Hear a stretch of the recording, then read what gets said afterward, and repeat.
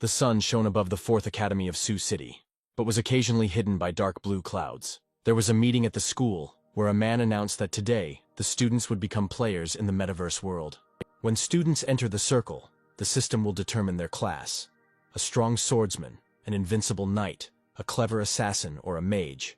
Director Benedict Johnson ended his speech by wishing good luck to everyone present and activating the circle with symbols. Adam Miller, who was among the disciples, rejoiced that 18 years after his rebirth, this day had finally arrived. The world in which the young man found himself was alien to him, although incredibly similar to his native Earth. But, unlike Earth, here an artificially created world of the metaverse suddenly appeared, which turned people's lives upside down. Many complex dungeons opened up across the planet, and upon reaching adulthood, people were granted a number of abilities. Residents could use their gift to destroy monsters to level up and gain points to increase their strength. After activating the circle, the system greeted Adam and asked if he wanted to determine his class. The boy prayed to all his ancestors that he would get a good class in the metaverse. A few moments later, the system reported that its new user had received a hidden class. It was a complete surprise to the young man that he became a necromancer. Nothing could have made his mood better that day than the news of receiving such a class. The thing is that a necromancer is a very rare category that only 1 or 2 people in the whole world can obtain. With a wave of the staff, one can summon a huge number of first-class undead from the gates of hell, which will form a personal army. Obtaining a hidden class meant that the user became much more powerful than other people. Adam opened the card with his characteristics and everything was fine, except for one thing. The guy was struck by the fact that his will was 0, which was unacceptable for a necromancer. The initial stats are distributed randomly like the class, and the maximum value is 10 points, and will is the most important for a mage. The young man decided to decide on his talent, although it no longer mattered due to his 0 will, even if it was S rank. Adam received a talent, Brave Heart of a Mage, with an unknown rank, but it increased the characteristics by 10 points. Effects: when winning in close combat, gaining characteristics and increasing other characteristics to the level of a certain characteristic. The guy was happy about this, since it is impossible to get free points. They are only given when you level up or train hard. And even though the hero could use the active effect once, he is still able to raise other characteristics to the highest. The young man thought that if he took advantage of this now, he could become a generalist with maximum stats. Adam dreamed of becoming a necromancer with 100,000 points in each attribute, and being an invincible army all rolled into one. The hero grinned and decided that strength was the most important thing in his case, since the passive effect required close combat. Raising his hand, the guy gave the system the command to put all 10 points into strength. The network showed the player his new stats, and his strength was now 20 points, which was an outrageous value. Satisfied with this arrangement, Adam decided to register and complete the newbie task. After the young man said this, he began to be transferred to the task for beginners. After the teleportation was completed, the hero saw a beautiful girl standing in front of the portal frame. The stranger, noticing the arrival, greeted him and said that her name was Ely and that she was a guide. Admiring the beauty of the greeter, Adam said that he had come to register and complete the task for beginners. Coming a little closer, Elaine handed the guy a gift box and said that she would be happy to help the player. Inside the box was equipment for a beginner, an old robe, entry-level items, and a summoned skeleton skill book. Looking at the gifts he received, Adam concluded that the robe was just an accessory, and the skill was useless because he had 0 willpower. The only thing that made the hero happy was the staff, which with 20 points of strength would be useful for hitting various things. Throwing his stick over his shoulder, the young man asked the conductor what his task would be. Elaine activated the portal and announced that the player's task would be to escape the foggy cave. Covering her eyes, the girl warned that Adam should be very careful to pass this test and not kill anyone. Having decided to test the newcomer's reaction, the mentor opened her eyes and realized that no one was listening to her anymore. At this time, the young man was already moving towards his first task, anticipating possible fights. When the teleportation was complete, the hero saw a cave in front of him and piles of disassembled skeletons lying around. Turning back, Adam wondered what Elaine had started talking about when he stepped through the portal. However, he quickly decided that he had not missed anything important, since the task for a beginner should not be difficult. Suddenly there was a rustling sound behind him, and turning his head back, the guy saw a skeleton moving towards him with a dagger in his hands. The system notified that in front of the player there was an ordinary monster, a skeleton soldier, with 20 health points and 5 strength. Adam also saw that the monster's defense was 0 and his agility was 1, and he decided to attack. With one swing of his staff, the boy took away all of the skeleton's health, marking his first victory in the metaverse. After making sure that the enemy was dead, the hero sadly thought about how hard it was for him not to be able to use magic. The network reported that for defeating an enemy in close combat, Adam receives 1 attribute point and 3 experience points. The rewards also included a passive A-rank skill, Strength Works Miracles. 1 point of strength could be converted into 2 points of damage. The young man said that strength determines the damage dealt, and defense determines how much damage will be absorbed. 1 point of strength equals 1 point of damage, which means that if the enemy has 0 defense, it will deal 42 damage to him at once. But then the player was distracted from thinking about the new abilities by a skeleton that suddenly appeared from under the ground. Looking at the new enemy, the guy decided that he needed to concentrate on completing his task. The rest of the monsters, which just a few moments ago had been lying on the floor of the cave as useless junk, began to gather around the first monster.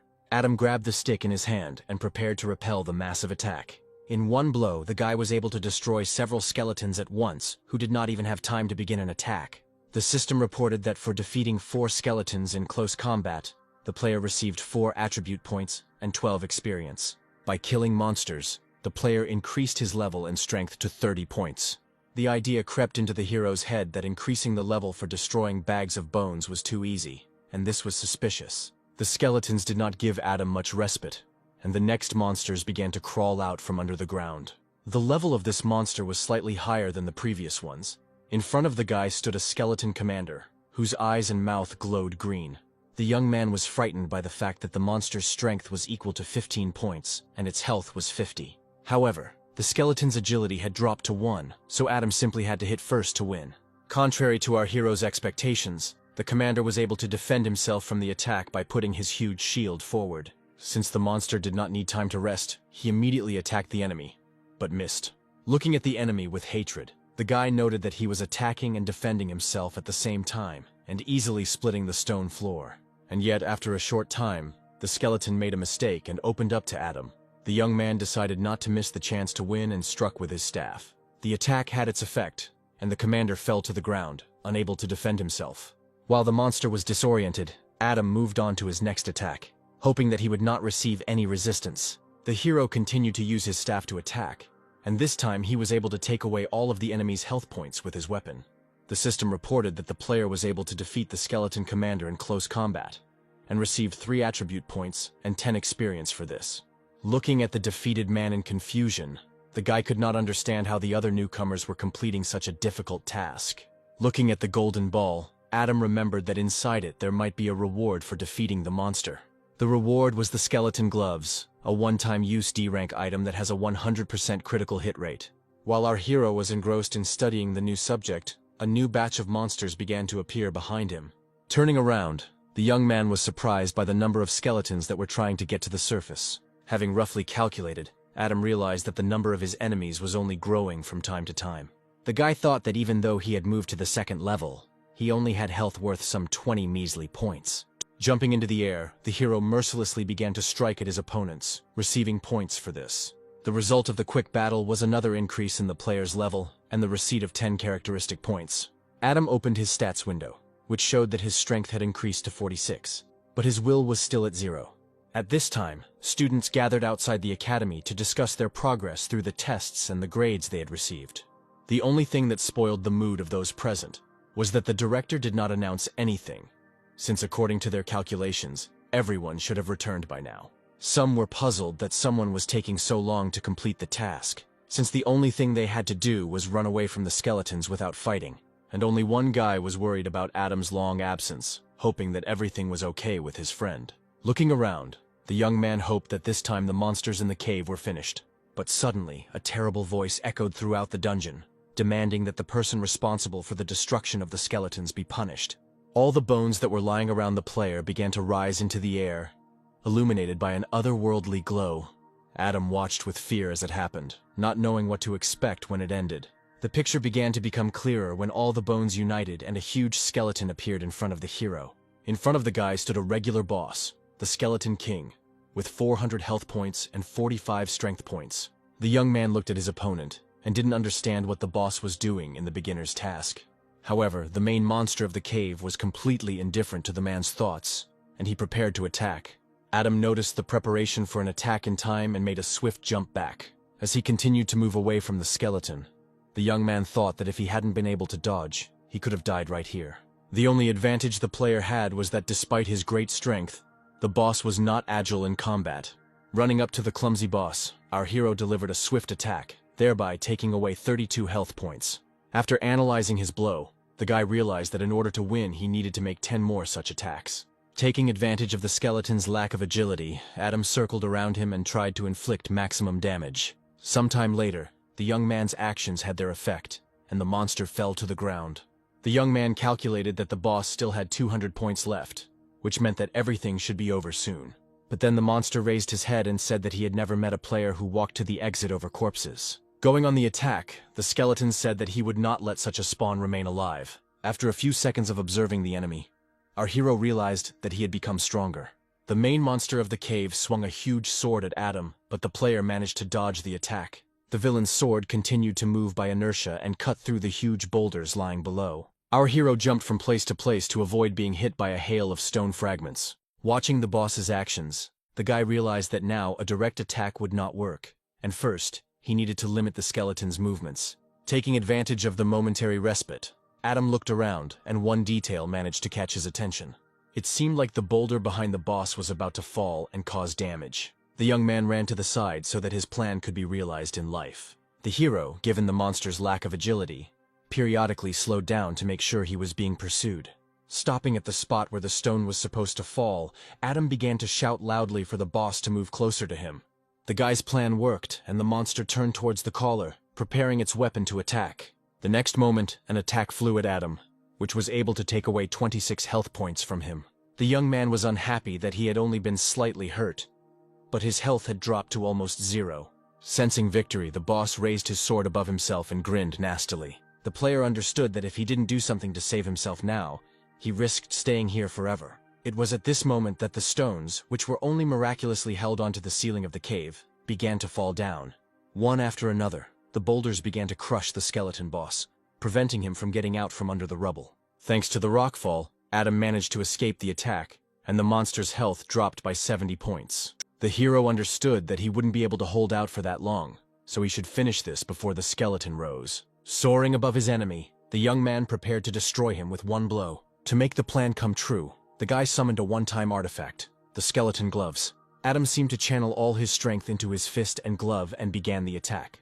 The skeleton saw that the man was flying straight at him, but the villain no longer had any chance to dodge. The young man landed on top of the boss and was able to take the remaining 130 health points. The system notified him of the completion of the task and gave Adam 30 stat points for being the first to defeat the cave boss.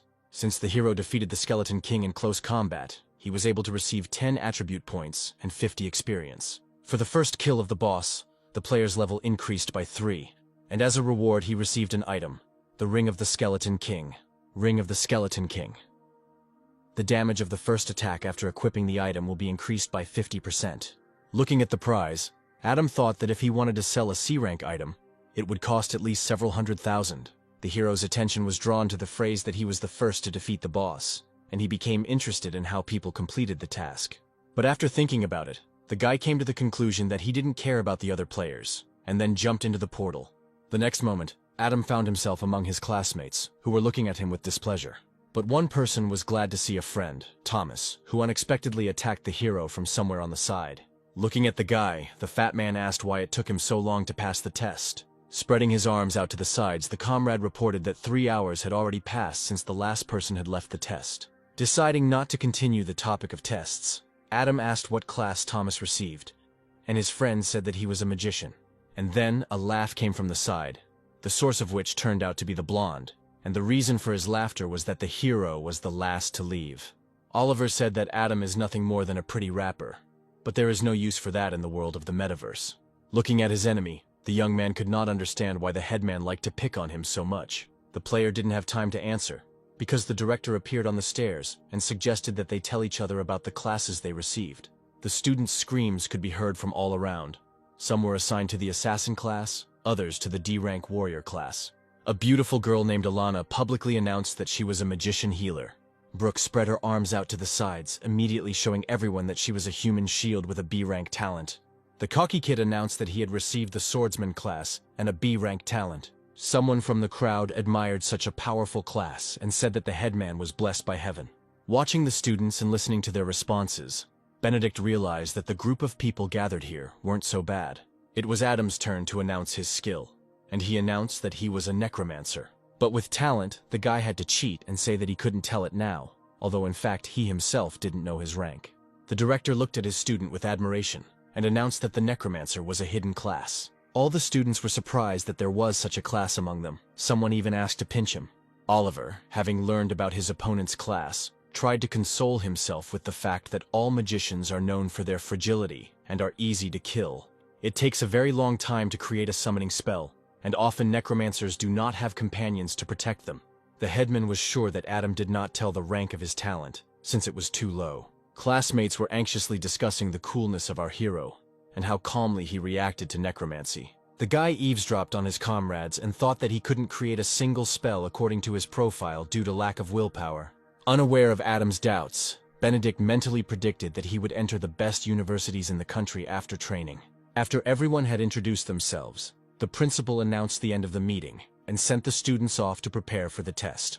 When the hero was heading home, Thomas pestered him again and began to envy his class. To avoid looking like a complete loser, my friend said that he had 8 willpower points and other good stats. Adam looked at the card and realized that all of Thomas's numbers, unlike his, were single-digit. After some time, the young man returned home and opened the front door, shouting that he was back. This house was left to Adam by his parents, and after they disappeared, he constantly says that he came when he returns here. The boy remembered his mom and dad as good and very kind people who loved their son infinitely. But one day, when the hero was 6 years old, they said that they needed to go to the capital. Then Adam saw his parents for the last time, as they mysteriously disappeared, and the boy became an orphan. 12 years have passed since then, and all this time the young man wondered where his mother and father might be heading. The young man set himself a goal to enter the capital's university and find out what happened then. The next day, all the students returned to school and listened to the principal's speech. The man asked the boys not to try to jump above their heads and to retreat in case of danger. Benedict explained his request by saying that it was better for the students to fail the test than to die. But seeing the worried faces of the newcomers, Mr. Jones tried to convince them that their task should not be mortally dangerous. The director warned that there had been a terrible incident earlier, where a group of 40 people had been completely wiped out. All these students disappeared without a trace, and to this day no one knows what kind of terrible world those guys fell into. Do the teachers know that the world was called the Village of Nightmares? Benedict Jones said that the students need not worry, as if they leave the world in time, they will be in no danger. The man asked to get ready, because as soon as the timer reaches 0, the students will go to a new location. And when the alarm rang on the clock, the test for the newcomers began, and the portal transferred them to the task. A large number of rays passed over a small village at the foot of the mountains and rushed towards the ground. When the beam touched the ground, a student appeared from it, who immediately began to examine the area. Seeing the uncomprehending looks of his comrades, Oliver began to calm them down, promising to certainly protect everyone. But the young man did not see that they found themselves in that very terrible village of nightmares, and that a stranger was already watching them. Having taken the position of leader, the headman called on the group to follow him, since this was the path that would lead to success. Glancing sideways at his unspoken rival, the swordsman promised himself that all the students would see him as the leader, not Adam. Our hero paid no attention to Oliver and thought only about the fact that they still hadn't been given a single clue. The thoughts of everyone present were interrupted by a stranger who suddenly appeared behind the team. The man with braids and glasses expressed sympathy for all the players, but was in no hurry to say the reason for his regret. The headman was the first to come to his senses and asked who the man who had approached them was. But it seemed that the unknown person was not going to rush to answer the questions, and only greeted the newcomers. Realizing that he had the attention of everyone present, the man announced that they had entered the Village of Nightmares. The system wrote that the difficulty of the test is equal to S rank, and the task is to survive and find out the main secret of the village. Most of the students were scared, because Mr. Johnson had recently told them about 40 people disappearing here. The nerves of a couple of guys couldn't take it anymore, and they rushed towards the exit of the settlement, demanding to be allowed to go home. Adam thought about it, because for the E-rank world it was necessary to be at the initial stage, and as students they could not pass it. Those people who tried to escape the test crashed into a protective circuit that hinted that there was no way out. And then the stranger said that once one enters the Village of Nightmares, no one can leave it. After the confession, a new wave of panic swept through the students, and Oliver tried to calm everyone down, but to no avail. Adam, looking at the chaos that was happening, realized that the previous group was destroyed because of the task of finding out the secret of the village. Walking calmly past the crowd of newcomers, the man advised them not to worry and to make themselves at home. The elder approached the stranger and suggested that their group was supposed to not give up and move on. But the man turned to the boy and said that they had to accept the fact that they were all going to die here. After his words, the villager turned away and went on about his business. After walking a few steps, the man turned around and said that he was actually the head of the village, and there were 2 rules for survival. First, students can live in any empty house, but they cannot touch the black stones on the doors. Secondly, all those present are required to return to the house before dark and close all windows and doors and not open them. Adam, after listening to the demands, asked why they were forbidden to go out into the village at night. The headman, flashing his glasses, announced that the newcomers would understand everything as soon as it began to get dark. Everyone decided to follow the words of the village chief and find a house. For this, the students divided into 4 groups of 11 people. Our hero, as part of his company, after some time discovered the house and understood what stones the man was talking about. Watching his comrades scatter around the house, Adam suggested going up to the 2nd floor for safety. Suddenly, Alana approached the young man and, leaning forward slightly, asked him to protect her if they got into danger. Winking and placing her hand on her chest, the girl hinted that she was a healer and therefore could restore health. But then Brooke flew up to the couple and accused her friend of being shameless, because such behavior attracts other guys. Frowning, Alana said she didn't care at all and demanded that her classmate back off. When the topic between the girls turned to the size of their breasts, Adam looked at them and didn't know how to calm them down. However, in the commotion that had occurred, the company did not notice one young man who was stuck to the window. He looked through the glass at the street with distrust, and tears of joy welled up in his eyes. Outside the window stood a transparent grandmother who had long since died in real life, and asked to be let inside because she was cold. The fool believed the ghost without a second thought and began to open the doors to help the old woman. It was at this moment that our hero noticed his classmate, but it was too late. The ghost's eyes, realizing that his plan had worked, turned scarlet like blood, and his mouth twisted into a grin. The old woman briskly jumped on her named grandson. But her gesture was little like the embrace of a grandmother missing her grandson. The boy looked at his relative with incomprehension, who had already grabbed his forearm with her teeth and was not going to let go. Suddenly, one of the students summoned sand shackles and ribbons of sand flew towards the ghost. Thomas shouted to his comrade to quickly run away from the monster, as it was quite difficult to keep him in shackles. The student rushed towards the group as fast as he could, while the ghost was taking on its true form. When the image was finally formed, an ugly red monster of the 3rd level stood in front of the team. Those present looked at the monster with horror, and did not understand why in the characteristics it was the most ordinary monster. Having singled out her offender from the crowd, the former old woman jumped on Thomas, wanting to destroy him first. The guy got scared and screamed that if the monster ate a fat guy like him, his blood pressure and cholesterol levels would rise. But the monster was prevented from completing the attack by a shield that formed between it and Adam's friend. Brooke, who stood between the opponents, felt her health slipping, but too much was at stake. Realizing that she had very little strength left, the girl gave the command to Alana to heal her and to Adam to get rid of the enemy. Despite the fact that she had just been arguing with a classmate a couple of minutes ago, the beauty immediately used healing magic. The blonde felt a surge of energy inside her and continued to hold the shield in front of the monster. She understood that as long as everyone worked together, it wouldn't be difficult to deal with the nightmare. The girl decided that for complete victory, Adam must summon the undead, and it was at that moment that our hero ran past her. The young man had no ability to summon the undead, so he swung his staff towards the monster. Thomas, watching his friend's actions, shouted to him that such a weapon would not be suitable for defeating the ghost. Ignoring his comrade's warnings, Adam struck with such force that he took all of the nightmare's health. All of his classmates were surprised by this outcome of events, because no one expected that the young man would decide to save them in this way.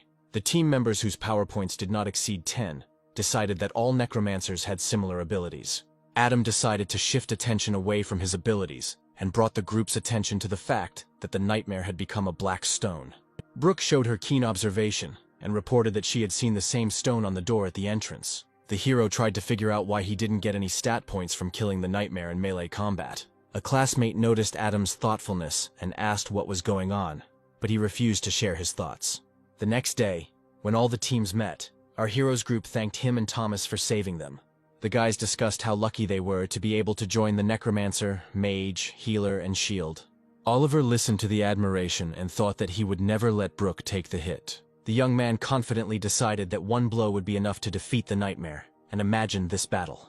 Watching Oliver swing his sword, Adam praised him for his hard work and desire to improve himself. Feeling awkward about being found out, the guy cleared his throat and said he was just trying to practice for a second. Taking a step towards Brooke, Oliver offered her to stay in his house, because in that case, he would not let her take the blows on herself. When the girl refused the guy, citing the fact that she was a tank, he again tried to convince her that he was right. But then a cry came from the side, demanding that all new arrivals to the village be killed. A crowd of angry people, armed and acting quite purposefully, ran towards their classmates. The village chief, pointing towards the students, shouted that the villagers must kill anyone who resisted. The headman ran forward and demanded an explanation from the local leader about what was happening. Adam thought that there were as many students as there were villagers, and they seemed to be the same age as the pupils. The elder had already charged Oliver with killing a nightmare, but according to him, these spirits protected the village from monsters. The chief said that the spirit attacked because the newcomers broke one of the rules and angered the defenders of this place. Not wanting to quarrel with the locals, the elder asked if there was a way to save the guardian spirit if it was killed. The chief chuckled and said that the person who had angered the spirits must remain outside the house when night fell. Oliver thought about Avar's proposal, as he realized the danger of such a decision to atone for his guilt before the locals. But then Adam came out of the crowd, admitted his wrongdoing, and promised that he was ready to meet the spirits of the night outside. Torn between the two interlocutors, the headman tried to stop his classmate and begged the head not to listen to the guy. The young man asked Oliver not to interfere, as by staying outside at night, he would be able to test one of his theories. Avar heard the words of the spirit killer, and without giving any more time for argument, demanded that the offender be put in chains. After some time, Adam was securely tied to a wooden post with chains. The friends standing nearby tried to find out what the hero meant when he said that he would help everyone leave this place. Not wanting to reveal all his suspicions, the young man promised to test his theory that night. Night fell and the young man was left hanging alone and defenseless on a wooden cross, while green fog spread around him. Then terrible sounds were heard from the side. Turning around, the guy noticed a red nightmare on the roof that was crawling towards him. When the monster tried to attack, it didn't reach Adam because the sand shackles bound it faster. Thomas, who appeared out of nowhere, shouted for Oliver to act quickly. The elder jumped on the nightmare and with extraordinary pathos declared that he, as a true swordsman, would be able to strip him naked in one blow. However, after the sword reached the monster, the young man was in for a disappointment. The spirit not only did not die, but also launched a counterattack, from which Oliver barely managed to defend himself. Holding the weapon with all his might, the guy couldn't believe that Adam had actually beaten the same thing to death. Not wanting to give in to his rival, the elder convinced himself that he too could win the battle. Oliver struck with all his might, but only 5 health points were lost from the monster. To Adam's dismay, Alana and Brooke approached him, and he tried to order them to hide. The girls, trying to free their friend from the chain, admitted that they were afraid for him and came to help. Realizing that his classmates would not succeed, our hero jerked his hand forward and the chains that held him broke like paper. Clenching his hand into a fist, he looked proudly at his girlfriends and declared that this was exactly how one should act in such situations. At this time, Oliver did not lose hope of defeating the nightmare alone, which turned out to be stronger than expected. Alana used her powers to add health to the elder, and Brooke activated her shield. Not wanting his pride to be hurt, the young man demanded that the girls not help him. Thomas, who was watching the battle, shouted for Oliver to try to hit the enemy on the head, as that was their weak point. The guy chuckled and said that it was a piece of cake, and it was strange for him not to have figured it out a little earlier. Feeling awkward, Adam reported that the monster's weak point was not its head at all, but the headman refused to listen to him. Swinging his sword, Oliver stated that his classmate was simply afraid of being surpassed in combat. Jumping up, the blonde dealt several blows to the nightmare, which were able to take away another 10 health points. Looking back, the guy was surprised that his enemy did not die, although he had been hit in a weak spot. Thomas informed Brooke that the prefect was unable to defeat the monster in one blow, because he did not have the same amount of strength as Adam. Oliver heard his comrade's words and felt a powerful blow to his self-esteem, as he did not want to be worse than the necromancer. Not wanting their friend to get hurt, the rest of the team asked him to save himself, as the guy's health was low.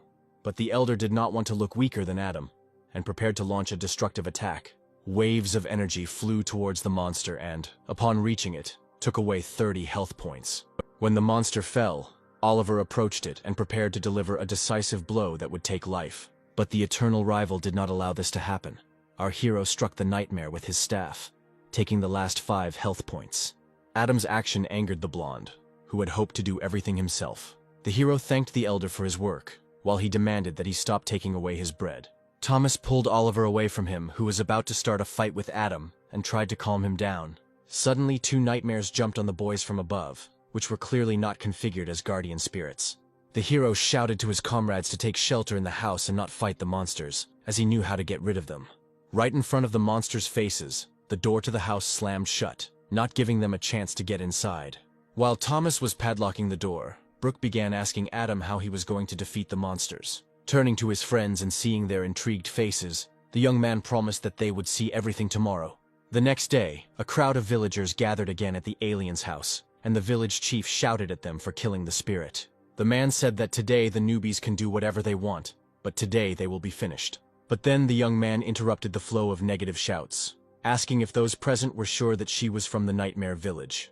Looking straight at the leader, Adam said that it was time to reveal the whole truth about this settlement. Frowning, the man asked in confusion what the impudent guy was talking about.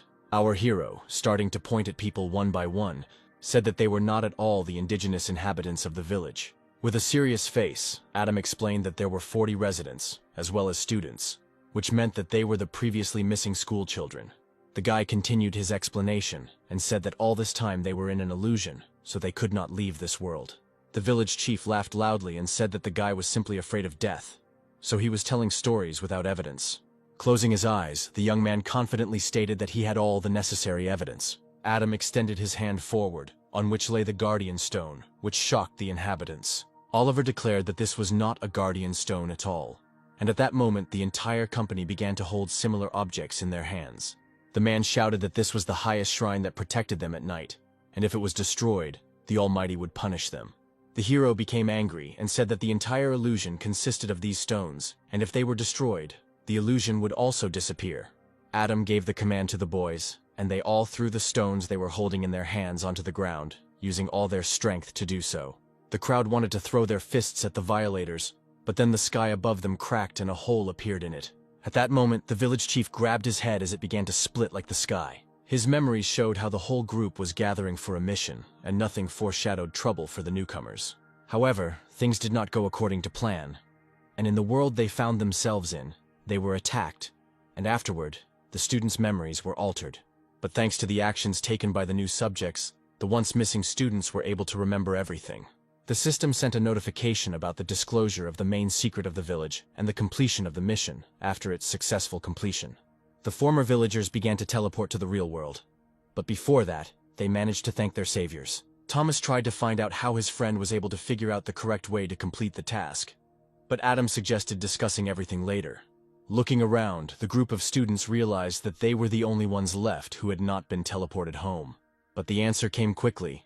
The network reported that for the destruction of the stones, a hidden mission was launched: steal the heart of the nightmare. By the time the new quest began, the hero was at level 5 and had 101 strength points, 50 health points, and 0 willpower. There was a commotion among the students who had returned to the academy, as Adam and his team had still not been transported back. The principal, who was listening to the discussions of his charges, realized that the 5 students had launched a covert mission. Benedict began to worry that such tasks were quite dangerous for newcomers, especially in the Village of Nightmares. At this time, a quarrel broke out among the remaining 5, some insisting on completing the mission due to their weak strength. Brooke asked if they could awaken the village chief without breaking the black stone, to which Adam coughed sheepishly. Thomas, having overheard their conversation, assumed that his friend knew about the hidden mission, so he asked to break the stones with him. Grabbing the guy by the shirt, the fat man was delighted by his friend's generosity, who gave them the opportunity to participate in such a task. But then the joy of the moment was interrupted by 4 nightmares that appeared out of nowhere and quickly ran towards the students.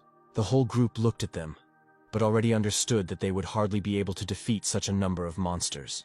However, they had no choice but to accept the fight, and everyone activated the skills that were available at this stage.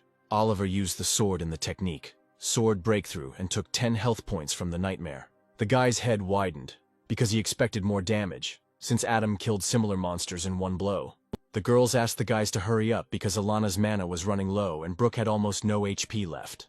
The network reported that player Adam cut down the nightmare in hand-to-hand combat, and for this received 1 attribute point and 10 experience. As soon as our hero dealt with one of the monsters, 2 more were already flying towards him, full of strength and health. But the young man still had some fire in him, so he could deal with new enemies in 1 blow and get a couple of points. This time, for defeating the nightmares, a small sun appeared in front of Adam, which meant that he had received a reward. Inside was a fairy necklace, which had a rank of F. The effect was to increase skill damage by 5%, but it was for a mage. The player called out to his comrades, who were sharing their impressions of the battle, and said that they needed to move on. After looking at his stats, the guy realized that if he killed another nightmare, he would reach level 6, and that made him happy. Sensing his friend's anticipation, Thomas reminded them that their job was to steal the nightmare's heart, not kill it.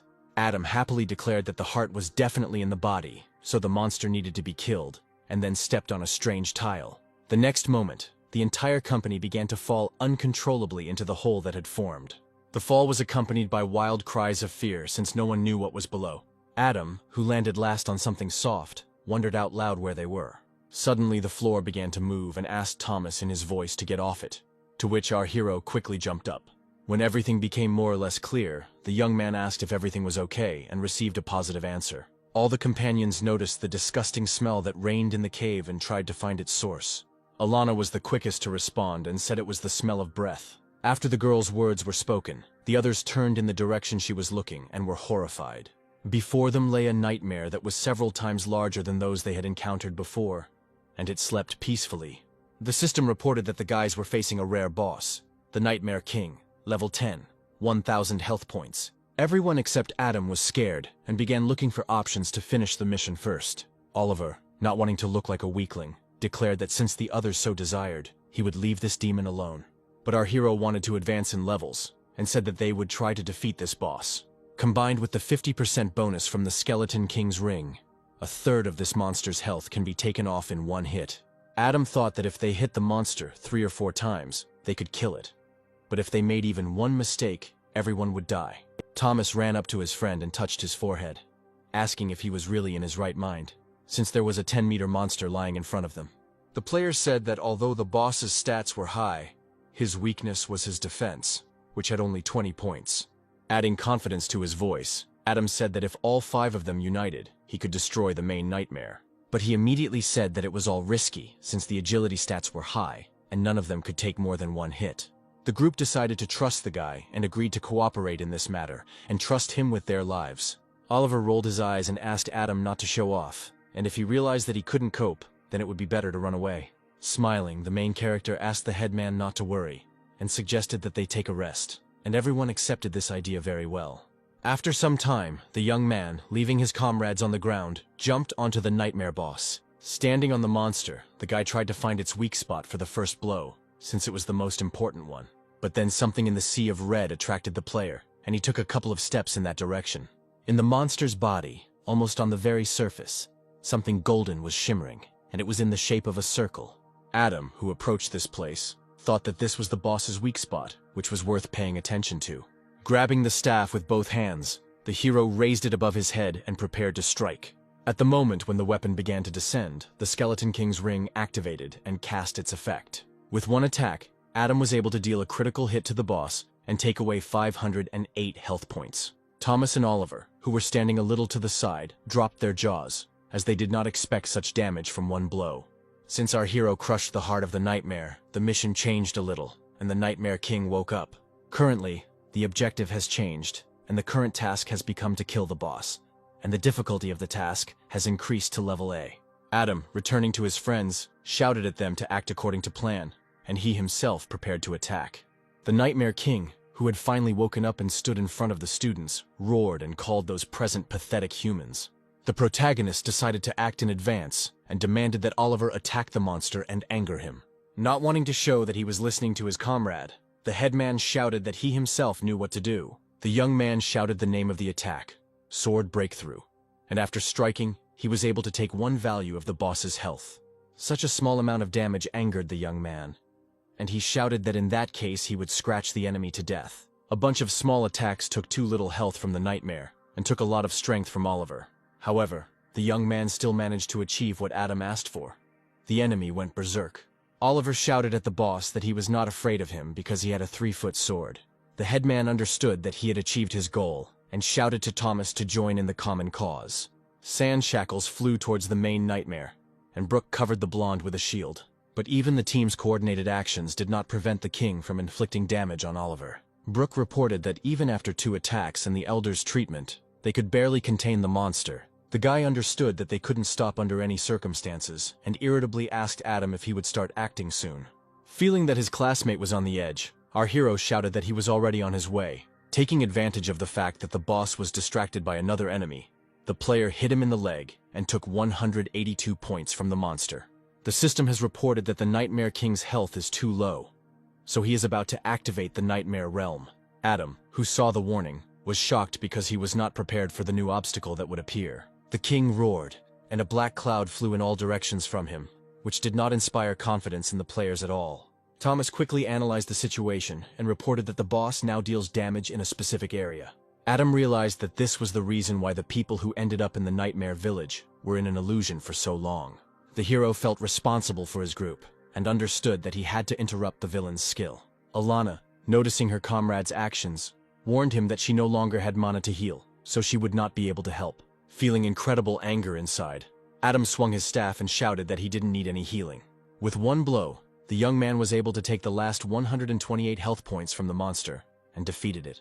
As a reward, the guy received 80 stat points and plus 10 experience points. Finally, the system reported the completion of the mission, and the distribution of rewards among the players based on their rating. All the other team members felt incredible relief and joy, as everyone remained safe and would receive a reward. Alana received the D-rank skill Spring Breeze and Willow, and Brooke received the skill Armored Spikes. The system also awarded Thomas with the Earth Explosion skill, and Oliver with one sword, Cuts Through the World skill. The network determined that Adam was an A rank, and therefore rewarded him with 50 experience points and a B-rank skill book, Necromancy. Although our hero could not yet use the knowledge he had received, he had a chance to get something valuable from the killed boss. From the shining pocket, the boy took out a B-rank dragon sword, which required the swordsman class to use. Looking at the reward with great disappointment, Adam did not understand what to do with it. Noticing Oliver drooling over the weapon, the young man tossed the reward to him and told him to take the sword for himself. The elder asked if the player knew how valuable B-rank equipment was. Many couldn't even get it for gold. Without even looking in the direction of his opponent, Adam said that he didn't care and continued to look at the pocket left by the boss. After some time, the young man came to terms with the failure and decided to pay attention to the characteristics. The player realized that his strength had increased, but his health was only 70 points, and he could die from one hit. His talent's passive effect can't add points to other stats, so he needs to think about how to survive. At this time, the system warned about the completion of the mission and the transfer of its participants to the real world. A group of 5 students who had fallen behind the main group teleported into the hall where the rest were waiting for them. When they were noticed, classmates rushed towards the mission participants from all sides with joyful cries. But in the end, the director was the quickest to report that the boys had been missing for 2 days and asked what had happened. After some time, when the students explained everything to him, Mr. Johnson breathed a sigh of relief. The man said that now all members of the group are among the contenders for the title of the best in the academy. The only one who was dissatisfied was Oliver, who hoped to get around Adam and make him regret giving up the sword. But all explanations and conversations were interrupted by a man who ran into the hall and started calling the director. The stranger reported that people from Kyoto and Hwakin universities had come to see the 5. The director thought about the fact that he had not yet told anyone about what had happened. Therefore, someone else had reported it. The next moment, 2 men walked proudly through the hall, looking at the students with curiosity. They approached Benedict and began to greet him, keeping joyful smiles on their faces. One of the men said he was impressed by the news of the 5 students who were able to clear out the Nightmare Village. He introduced himself as Will Brown from Kyoto, and then said that if they wanted, they could receive a notification of acceptance tomorrow. However, at that moment, a representative of another university became indignant, saying that no one could be admitted without exams. And then he said that he came from Hwaking University, and was a member of the admissions committee, and his name was Ian Taylor. Jan warned that the exam is designed to test abilities that must meet admission standards. Adam listened to the men and understood that he would not be able to use his skills, but he really wanted to go to Kyoto because of his parents. At this time, John asked who would be the first to show their abilities to the member of the admissions committee.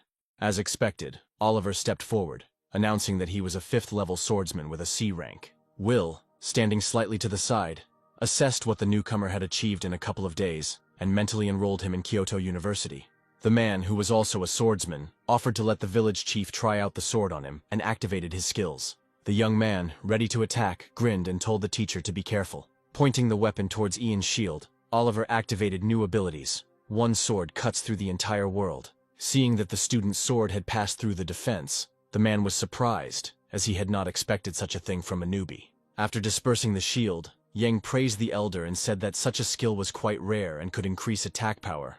Will, who approached them, said that with the shield being broken, the value of the increase in strength would be very high, no less than 35.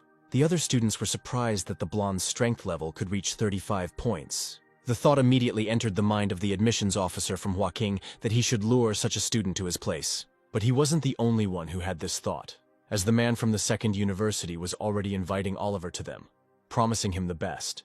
After listening to the proposals, the headman asked for time to think, but mentally decided to go where Adam went. After Oliver got into place, Alana was next to take the test. The girl said that she was a healer and almost immediately activated the Spring Breeze and Willow skill. While watching the trial, Yang noted that the 4th-level player had high abilities, as she had group healing.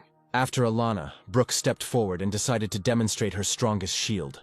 The man was once again amazed by the newcomer's abilities, because the defense was not only excellent, but also reflected part of the damage to the opponent. The girl explained that it was a skill called Armor Spikes, which reflected 20% of the damage she received. Jan said that in that case, hitting the student was equivalent to hitting oneself, and there was nothing more practical for a shield wielder. When the committee member called the next student, Thomas came out to him and said that he was a magician. The mustachioed man was surprised that the fat man weighing almost 300 pounds was a magician and not a shield. The guy grabbed the staff in his hand and prepared to activate his new skill for demonstration. Holding a cigarette in his mouth, Jan couldn't understand what this guy was doing here, because the examiner still hadn't felt the slightest breeze. And then, having collected his thoughts, the young man activated the earth explosion. Thomas pointed his staff towards his target, causing a massive explosion that took 3 health points from Ian. The man completely changed his opinion of the student, because even he, being on the 25th level, did not notice the beginning of the attack. Looking at Benedict, the Huaking University member decided that he was worth paying attention to, since he had raised 5 geniuses.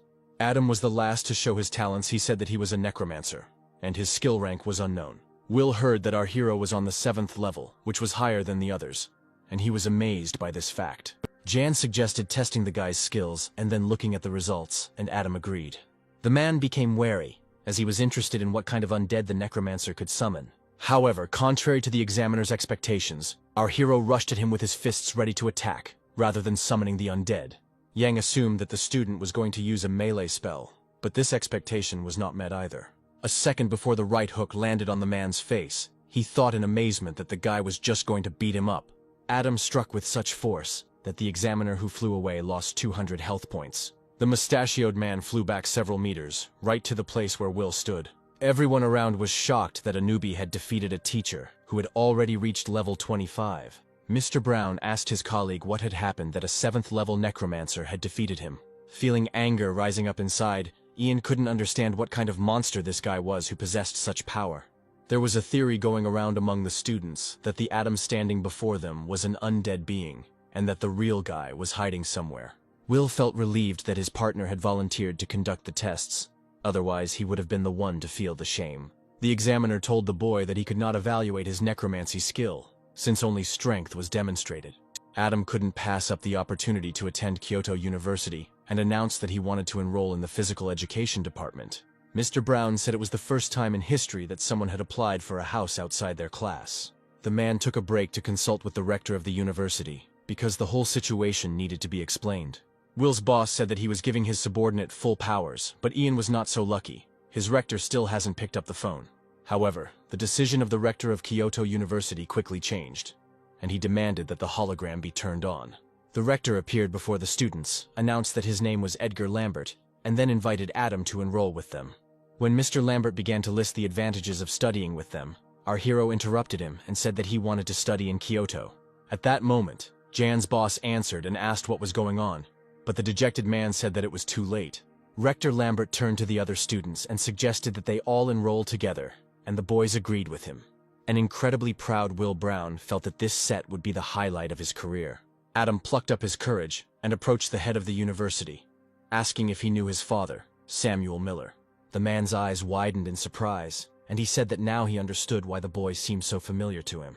Hoping for luck, Adam asked if Mr. Edgar knew where his parents were now. The rector shuddered and admitted that both had once been his students, but he had not seen them for a long time. The head of the university said that since the Miller family had completed their studies, he had no way of contacting them. However, the man remembered that they had talked about the first-class copies and advised Adam to go there to look for his parents. Mr. Lambert advised the students to clear their class's exclusive dungeons before school started, as it would be highly appreciated. Before he disappeared, the man said that all 5 would be sent acceptance notices tomorrow. A week later, in the 4th Academy's classroom, the teacher was telling the students about the exclusive mage dungeon. The man said that this copy is usually a mental aptitude test, a deduction copy, or a decipherment copy. The rector advised working together on the mission and thinking big to achieve more. While the rest of the students were listening to Mr. Benedict's lecture, Thomas and Adam were already standing in front of the open portal for the mission. Looking at his friend, the fat man said that the main thing for them the first time was to get all the goodies, since the following times would be without rewards. Approaching the elf, the young man stated that they were going to go through an exclusive dungeon for magicians. Elaine agreed with the players without question, and began to upload the necessary copy into the portal. When the passage to the dungeon loaded, the teleporter flashed with purple light. Thomas noticed Adam moving towards the portal and said that they should listen to the system's prompts about completing the mission. The hero was surprised by the presence of some clues, to which the fat man asked how his comrade was able to get through the skeleton dungeon. The guy assumed that his friend had flown into the dungeon and started killing skeletons, and from Adam's awkward smile he realized that this was indeed the case. Elaine began by saying that legend has it that an extremely dark tribe lives in the southeast of the city. They can create poisonous insects, evil and cruel, which are capable of poisoning people.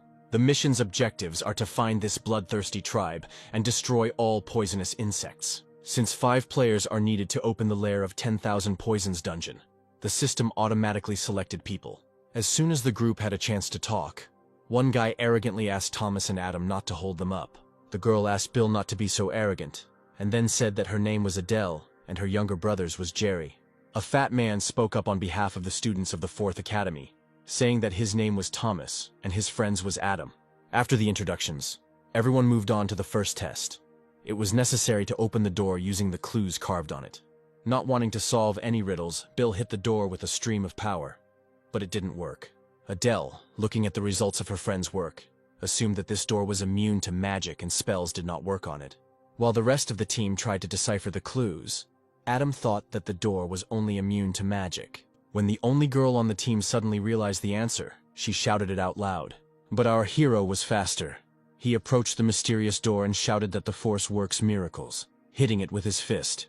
Adele and Bill were shocked, as they did not expect that in the Dungeon of Magic, something could be solved by force. The system reported that the girl had given the correct answer, and the players could move forward.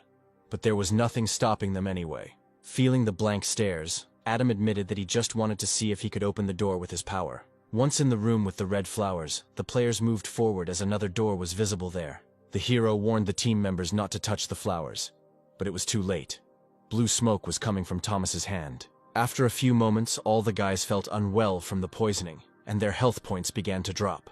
Adam shouted that they should hurry and get out of here. Otherwise, they would all die. The young man thought that if things continued like this, his health would not last even half an hour. The players rushed towards the exit of the room, and Miller, who was running ahead, prepared to punch the door. Unaware of Adam's plans, Bill stopped a few meters from the exit and began to curse at the need to decipher the code. But our hero had only one solution to the password. Gathering all his strength into a fist, he destroyed the obstacle in front of him.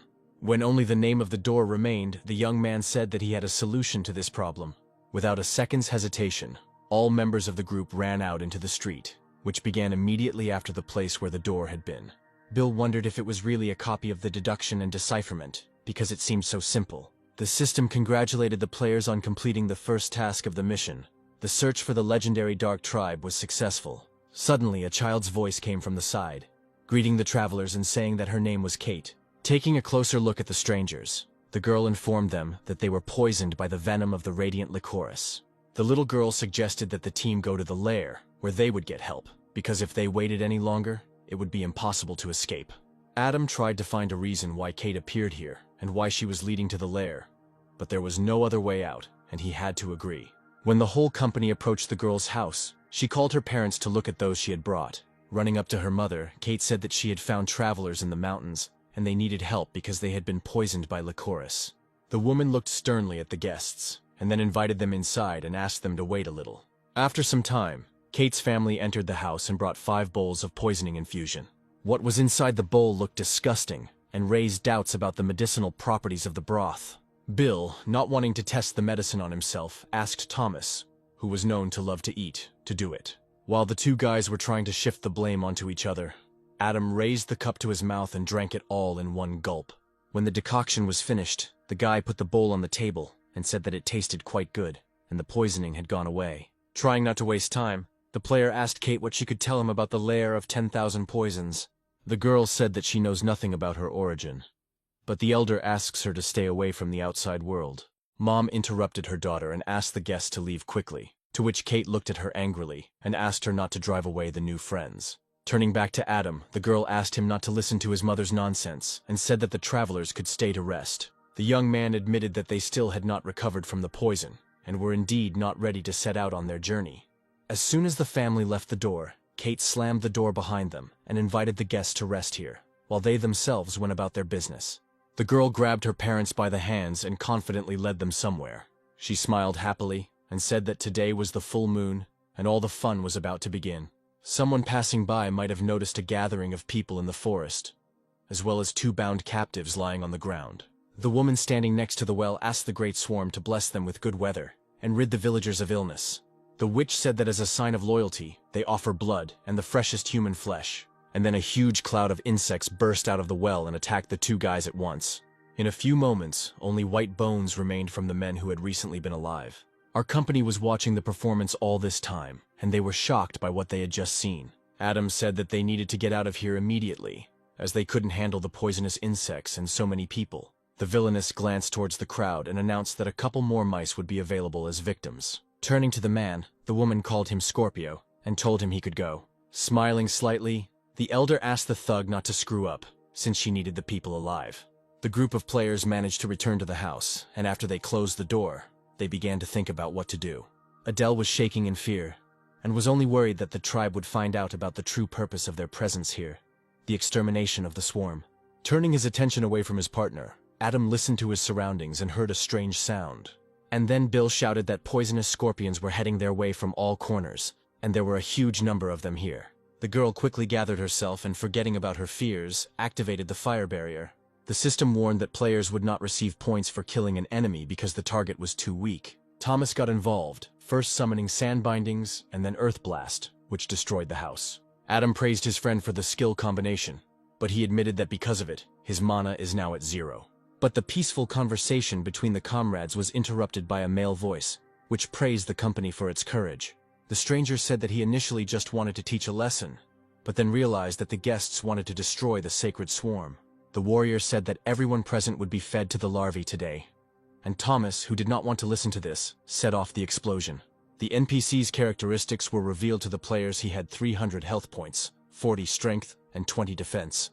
Bill was scared and said that he had no idea how to defeat this character, since his high stats were close to the boss. As Adam prepared to attack, he couldn't figure out what was so special about this dungeon. The next moment, the young man rushed at the enemy with his bare hands, which greatly amused Scorpio. However, the bully's taunts quickly ended, as our hero took 121 health points from him with one blow. Jumping up from his seat, the enemy could not accept the fact that some little man had dealt him damage and activated the insect bite skill. Activating the ability increased Scorpio's stats, and his health became 500 points, his strength 60, and his defense 70. The man's eyes glowed red, and he confidently declared that no one could penetrate his defense now. If the enemy's words had any effect on anyone, it clearly did not have any effect on our hero, since he already had a plan ready in his head. Having struck his opponent with lightning speed, Adam left him with only 25 health points and a few bruises on his face. Turning to Scorpio, the young man made a terrifying voice and demanded that he tell him everything he knew. The man said that there had just been a sacrifice to the swarm, performed by the elder of the tribe as they had a contract. Thomas screamed that the little girl's family had cured their group to be sacrificed on the next full moon. Adam asked the man why Kate called this tribe the Den of 10,000 Poisons, to which he received a puzzled look. Scorpio said that in their tribe there is no person named Kate, but there is Catelyn, and she is an elder. Having thanked the enemy for his help, the young man decided to destroy him, so that there would be no danger behind him. For the player's victory in close combat over the NPC Scorpion, the system awarded him 10 stat points and 50 experience. For his first win over the NPC, the network gave Adam a reward, an S-rank item, the Sage's Refuge, which gave immunity to death. The young man was pleased with the item because it was of the highest rank and could give a significant advantage. The rest of the team discussed among themselves the Elder's strength level, as the ordinary tribe member was unusually strong. Our hero said that the goal of the mission is to destroy the bugs, so they can simply blow up the well where they live. The boy warned that they needed to act quickly before the Elder found out what had happened. 10 minutes later, the team found themselves at the well again. And at first glance, there was no one in the clearing. While there, Adele glanced to the side and saw Catelyn's parents there, which she immediately told her partners about. Adam mentally sympathized with the dead, but said out loud that this was not the main thing now. They needed to focus on destroying the well. All the magicians, except for the main character, activated their skills and aimed them at the source of evil. At the site of the former well, there was an explosion of such magnitude that it could be noticed several kilometers away. When everything had calmed down, the students approached the well and saw instead only a bottomless hole. Thomas was impressed by the power of the explosion, and then asked why the system did not show that they had completed the task. Suddenly, laughter was heard from behind the group, and then a female voice called the boys stupid mice. Turning around, they saw Elder Catelyn and his subordinate Python. Adam looked at the girl with displeasure and asked if she was the head of the settlement. Smiling, the villainess asked why her brother didn't recognize her, and suggested that in a slightly different form, he would understand who was in front of him. The next moment, Kate stood in front of the hero, playfully tucking a stray strand of hair behind her ear, and smiling coquettishly. Sadly closing her eyes, the girl said that she was very sorry, since she had originally planned to continue the family line with Adam. But then the little girl said that now she would have to sacrifice the guest, since he had killed too many of the queen's subordinates. The guy asked why Kate killed her parents, to which she replied that they were losers who got into the wrong place. Feeling anger rising inside him towards the scoundrel, the young man asked what had happened to them. The girl noticed a change in the player's mood and asked him not to be so angry. She said that Adam would soon be leaving for them, and then laughed out loud in a disgusting way. Unexpectedly for everyone, a whole swarm of incomprehensible insects flew out of Kate's wide-open mouth. The beetles began to surround our hero, leaving him no chance to leave their contours unharmed. The rest of the team noticed that their partner was in trouble and tried to rush to his aid. But the guy's attention was distracted by Python, who suddenly rushed at them, using some kind of skill. The group became aware of the enemy's characteristics. He had 55 points of strength, 500 health, 30 defense. Adam tried to get rid of the insects at this time, but there were too many of them, and he was rapidly losing his health. The young man understood that if something wasn't done, it would be the end for them all. But there was hope for victory if the player could raise agility, defense, and strength to at least 166. The guy decided that he needed to deal with the Elder first, but she caught him just as he was about to attack. Catelyn's moment of joy was ruined, as the bug's prey turned out to be much more agile than she was. Adam was able to break free from the insect shackles, and reaching the girl, he struck her in the right side. After the attack, Kate's stats became known. 1,000 health points, 30 strength, 20 defense, and 50 agility. Our hero saw that the villainess was a rare NPC, which surprised him, because her characteristics were worse than Scorpio's. The girl said, offended, that Adam had hit her too hard, and then raised her agility points by 80. The next moment, the Elder jumped up from her seat and, screaming, tried to hit the young man. To the boy's disappointment, Catelyn was still able to reach him and hit him in the center of the chest. Feeling his health drop to 9 points, Adam realized with regret that it would now be more difficult for him to fight. Holding our hero at arm's length, the girl promised to remove his skin and keep it as a souvenir. But then Thomas's cry came from the side, noticing that his brother was in trouble. Because the fat man was distracted by his comrade, he missed an attack from Python, who did not forget about the company for a second. Laughing, the man reminded the boys that he was their opponent, and they had no right to be distracted by extraneous things. Noticing Thomas activating sandbinding again, the guard stated that the mage's attacks were nothing to him. Moving on to a new attack, Python mockingly stated that all attempts by strangers to fight him resembled ordinary tickling. but the local thug's jokes ended the moment he noticed the reddened sand. Thomas, trying not to waste a second, activated the earth explosion, which took the life of the Elder's guard. Unexpectedly for everyone, instead of the previous fat man, after the attack was completed, a pumped-up handsome man appeared in front of them. Even Adam, who was one step away from death, found the strength to ask what had happened to his friend. The guy said that he himself didn't really understand, but in a couple of seconds all his fat burned and his mana increased. Our hero felt himself losing strength, but the thought came to his mind that this happened to Thomas because of the release of skills. Gathering his last strength, the player shouted for the mage to use the Earthburst technique to defeat Catelyn. When the boy understood the meaning of what Adam said, he tried to refuse to do what he asked. But our hero was very persistent, and sharply demanded that the young man stop talking nonsense and do what he was asked to do.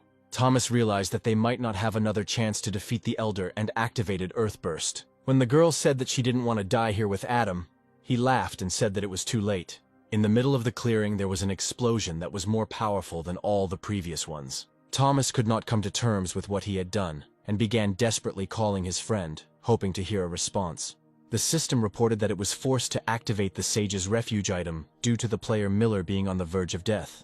Next was a notification that Adam would be awarded the passive skill Powerful Contract, since he had the courage to die. For every 50 health points, the player's strength increases by 1, and for every point of strength, health increases by 10. While our hero was rejoicing at his new skill, a worried Thomas ran up to him, unable to forgive himself for what he had done. Looking at his comrade, Adam asked what he got for killing Catelyn. Thomas reported that he had no notice, and then the villainess's voice came from behind the fog, saying that she was in pain. Looking at her rivals from under her bangs, the girl smiled predatorily and said that it was time to show her true appearance. Kate's former girl began to change before our eyes, turning into a terrible monster. The top was human, and the bottom was like a spider. Seeing that the monster's true stats were twice as high as the original, the students tried to come up with a new plan. The system turned red and demanded that players leave the lair, as the boss's combat power had become too great. Adam refused to accept the system's demands and told Catelyn that she would die today anyway, since he was staying. The Elder smiled and said that the player would not be able to leave a scratch on her, because she would destroy him first. A grand battle began between the two opponents, in which the price of victory was life, and neither wanted to give in.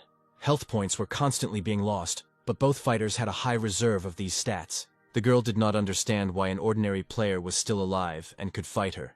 Kate saw that Adam was only level 8, and couldn't possibly do more damage than her. A pleasant memory clicked in the monster's mind, and she asked if the guy had come from Baze. The Elder thought that only Baze could create such a monster after all. She was also created by him. Contrary to the expectations of the villain, Adam said that he was hearing this name for the first time, and then he said that his name was Adam Miller. The adrenaline inside the young man played, and he dealt Catelyn a blow that took 213 points of health from her. The girl's last thoughts before her death were about the name of her rival, because she knew it very well. For defeating Catelyn in close combat, our hero received 15 stat points and 75 experience. The system congratulated the players on successfully completing the mage dungeon, and began to evaluate their ranks. After the evaluation was completed, the network announced that it would issue rewards based on the player's rank. Adam received the A-rank skill book, Akko Gate, as well as 100 experience points and 10 attribute points. Remembering the soul core, the player stuck his hand in there and pulled out the wild spider armor, which adds 800 health points. Another reward contained in the core was a mysterious cube that was sealed by some force. It had the ability to determine a character's stats with a 10-level margin of error, but the unlock method is unknown. The guy was impressed by the fact that inside the cube there was a power that he needed to unseal, but then his thoughts were interrupted. Elaine emerged from the portal, looking great compared to the group of mages, and congratulated the guys on completing the test. The girl said that as a bonus from herself, she would raise the value of all players' will by 20%. After this news, there was excitement around Adam. However, the guy did not share this delight for obvious reasons. Realizing that they were spending their last moments together, Adele approached the hero and thanked him for his help in the dungeon. Disappearing into the portal, the boys heard a question about where they planned to go, and both immediately said Kyoto. When Adam met his comrades at the academy, Oliver immediately presented him with a reward for reaching level 10. The headman didn't understand how his classmate was able to level up so quickly, since there were many more monsters in the swordsman's dungeon. And if the blonde was interested in the level of the hero, Then the girls were interested in the prettier Thomas, who ate chicken. After hearing compliments from his girlfriends, the guy said that he doesn't want to look good, so he wants to get fat again as soon as possible. Brooke told Adam that they had all been accepted into the university without exams, and asked if he would definitely take the entrance exams. The most important day for students is the day of entrance exams. If they pass, they can get into a better group. Most students have one goal: to pass the exam better than everyone else, because a high score brings power, wealth, and artifacts. Oliver stepped forward and, drawing his sword, announced that he was definitely going to take the exams and become the best at it. The boy admitted that he heard from his father that the prizes would be great this year, and that the best student would receive an S-rank item. After some time, heading towards home, our hero thought that he should take first place in the entrance exams. Somewhere not far from Adam's route there was an ambush, in which people were trying to make sure that their target had been identified accurately. As the young man approached the observation point a little closer, two figures jumped down. The men landed in front of the player, blocking his further path. Adam saw the two unknown enemies and asked what they wanted from him. The characteristics of the characters were revealed to the guy, and he realized that in front of him were two people with the assassin class. However, they were both newbies. A stranger with the nickname 7438 asked if Miller was the same player who killed Catelyn in the dungeon. Not wanting to cause any unnecessary trouble, Adam said that the guys were mistaken, since his name was actually Oliver. When the 9527 killer began to apologize for the confusion that had occurred, the first one hit him with all his might in the face. The man demanded that his partner not take everyone's word for it, and then ordered that the player be seized. Adam was suddenly attacked from two sides, but he was prepared for such a development, and managed to put up blocks. 9527 looked at his comrade and said that their victim didn't even try to escape from them. The guy didn't have time to finish what he started when the hero jumped up from the side and raised his elbow to strike. After the attack was completed, a notification appeared in the air stating that the mercenary's health had decreased by 197 points. 7438, who was left on the sidelines, was impressed by the player's abilities, as he himself did not possess anything similar. After Adam was convinced that he had defeated one opponent, he turned to the other and asked if he wanted the same. The stranger, folding his hands in front of his face, laughed awkwardly and suggested that they not quarrel, since he and his friend had simply made a mistake. The killer said that he was a henchman of the organization, and that he occupied the 7,438th place in it. Adam assumed that the mercenary came from the Bayes organization, so he should be released to report everything to the leaders. Pretending to be casual, the guy went on his way, wishing his partners luck in their search for Adam Miller. Bayes is a mythical beast with a snow-white body, resembling a lion in appearance with fiery patterns on its limbs. Bayes knows the names, appearance, and exorcism spells of all the demons in the world, so he is worshipped. The main character, having searched for information on the internet, realized that there was nothing publicly available about them. But one day, he will find out everything. Adam's only option is to take the exams, as even Bayes won't be able to get his hands on him during this period. And after admission, the guy will be safe, since the rector Edgar Lambert is the #1 swordsman known as the God of the Sword. Then the young man's attention turned to the cube that had fallen to him in the dungeon. He wondered if all the exclusive copies had such awards, or if the cube had been left especially for him. Adam's head was full of questions that he couldn't get answers to right now. On the roof of a tall building, the mercenaries reported on the completion of the mission to capture Adam Miller. The stranger stated the fact that they still do not know the cause of Catelyn's death. Turning to her subordinates, the girl cast a disdainful glance at them and said that these two were nothing more than scum. Looking out over the city, she said that for now they would put the investigation into Kate's death on hold and focus on the operation in Sioux City. After several agonizing hours, Adam came to the conclusion that he could not solve the cube's riddle on his own, and went to the director for advice. The guy said that he received an item in an exclusive dungeon, but he can't use it because the seal is in the way. Taking the key in his hands and examining it, Benedict said that in this case only the key to remove the seal would help. The man explained that the seal on the item was fragile, so the key could easily open it without damaging the contents. Looking at the teacher in surprise, the young man asked where he could get this key. Mr. Johnson said that the key is in the E-rank dungeon, the Mechanical Kingdom, but one should be careful there. After the transfer was complete, our hero began to examine the place to which the teleport had taken him. One day, a war broke out here between people and machines over the evolution of the latter, at the end of which both sides made peace. The principal told the student that in order to get the key, he must complete a hidden task from the mayor of the mechanic town, Mark Jordan. A crazy old man walked past the guy, muttering something under his breath about the speed of particles. But suddenly he ran into two guys who looked hostile. Looking at the living barrier from the ground, the man, experiencing wild fear, apologized for his carelessness, but the young man only snapped at him, accusing him of deliberate actions. Not wanting to let the old man go just like that, the thugs began to demand compensation from him for the inconvenience caused. The young man grabbed the clumsy man by the leg and began to shake him, hoping that money would fall out of the man's pockets. Adam, who was observing the situation, could not stand it and moved towards the offenders, demanding that they release the passerby. Looking at the main character with disdain, the ignoramus demanded that he not stick his nose into other people's business. Clenching his fist in anticipation, the student declared that any evil would sooner or later have consequences. Having finished his pompous speech, Adam attacked the villain so that he would never again offend those who are weaker. Having finished with one thug, the player turned to another, theatrically not lowering his clenched fist down. The blonde, not wanting to repeat the fate of his comrade, began to apologize to the young man and the shabby old man. Without waiting for an answer from their opponent, the two blockheads rushed away from the place where they had just tried to beat money out of a passerby. The man thanked the young man for his help, but admitted that he did not have much money and could not provide financial assistance to the rescuer. Adam was offended by this assumption and said that he was a decent person, so he would not demand anything from the pensioner. In response to the old man's lamentations, the boy asked to be shown where he could find the main man in the city. The young man admitted that he needed an item called the seal release key, which only the mayor had. The stranger tugged at his beard and said that he would take the city's guest to the mayor, since he had no other way to thank him. As he started moving forward, the old man turned to Adam and warned him that getting this item would not be so easy. But the hero boasted of his strength, saying that in the fight now, he used only 10% of what was available to him.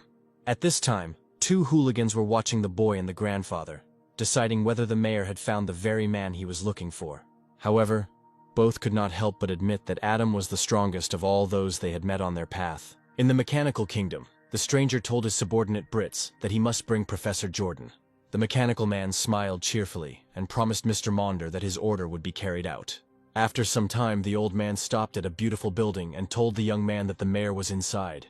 Looking at the building, Adam wondered why the townsman had so calmly brought him to the mayor's headquarters. Turning to his companion to ask him the appropriate question, the young man realized that he was left alone.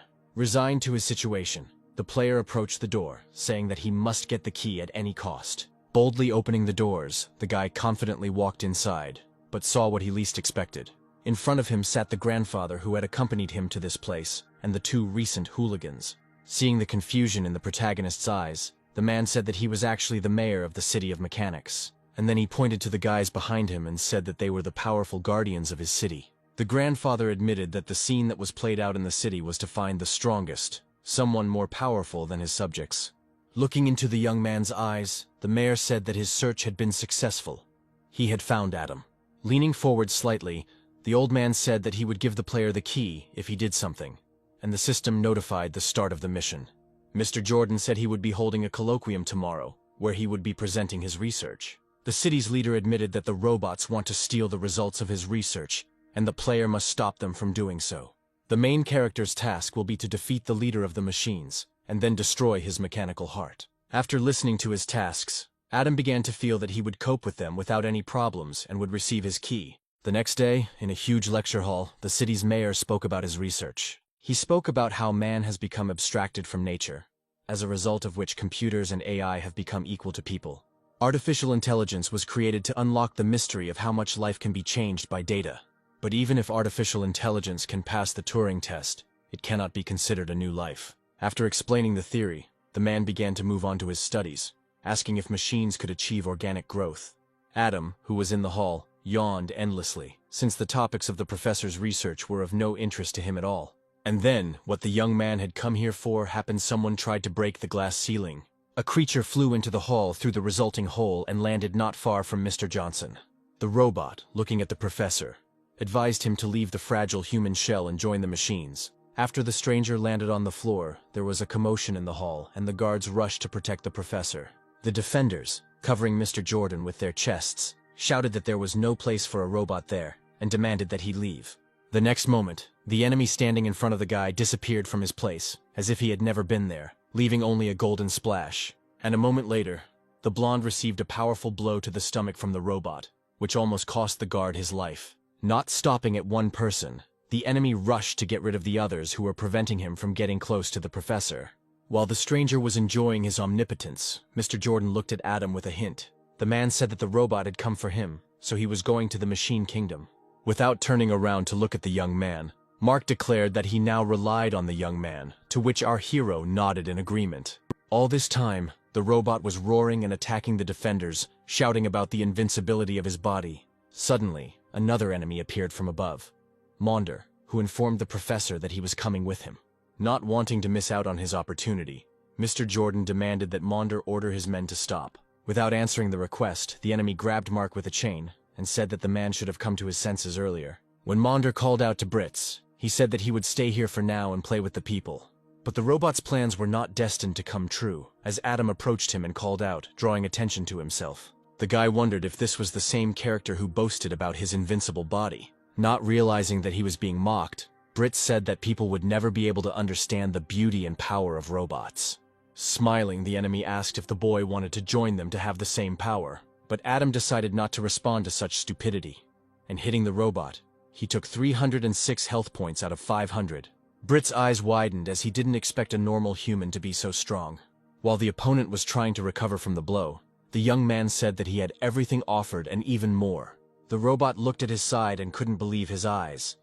A man had punched through a mechanical body. When asked by his opponent how he did it, Adam said that all he had to do was raise his hand and hit. To appear more mysterious, the hero closed his eyes and said that he was an ancient sacred body. Taking advantage of Brit's confusion, the young man jumped towards him and pinned his body to the floor, giving him no chance to resist. After striking again, Adam demanded that the robot take him to his kingdom if he didn't want to turn into a pile of scrap metal. Without having a single argument against it, the opponent began to rise up, and at that time the student grabbed his hands for his own convenience. The guy realized that the mayor surrendered to Maunder intentionally, because if Adam went after him, he would be able to destroy the mechanical heart. Brits, looking back at the boy, could not understand why the chief had chosen the old man and not this strong boy. Meanwhile, in the mechanical kingdom, Maunder landed on the floor and dropped Mark Jordan not far from him. Pretending to be a hospitable host, the robot apologized to the professor for appearing here during such unfavorable circumstances. Narrowing his eyes, Mark said that he would not betray humanity and join the robots, even if it cost him his life. In a soothing voice, Maunder asked the man not to worry, but to look at something first. The villain led the professor to what Adam was supposed to destroy: the mechanical heart. The robot said that the heart becomes more organic. It combines human spirituality and mechanical force. The monster said that this thing can no longer be called a robot, so he prefers another name: Ascension. When Maunder suggested that Mr. Jordan join the revolution, he received a rather sharp negative response. The man called the robot a traitor and felt a piercing gaze on himself. Suddenly, from somewhere above, a small group of people flew towards the heart, loudly asking for help. Those who reached the mechanical monster instantly turned into its food and lost their lives. From the heart, tentacles developed in different directions, with which it caught its victims. The picture that the professor saw before him was disgusting, because his brothers were dying. While Mark was dealing with the heart, Brits managed to transfer Adam to the lair, where the young man instantly killed him. The hero's obstacle to reaching his employer was a huge number of robots, who perceived him as an intruder. The machines immediately rushed into battle, but Adam, due to his strength, quickly dealt with them and received additional points for himself. The guy didn't even think that he would also receive experience and stat points for killing robots. Having dealt with a small army of enemies, the young man went in search of the professor, who was supposed to be here. Mr. Jordan, who watched the murder of innocent people, shouted at Maunder that their entire race was nothing more than monsters. The robot, without expressing any emotion towards the involuntary guest, stated that his anger would not change anything. The villain said that the heart's name is Martha, and admitted that in fact this experiment is their failure, because everything turned out wrong. Maunder reported that they had unknowingly created a monster that devoured life, and its appetite was growing. A resident of the mechanical kingdom said that before the heart ate one person, but now 5 at once, so help is needed. The professor understood what his enemy was getting at, and mentally began to call for Adam, who should have appeared by now. Maunder's servant ran into the hall and announced that an ancient sacred creature had entered their fortress. The robot turned to his subordinate and asked if he was talking about the same thing that Brits had recently reported. But the soldier did not have time to answer, because to his right, a spear pierced the wall and hit the floor with a crash. Then, through the gap formed by the weapon, Adam's head poked out, his eyes seeming to glow with a blue light. Mr. Jordan looked at the guy and couldn't believe his eyes, because his confidence that he would come was melting away with every second. Maunder looked at the new guest and asked if he was the ancient sacred body that Brits had spoken of. The owner of the place greeted Adam and informed him that Brits was the best warrior in the kingdom.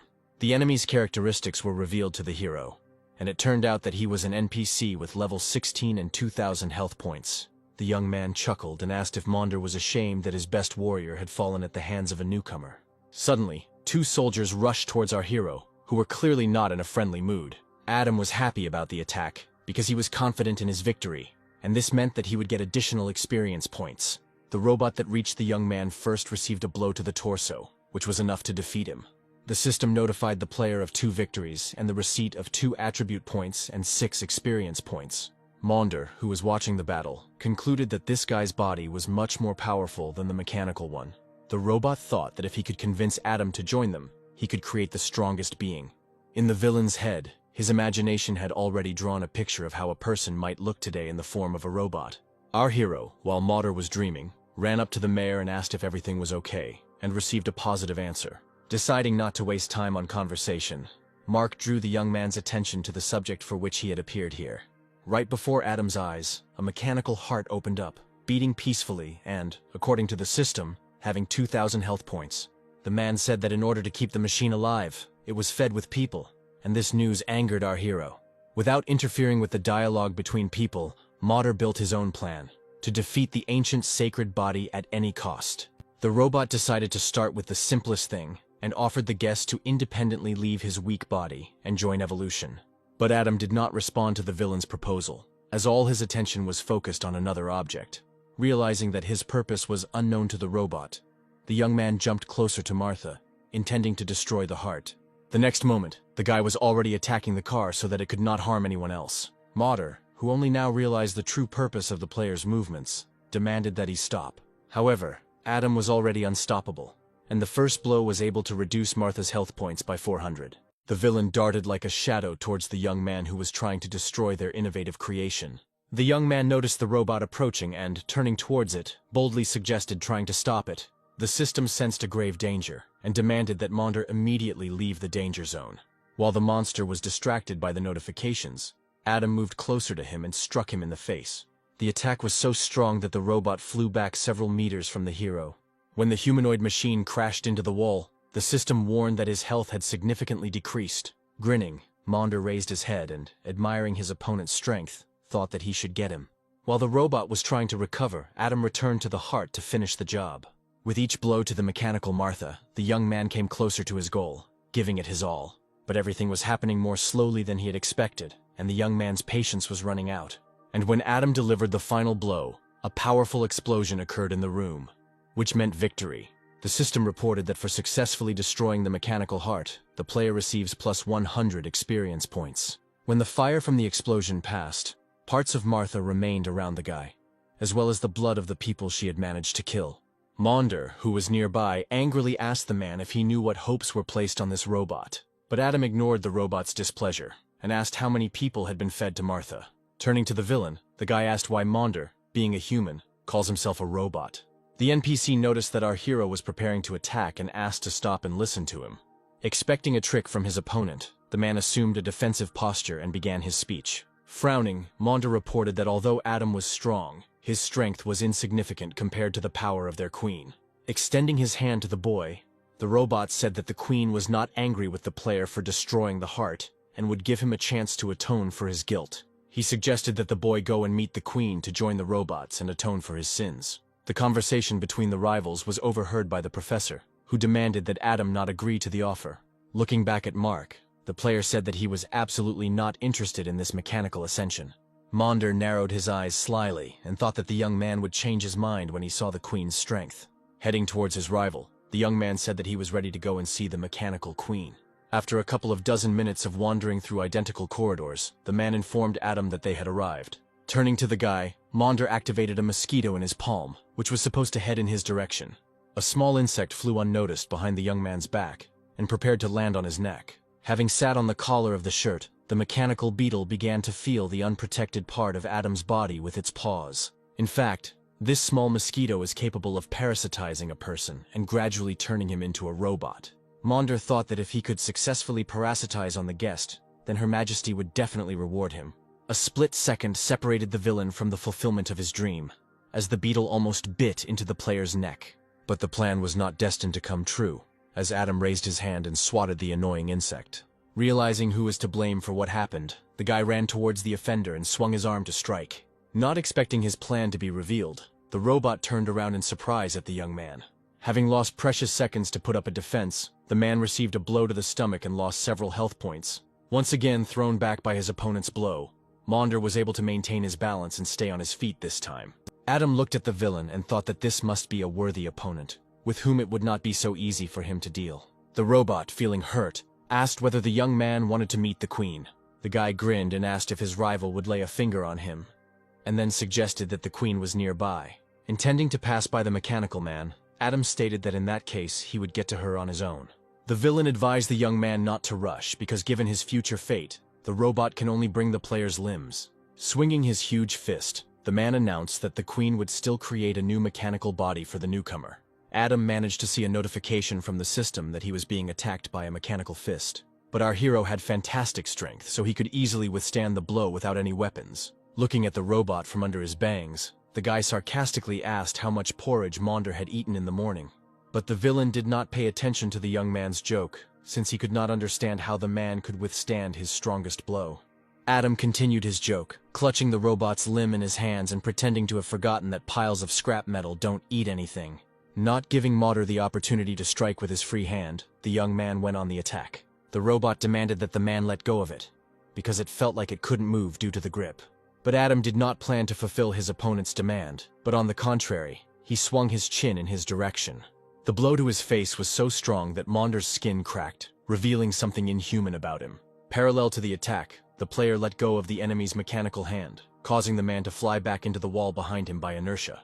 When the dust from the broken wall disappeared, in Maunder's place was a completely mechanical creature. The opponent's eyes glowed orange, and he admitted out loud that he had underestimated the ancient holy body. Having risen to his feet, the monster announced that he would now treat Adam as a full-fledged opponent. Quickly assessing the villain's new appearance, the young man came to the conclusion that this form was quite ugly. Unaware of his opponent's reasoning, the robot again attempted to use his mechanical fist to carry out an attack. Realizing that all the jokes were over, our hero prepared for a serious fight involving a serious enemy. But the whole fight was over in one blow. Adam turned out to be more agile and stronger than Maunder. For the victory, the player received 15 attribute points and 75 experience points as a reward. Thanks to the points he received, the guy reached level 11 and the title of entry-level mage. The system congratulated Adam on the successful completion of the mission, and notified him that he had received the key to remove the seal. But the young man decided to meet the queen and defeat her in the hope that she would drop a useful item. However, on the way to victory, the young man faced a new obstacle. He had to enter a password at the entrance. Standing in front of the door, Adam cursed himself for killing Maunder, who was supposed to know the code. Scratching the back of his head, our hero began to think about where he could find at least someone who knew the password. At this time, on the other side of the door, the girl heard for the umpteenth time a sound signal about an incorrectly entered code. The queen was curious as to why a man who had already completed his mission by killing Maunder had come to her. But then Adam's patience ran out, and he used a proven technique for opening doors. He destroyed it with a blow. Once in the room, the guy was happy with his level of strength, since it is this that sometimes helps solve problems that arise. Looking forward, the player was surprised because in front of him sat a girl who looked very much like an ordinary person. Approaching the stranger, Adam greeted her and asked what she was doing there. The blonde looked at the man appraisingly and realized that he was not one of them. Not seeing any reaction from the girl, the young man asked if she could speak and tried to find out her name. Without getting up from her seat, the stranger announced that she was the mechanical queen. The beauty's words left Adam stunned, as he did not expect that a monster could look like this. The queen's characteristics were revealed to him. Level 48, 100,000 health points, unknown strength and agility. The player couldn't believe his eyes, because such figures were practically unrealistic. He thought that such an NPC could easily become the boss of a rank A dungeon. Realizing his mistake, Adam tried to correct it, and having said that he had the wrong door, tried to escape from the room. But the queen didn't let him do this. Grabbing the retreating player with tentacles that appeared from her back, the young man turned around in fear, not knowing what to expect from such a powerful boss. The girl pulled the guy towards her, leaving literally a couple of meters between them, but made no attempt to attack. Reaching out to the player's face, she asked him not to be afraid of her, and promised not to harm him. Red lightning bolts flew from the queen into Adam's head, but they did not cause him any discomfort at all. The blonde penetrated the player's memories and realized that he came to her from the outside world.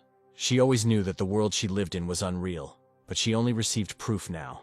This virtual world, nicknamed the Dungeon, will soon be rebooted, and everything will return to its original state. There are many bugs in this world, and the queen is always here, even when the dungeon resets. After endless reboots, Adam was the first to reach the boss, and she wouldn't pass up the opportunity.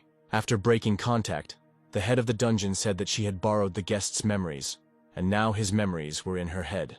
After her words, Adam understood why she, a D-rank dungeon boss, had such high stats. Sympathizing with the queen, the young man asked her if she wanted to get out of here, and received a positive answer. Closing his eyes, the player said that then the girl would be better off killing him, because he was unable to fight the rules of the inner world. The boss extended her hand and said that they didn't have to fight at all. And then she did something completely unexpected for the hero. She pierced her chest with her hand in the area of her heart. Taking a step forward, Adam screamed in shock and asked what she was doing. But the beauty did not answer him, but simply pulled out the red heart that was hidden inside behind her ribs. The queen said they could play by the rules of the so-called inner world. The next moment, the guy had a heart in his hands, and the leader said that it would soon turn into another her. The girl admitted that when she has a clone, that will be able to interact with the outside world. The queen said that she was not afraid of betrayal on the part of the guy, since she did not find a single memory where he broke his promise. Adam thought to himself that this was the first time he saw an NPC who wanted to escape from the dungeon that created him. Looking at the boss, the player said that he would help her, as he had no choice but to agree. Beaming, the queen thanked her new acquaintance and then graciously informed him that he could go. The system reported the completion of the mission and the player's successful victory over the mechanical queen in the dungeon. The character was given A-rank rewards, 50 experience, 5 attribute points, and a B-rank skillbook formation technique. The last item was the mechanical knuckle, which increased critical damage by 30%.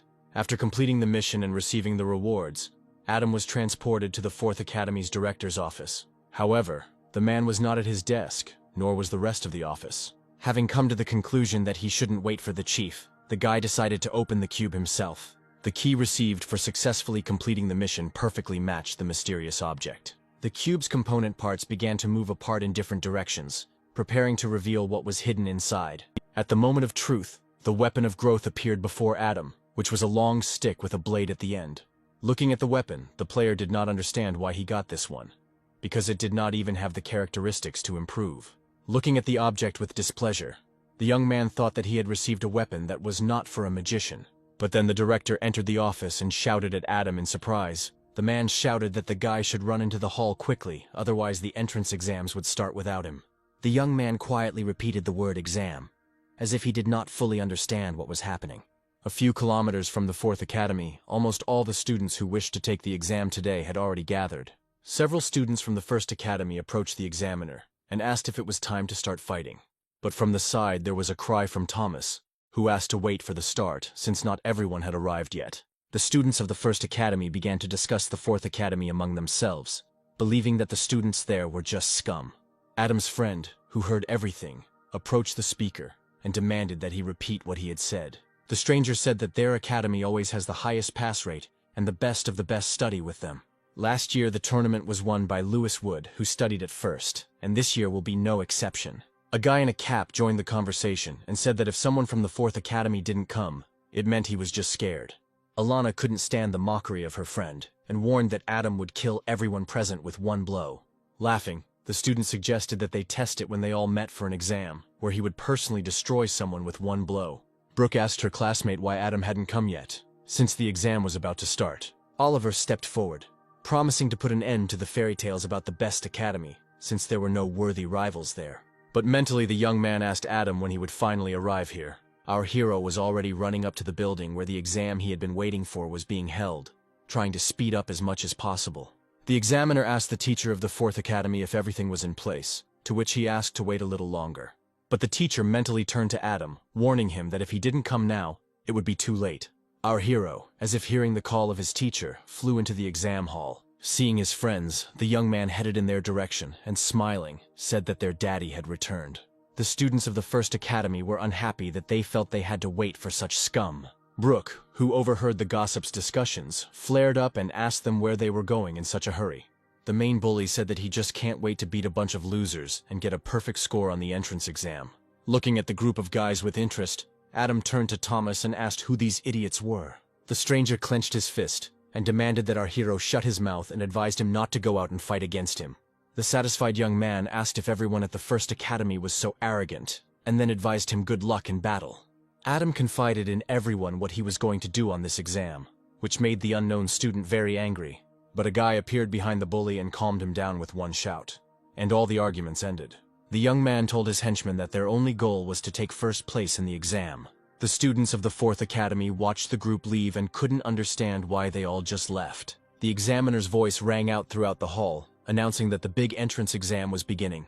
The examiner said that his name was Victor Smith, and that he would be supervising the tests of applicants today. He said that the results would be assessed in points. 2 points would be awarded for winning a round, and -1 for losing. A series of wins will be worth 1 point, while a series of losses will not deduct any points. After 10 rounds, the 10 students with the highest scores will compete in the arena for the championship. Having finished explaining the rules of the exam, Mr. Smith announced that he was declaring the exams open. Not only students but also their relatives attended the exams, cheering for their candidates from the stands. The first to enter the arena was Adam, who was thinking about the rules of the dueling field. Your health can drop to 1, but you won't die. For the young man, this meant only one thing: he could act without fear. Last year's winner, who was standing in the stands surrounded by teachers, was asked who would win this time. Louis Wood said without a doubt that the best one would naturally be from the First Academy. The first fight took place between Alvin Davis and Adam Miller in Arena 108. Our hero recognized the guy standing in front of him. He was the one who tried to humiliate their academy before the start of the exams. Alvin said he didn't expect to meet the late student in the first round.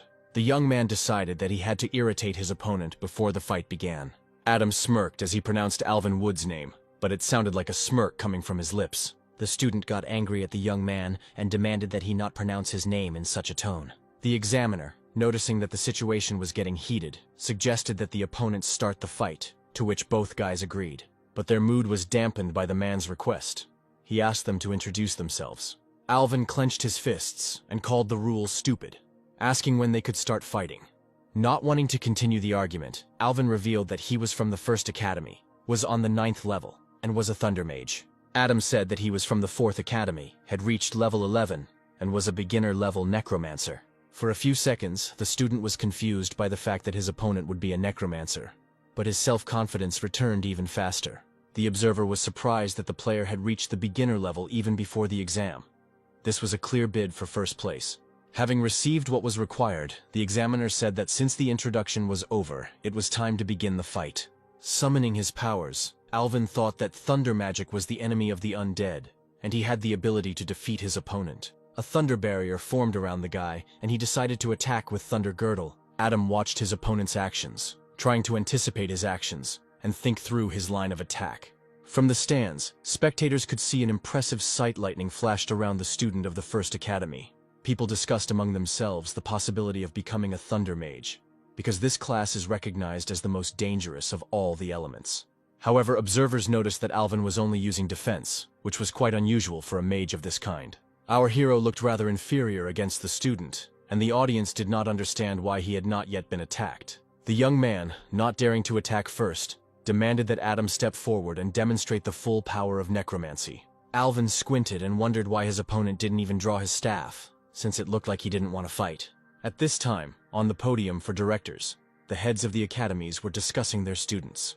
The stranger said that Adam was too naive, even though he had a high level, but his undead would not be able to defeat Thunder. But Mr. Benedict asked his colleague to simply watch what was happening, since no one reveals all their cards at once. Lewis, standing a little further away, was eager to compare the power of necromancy with thunder magic. Adam, having assessed his chances in his head, slowly moved towards the enemy, clearly understanding his next steps. Alvin tensely counted every step the young man took, waiting for the right moment. But the closer our hero got, the less the student understood why he had not yet summoned the undead. The lightning that surrounded Adam took away significant health points from him, but he seemed not to notice it. Feeling that he was losing ground, the guy asked with displeasure what right the player had to tear down his barrier. The young man's health was deteriorating, but he did not lose the speed of his movements. Even the most inattentive spectators stared at the fight, waiting for the mages to start throwing spells at each other. At that moment, Adam put his new acquisition on his hand, the mechanical brass knuckles, which looked quite threatening. Preparing for the attack, the young man warned his opponent that he was going to try out his toy on him. The guy, who was expecting a bunch of undead, watched in complete shock as his opponent swung a knuckle duster at him. In one blow, Adam was able to take away 1,144 health points from his opponent. Leaving behind a bright trail, Alvin flew to the opposite side of the arena. The result of the short battle was a 100% defeat for the Thunder Mage, as he had only 1 health point left. Coming a little closer to his opponent, our hero, still clutching the brass knuckles in his hand, said that Alvin now owed him his life. The Necromancer's victory and the method he used came as a surprise to everyone.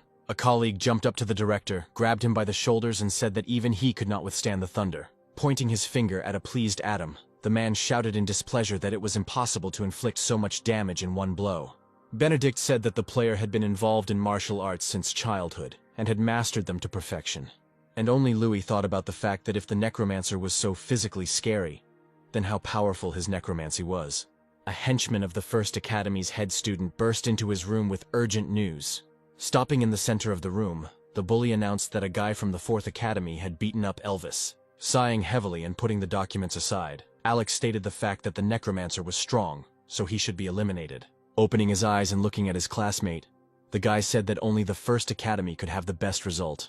In the stands, among the spectators, whispers began to circulate that the student Necromancer was taking some kind of physical stimulants. While Adam was thanking everyone for their attention, the chief examiner and a couple of employees approached him. Victor Smith walked a little closer to the young man and asked him to come with him. The man explained to the player that his fight was impressive, and that is why someone suspected him of cheating. The young man was surprised by the injustice, because it turned out that he was being tested only because he fought well. Victor asked to explain how Adam, being a magician, could cause such damage, and the young man said that he was born with divine powers. Not wanting to listen to the young student's tales, the examiner waved his hand at him and demanded that he follow him. While the player was being taken away for examination, the spectators, watching this picture, became increasingly convinced of the magician's unfair victory. The rector of one of the academies, narrowing his eyes in satisfaction, informed Mr. Johnson that his student had been taken away. Oliver asked Brooke if Adam was in the dungeon under the influence of doping, but the girl only threw a displeased glance in his direction.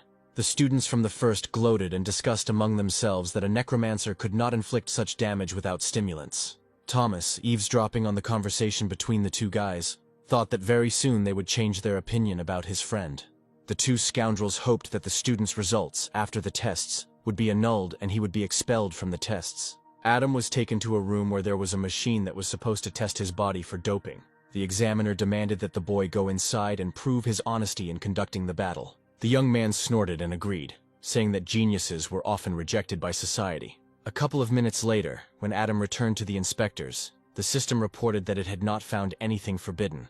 Not wanting to trust the player so easily, Victor demanded a second check from the machine. Without resisting the examiner's wishes, the young man made another circle, but the result remained the same as before. Turning to his colleague, Mr. Smith asked him to check whether the machine was working properly or not. Adam stepped aside, watching the commotion among the men who did not want to believe in his honesty. After some time, the subordinate reported to Victor that the system was fully operational and there could be no error. The examiners looked at the student with distrust, as it was the first time they had seen a mage who fought with such strength in close combat. Victor instructed the man to send Adam for a urine test and check for the presence of prohibited drugs in it. During our hero's absence from the arena, the second round began, and Alex hoped that the Necromancer would not return here again. Another rule for conducting the exam is that as soon as the time for the fight expires, the student is automatically considered defeated. The dissatisfied guy with the staff asked the examiner how long he would have to wait for his opponent, but the teacher hastened to calm the examinee and said that if his opponent did not come, then the victory would remain his. All the spectators who were watching what was happening in the arena had already written Adam off as a cheater because he had not returned by the start of the fight. At this time, our hero was in the toilet with the inspector who was going to supervise the entire process of submitting materials. Having slammed the door, the young man warned that he was simply afraid of scaring the expert. But the man lowered his glasses from his eyes and confidently stated that he had undergone professional training, and nothing would surprise him. However, when they left the booth, tears were streaming from the inspector's eyes, as he was not prepared for what he saw. When the test results were ready, the expert took them to Victor, and reported that everything was fine with the student. Looking at the documents with surprise, the examiner gave in and gave Adam permission to return to the tests. In Mr. Smith's hands was the necromancer's personal file, which listed the boy's parents, whom the man had once known personally. Victor thought that the process of training a mage with an attack power of over 500 at Kyoto University would be quite interesting. Thomas, watching the time running out, could not believe that his comrade could be given an automatic defeat. But the students of the First Academy, looking slyly at Adam's company, reported that the magician taking doping could not return. Brooke put two and two together and said that the investigation into Adam began after an anonymous tip, and blamed the guys for it. The blonde, looking at the girl, demanded that she provide at least one piece of evidence that he had a hand in this. Trying to divert suspicion from himself, the stranger said that the examiners did not trust the necromancer. Otherwise, they would not have taken him. Thomas's nerves gave out and he demanded that the student stop talking nonsense and promised that his brother would return soon. Smiling, the guy suggested that the fat man continue to believe in his dreams, since he himself was sure that Adam's victory would be cancelled. The classmates came to the conclusion that the two scoundrels were simply afraid that the necromancer would receive the main prize, so they made a false denunciation. Oliver said that even if his opponent does not return, the main prize will definitely belong to him. But then, to the regret of the headman and to the general joy of the others, our hero ran into the hall. The teacher, who had not noticed the player's appearance, wanted to report the other guy's automatic victory. But he was interrupted. The one who prevented the battle from being summed up was Adam, who was confidently walking towards the arena. When the second participant in the fight took his place, the examiner raised his hand up, drawing the attention of those around him to himself. As in the first round, the young man introduced himself and began to wait for a response from his opponent. The spectators in the stands recognized the magician and were surprised, since almost everyone was sure that he would not return. But the most dissatisfied with Adam's return to the arena were the students of the First Academy, whose plan had failed. The hero's opponent put his hand with the staff aside and said that the student did not need to know his name. When the magician's weapon fell to the floor, he crossed his arms over his chest and smiled with all 32 teeth. To everyone's surprise, the second fighter raised a white flag into the air and declared that he surrendered. The guy admitted that he doesn't want to be beaten too badly, because he has so many plans for his life. While Adam ran after the student, begging him to let him hit him at least once, the examiner announced the necromancer's victory. The young man looked at the man with displeasure, as he had taken away his last chance to fight with his words. After the end of the fight, the player's friends rushed to him, eager to find out about everything that was happening. In the room of the head of the First Academy, the students discussed the return of the necromancer for the exam. Alex lowered his head and said that all this was to make the guy tense up. The guy's eyes flashed as he said that he had many ways to get rid of his opponent. After a few battles, it was Adam's turn again, and when the opponents stood frozen opposite each other, the examiner allowed the fight. But then a student from another academy raised his hand and said that he too was surrendering. The shocked player opened his mouth in surprise and demanded that his opponent join the fight. The guy closed his eyes and said that nothing like that would happen, because in a fair fight, he would only get pain from the beating. In the fourth round, the whole story repeated itself again. The student refused to fight, and time after time, all the examinees refused to take the test with Adam. The hero's mood dropped, as he was hoping for a fight with the best, but in the end everything turned out the opposite. The students from the First Academy were angry, as the necromancer was going for a record of 8 battles in a row without losing. Alex chuckled, and sent his minions to report on the fight between Adam Miller and Amelia Adams.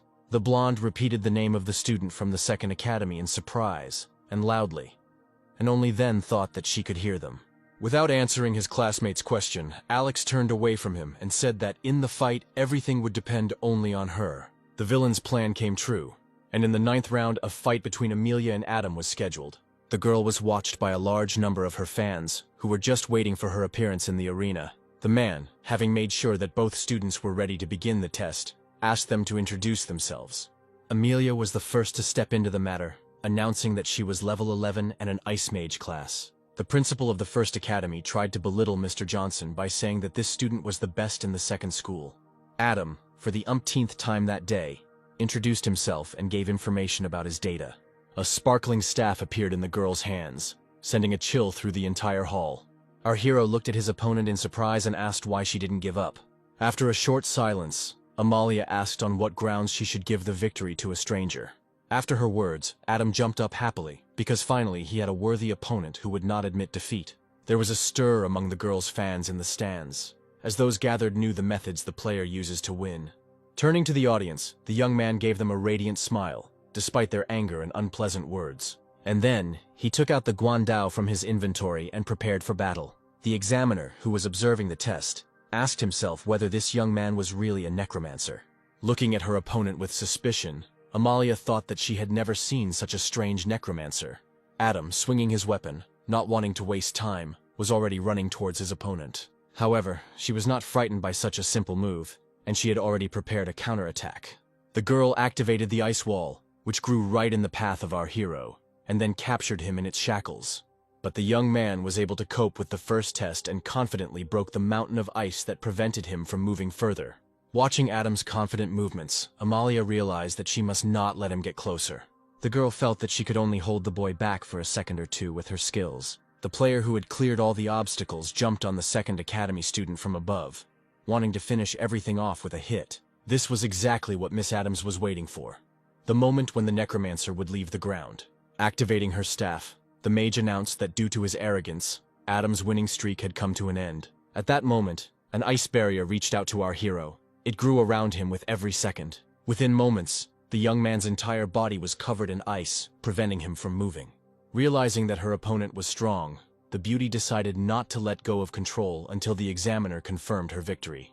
The boys in the stands were impressed by their goddess's skills as she froze a strong player without taking a single point of damage. There was a dispute in the rector's seats about which student should win this battle. Seeing the girl's confusion, the man said that defeat would be counted when someone gave up or health dropped to 1. Because Adam was still losing health, the examiner could not finish the fight at this stage. Amalia decided to get closer to her opponent to understand why he still hasn't admitted defeat. But contrary to her expectations of a quick victory, the hero was able to break through the ice wall with his head. Standing a few steps away from the enemy, the girl suggested that he surrender, but Adam refused such an idea. The student tried to reason with the guy, telling him that with such blood loss, his health bar would soon drop to 1. Looking at the number of his health points, namely 3,400, the player thought that this would not happen soon. Having rested and gathered all his strength, the young man tried to get out of the block and succeeded in causing cracks to run across it. Not wanting to let her opponent out, Amalia activated the eternal ice barrier, which should not have failed her. The speed of the reaction helped the student, and Adam again found himself frozen in an ice wall. When the opponent's head was outside, the girl was confused, as she could not imagine how strong he was. Feeling that her mana had almost dropped to 0, Amalia began to urgently come up with a backup plan. Our hero understood that his opponent was weakening with every passing moment, which is why he was able to break free with a jerk. The girl's eyes widened in shock, as no one had ever freed themselves from her icy shackles on their own.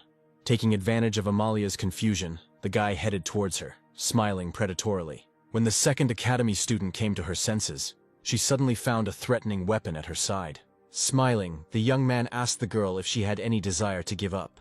After Adam's words, evil lights lit up in the beauty's eyes, and she furiously refused his proposal. Before she could finish her word, a guandao rushed towards her neck, which she was no longer able to repel. In one attack, Adam was able to lower Amalia's health bar by 260 points. The fans in the stands were angry at such cruelty from a student of the 4th Academy. Holding his weapon in his hands, the hero asked not to judge him, as this was just a test on which his future depended. Looking at the barely alive Amalia, the examiner announced that Adam would receive 3 points for the victory in the overall standings. Mr. Johnson looked at his student proudly and informed the other rectors that no one could stop the boy. The girl's teacher ran out into the arena and helped her charge to her feet. The woman said that Adam was to blame for the loss because he insulted the entire class of magicians with his existence. The young man overheard the conversation between the ladies and could not understand the prejudice against him. In the room of the headman of the 1st Academy, the council gathered again, unable to believe that Amalia had lost in the tournament.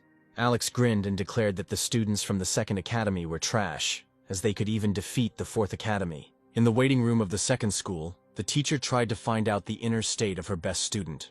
The woman said that she checked the tournament lists and initially Adam Miller was not the beauty's opponent.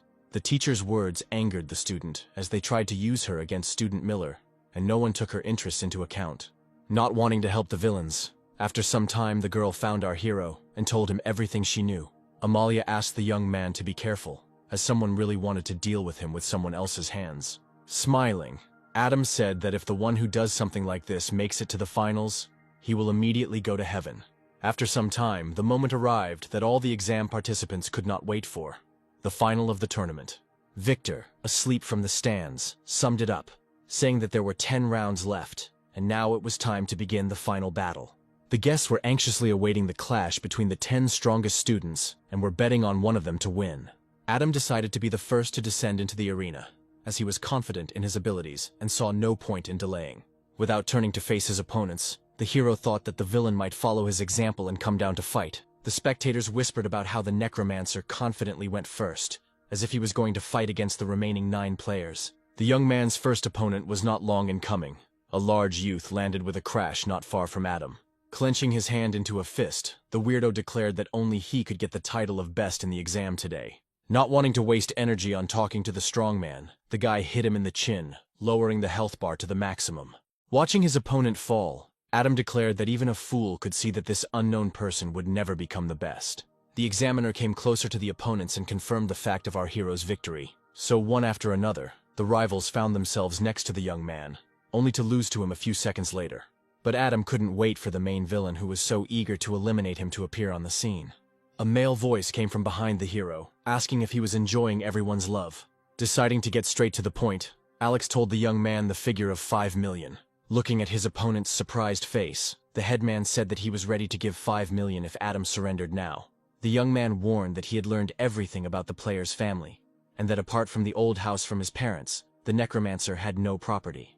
Miller decided to play along with his opponent and stated that giving up on his lifelong dream was worth much more. Adam put on a stern face and said that he wanted to hear from the student a new amount that would meet his expectations. Not realizing that they were playing with him, the young man asked how much the Necromancer wanted to receive. Raising his finger, the player said that 100 million would be enough for him, but he wouldn't refuse 10 billion either. At that moment, Alex realized that he was being played, and in anger, he promised his opponent to create hell on earth. Taking a closer look at the student, Adam concluded that the anonymous villain was standing in front of him. The young man introduced himself as Alex Wood, a junior shadow mage, and invited our hero to start the fight. Our hero was not going to reject the enemy's offer and prepared to attack. But this time, the student standing in front of Adam was not so simple. Alex turned to his skills and summoned the Shadow Servant. Pointing his palm towards the Necromancer, the guy gave his forces the direction they should go. The bored spectators were once again perked up, as a battle between a shadow mage and a necromancer happens quite rarely. Hearing that the stands were waiting for him to summon the undead, Adam shook his head. A guandao appeared in the hands of the young man, which became the necromancer's faithful assistant in previous battles. He, noting the approaching tentacles of darkness, confidently attacked them with his weapon. But as soon as the very first waves of fog disappeared, their place was taken by the next ones, and it seemed as if they had no end. This was the first opponent that Adam had to seriously fight with in this exam. Alex revealed that the Shadow Bone-empowered Shadow Servitor was the first of the surprises he had prepared for their fight. Our hero tried to listen carefully to the villain's words, although there were some obstacles to this. Having dodged another attack, the young man asked whether the Shadow Servant would lose its power if it acted without a bone. Trying to get closer to Alex, the young man intended to test his assumption. Reaching one of the shadows, he struck the monster with all his might with his weapon, which clearly produced results. Up close, the shadow monster turned out to be even more terrible than it seemed from afar. Not wanting to look at his opponent, Adam swung, and with one movement cut off the shadow head. Throwing the handle over his shoulder with satisfaction, the young man stated the fact that he still had 3 more to get rid of. Alex watched the enemy's actions, and couldn't believe that the Shadow Servant couldn't cope with his abilities. Our hero, after he was convinced of the correctness of his conclusions, dealt with the monsters without a doubt. The young man did not notice how in a few minutes he was able to destroy all of the headman's assistants. Lowering his weapon, Adam stepped forward and declared that it was now the player's turn to fight off the attacks. But all the young man's enthusiasm was destroyed by Alex's confession that he had not summoned the Shadow Servants for battle. When black swirls began to form behind the boy, the magician said that he had to sacrifice the shadows of the servants. Still not understanding what his opponent was trying to tell him, Adam reached him and struck him in the shin with the blade. The stands froze as everyone awaited the outcome. Would the necromancer be able to defeat the shadow mage with the blade? But then our hero felt a sharp pain in his shoulder, which made him jump a couple of steps away from the headman. A purple hoop began to form around Alex's hand, the purpose of which Adam did not yet understand. The guy couldn't figure out what the enemy was doing, and he tried to build a new plan for his attacks. Unexpectedly for the young man, the villain took the dagger in his hands and said that now the necromancer would not be able to harm him. And then he did something completely unexpected. He swung his weapon and thrust it into his shoulder with all his might. Feeling pain in the exact spot where his opponent had hit himself, Adam realized what Alex had been trying to achieve earlier. Pointing a knife at his heart, the elder demanded that his opponent admit defeat, and then all the conditions would remain in force. Not wanting to give up so easily, the young man angrily refused the offer. Realizing that the threat had not worked, the shadow mage pierced his own heart. However, Adam did not even flinch from this action. Feeling the excitement rising inside him, Alex began to randomly damage his body in order to harm the enemy. Every move the opponent made caused our hero excruciating pain, but thanks to his large supply of health, he was still on his feet. Watching Adam endure the attacks with fortitude, the villain tried to influence him morally. But the hero demanded that his rival stop and dare to do what he had planned. Gathering all his strength, the player hit his opponent and was able to knock the dagger he was using to inflict damage out of his hands. Starting to lose his composure, Alex moved on to the next skill called Sacrifice, Shadow of Absorption. The attack prevented the necromancer from reaching the mage and caused great damage to his health. Barely standing on his feet, the young man asked his opponent what kind of attack he had just used. Wiping blood from his chin, the player speculated that Alex had so much power because of his possession of dark energy. After recovering from the damage, Adam said that he was convinced of the elder's abilities, but he himself still had a chance to win. At this time, Alex hit a brightly glowing ball behind his back and said that if the enemy is not afraid of death, he will soon feel its taste. However, the young man had his own plan, and, not impressed by the student's speech, he hit him in the face. The guy grinned and said that he had noticed the spell forming a long time ago. Taking a relaxed pose, Adam said it was time to test his guess and suggested that the enemy use a defensive skill. Despite the fact that Alex refused to fulfill the necromancer's request, our hero prepared to attack him. Realizing that he was left with no choice, the villain summoned the Shadow Guardian, who was supposed to reflect the damage back onto the attacker. A black and purple protective dome formed in front of the student, which took the blow. With a smile on his face, Adam asked why the enemy continued to defend himself if he wasn't supposed to take damage. Not receiving a clear answer, the hero hit the shield even harder, and it splashed in different directions, reducing Alex's health bar. Flying back, the guy thought that the Shadow Guard was reflecting the attacks of a normal boss, so why was he powerless against the necromancer? Moving towards the villain, Adam stated that it was time to end this battle, but the elder was not going to give up and recognized the skill Sacrifice, Absorbing Shadow. After activating the ability, the young man's eyes filled with an otherworldly purple light. Adam didn't expect his opponent to come up with any more surprises, so for a second, fear flashed in his eyes.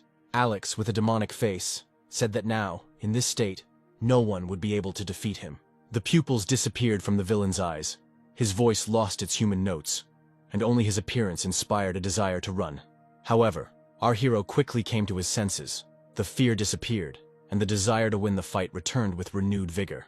The elder managed to strike before Adam, so the player was knocked back several meters by the attack. After he came to his senses from the blow, the young man realized that Alex had taken their abilities after uniting. Taking advantage of his opponent's hesitation, the villain flew up to him and raised his fist to attack, wanting to destroy the obstacle to victory. But the player noticed the hand approaching him in time and launched a counterattack. As a result, the two strongest participants in the exam froze, not wanting to give in to each other. The shockwave rushed in all directions from the young people, breaking all obstacles in its path. Alex went into close combat and kicked his opponent, but Adam blocked in time and prevented damage to himself.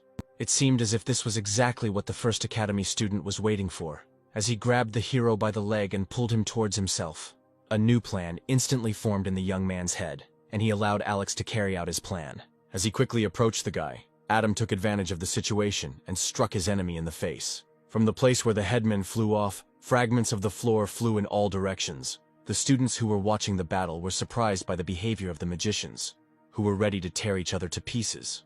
The two Baiji assassins, who had recently been tricked by Adam, were watching the fight and decided that they should take both combatants for themselves. Unaware of his possible abduction, Alex said that the hero was fighting on a demonic level and asked how he achieved this. The young man declared that his level was not the same as the villain's and was going to prove it. Looking at his calm opponent, Alex began to panic, since his shadows had a time limit. Not wanting to give an advantage to a student from the 4th Academy, the headman decided to resort to his most dangerous skill. The young man began to activate the shadow-eating sacrifice, and his appearance began to change subtly again. Knowing about the peculiarities of the magician's abilities, the rector of the 1st Academy shouted at Alex not to dare do this, but it was too late. But the elder, whose body was pierced by wild pain, was not going to give up the chance to prove to everyone that he was no weaker than his brother. Ever since Louis Wood won the title, his brother Alex has been under a lot of pressure and constantly reminded of it. Realizing that his opponent was losing control, Adam tried to further irritate him by goading him with offensive phrases. After completing the transformation, the villain instantly flew up to the hero and sent him flying upward with a blow. Feeling the force of the blow, the young man realized that he had driven his opponent completely mad, which meant it would be easier to defeat him. The next second, Adam was already attacking the Shadow Mage, who did not expect his opponent to come to his senses so soon. What was happening in the arena no longer resembled a normal exam, as the opponents were fighting to the death. The observer suggested that the examiner intervene, but he said that no one could stop these two now. Near the scene of the events, there was a stranger who shouted into the radio that it was time to remove both players. During the battle, the guys found time to negotiate, and each tried to humiliate the enemy not only with blows, but also with words. Taking advantage of the gap in the elder's defense, Adam was able to launch a swift attack and hit him in the face. The mask that appeared on Alex's face after activating the skill shattered into pieces, and he realized that he had lost. The examiner's decision was instantaneous, and the controller, raising his hand, announced Adam Miller's victory. But then strange events began to happen in the arena, which attracted Victor Smith, and he tried to stop them. Not understanding what the man was talking about, the young man turned around and wanted to ask what happened, but did not have time. In front of him, the guy saw a black shadow with scarlet eyes, which was purposefully flying in his direction. Sometime later, a truck with the emblem of the Bays organization was racing along the forest roads. Inside it were students who had just recently tried to compete for the title of best in the final exams. A few moments later, Adam was the first to wake up and tried to understand what was happening and where he was. Looking forward, he saw Alex and Amelia lying unconscious on the floor in front of him. Sitting up, the guy joked to himself that this place was really offered to all the best fighters. But he did not notice the people standing behind him. But the fact that one of the kidnapped men stood up did not escape their attention. Looking at the bandits with displeasure, Adam told them that everything that was happening hardly looked like an invitation. The stranger asked the guests not to worry, promising not to harm them, since everyone present was unique. The kidnapper said her name was Vivian Brown, and she was in charge of the Bays district of Sioux City. Squinting, the boy couldn't understand why these villains kidnapped the candidates right during the competition. Amelia asked what the people of Bays wanted, and then warned them that they would have to answer for the kidnapping. Vivian laughed at the students' naivety and declared that everyone would be safe as long as they sat quietly and kept their heads down. And then she said that if anyone tried to escape, they would have to kill everyone, even though it would be hard. Brooke tried to act calmly and asked why they took so many students. The woman said kindly that it was not only the big universities that needed talented students, but also Bays. One of the guys jumped up from his seat and said that he had never heard of them, and demanded that all those kidnapped be released.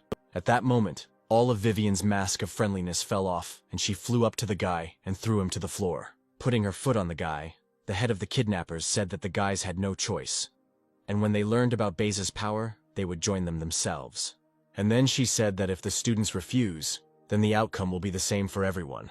Turning away from the kidnapped, the villainess warned that if they did not want to be with her, then she would have to take action. Not wanting to stay among the youth any longer, the woman went into the next room and slammed the door loudly. Some time ago, when the examinees had already been knocked unconscious, Victor tried to find out the identities of the attackers. The man shot an arrow from his bow and it hit one of the attackers. Coming a little closer to the fallen man, Mr. Smith realized that he had seen this guy among the participants of the exam. The presence of a rat during the test angered the man, as it ultimately led to negative consequences. A male voice came from behind Victor, saying that he couldn't believe that he had been appointed as an archer examiner. Pointing his gun at the unknown man, Mr. Smith asked why the unknown organization started with candidates. The boy laughed and said that he wasn't going to tell anything, and the examiner shot an arrow in his direction, but it didn't reach the enemy as he disappeared from the man's field of vision. Suddenly, an unpleasant laugh was heard from above, and a moment later something crushed Victor. Jumping aside, the stranger said that despite the examiner's advanced age, he had a rather fiery disposition. The scoundrel said that Mr. Smith would die quite soon, and after these words the ceiling collapsed on the man. The stones fell on top of each other, forming an unmovable mountain and reducing the examiner's chances of survival. However, Victor was much stronger than the stranger expected, and was able to throw off the collapsed ceiling. At that very moment, his subordinates rushed towards him and began to take an interest in the man's condition. The expert reported that unknown persons took 10 candidates, and no one managed to stop them. When the guy started naming the people who had been kidnapped, all the puzzle pieces began to fall into place in Victor's head. The examiner was angry because it was during his exams that such a misfortune befell him. Benedict ran up to the man and suggested that since the best had been kidnapped, they were not in danger, and there was still time. The rector of the First Academy said that ordinary organizations would not dare to do such a thing. But then another worker burst into the room and said that the students had been kidnapped from 4 other major cities in the country. Upon hearing this news, Victor gave orders to check the entire building and provide protection to the remaining candidates. At this time, Adam was sitting on the floor of the van and looking with interest at the handcuffs on his wrists. The strong man who was nearby declared that such things could not stop him and began to try to get rid of them. Over and over again, the guy began to suspect that he wouldn't succeed. But our hero got it right the first time, and he declared that Baze's handcuffs left much to be desired. Grabbing a weapon from his inventory, Adam said it was time to try to get out of here. All the handcuffs broke with the first blow, as if they were made of plastic and not super strong metal. Brooke walked up to her friend and said that another kidnapped person was still shackled and pointed her finger in Alex's direction. When the guy approached his former rival, he said that he would not accept help from an enemy and activated his skills. Not wanting to argue with the proud student, the young man walked away from him and then launched the guandao towards the door. The metal flew apart like splinters, and the students headed towards the resulting hole to free themselves. However, Adam's maneuver did not go unnoticed, and the sounds inside the van attracted Vivian. After a few moments, she realized what was going on and demanded that the mercenary from her organization stop the car. The girl smoothly jumped to the ground and looked towards the retreating abductees. Adam noticed the leader approaching and greeted her, noting that they met again. Frowning, the criminal stated that despite the guy's strength level, it wouldn't be that easy for their group to escape. When the villain asked how they managed to escape from the van, the hero refused to tell her the secret and smiled slyly. Unexpectedly for Vivian, all the students began to disappear, and Adam even said goodbye to her and waved goodbye. Not wanting to lose her prey, the woman fired towards the group, but it was all in vain.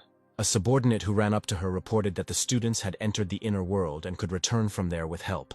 Realizing that she could no longer do anything, Vivian said that she remembered the name of the main provocateur. While the kidnappers were trying to solve the problem that had arisen, the entire team was already entering the copy of the inner world.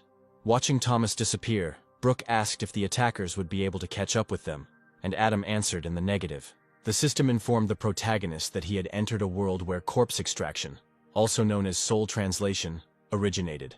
After receiving the information, the guy began to try to figure out what the meaning of this copy was, and one of the options was to play corpse catcher. Not far from the young man, a steady ringing of a bell was heard, and a male voice said that the gates of heaven were open. The stranger continued and said that it was time to return the souls, and it was time for the dead to leave. Moving forward, the man said in an even tone that the dead would pass the way that the living could step. Adam felt his feet lift off the ground and his body move forward smoothly on its own. The boy realized that in this world he was an obedient corpse, following the orders of a stranger. He was irritated that his body did not move, so his movements were controlled by a bell. The system informed that the player's task was to prevent resurrection, and the reward would depend on the rating. Realizing that his friends were not around, Adam decided that they had all been randomly assigned. Looking at the man with displeasure, the protagonist suggested that if he destroyed the bell, he would be freed. Such thoughts led to the appearance of a weapon in the hands of the young man, and this was noticed by the priest's student. Frightened, the boy screamed and called his mentor, saying that they had dared to deceive him. The man turned angrily at the young man and asked what was wrong with his nerves, because this could not have happened. Coming a little closer to Adam, the priest said that over time, real corpses become covered in fluff, and their nails and teeth become longer. When the student objected that he saw a knife in the corpse's hands, the teacher said that this body had no ability to hold anything. The young man decided that these NPCs were very useful, and he should follow them to get to the temple. After some time, a small group reached the holy place and headed inside. The man stuck the seal on Adam's forehead, and then turned his attention to his student. The gray-haired man said that he needed to step away for a while on business, so the young man would have to look after the corpse. When the door closed behind the mentor, the guy came a little closer to the body and tearfully asked him not to do anything. But then the door was kicked open by 2 unknown people, and they clearly did not look friendly.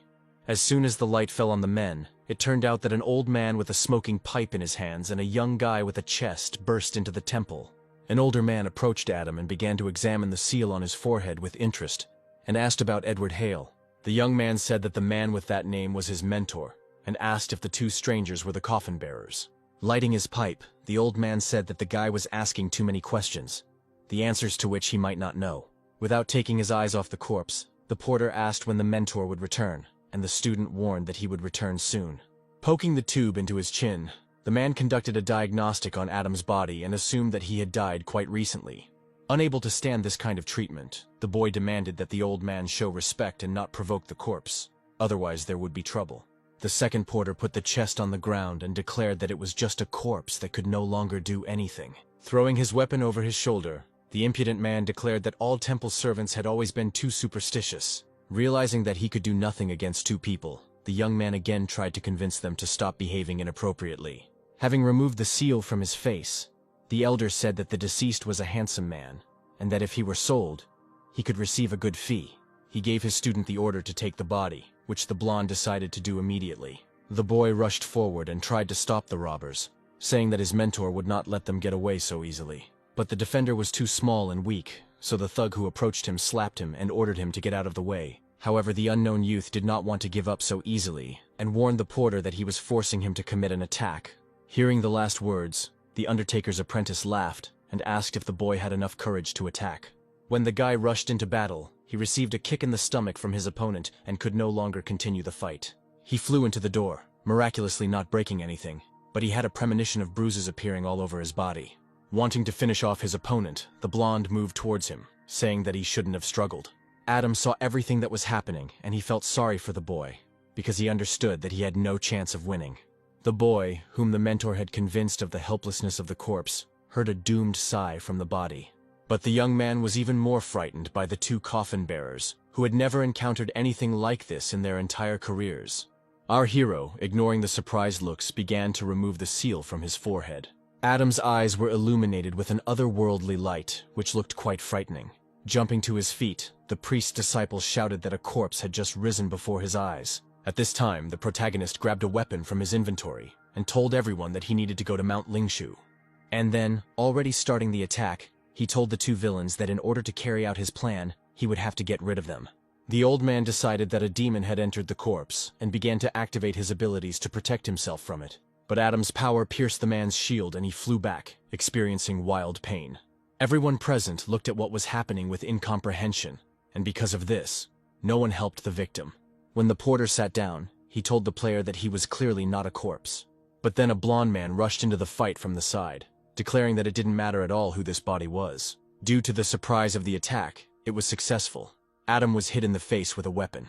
However, contrary to expectations, there was no trace of the damage left on his face. The old man sitting on the floor asked the guy in shock who he was in the end, a corpse or a human being. Our hero admitted that he himself would like to know the answer, and the system immediately sent a notification about the activation of the corpse state. While in this state, the player received 20 additional defense points and additional means of protection. While Adam was distracted by the message, the two villains began to prepare for a paired attack that was supposed to subdue the corpse. The student ran forward, raising his weapon to attack, as his task was to distract the body while the teacher activated the seal.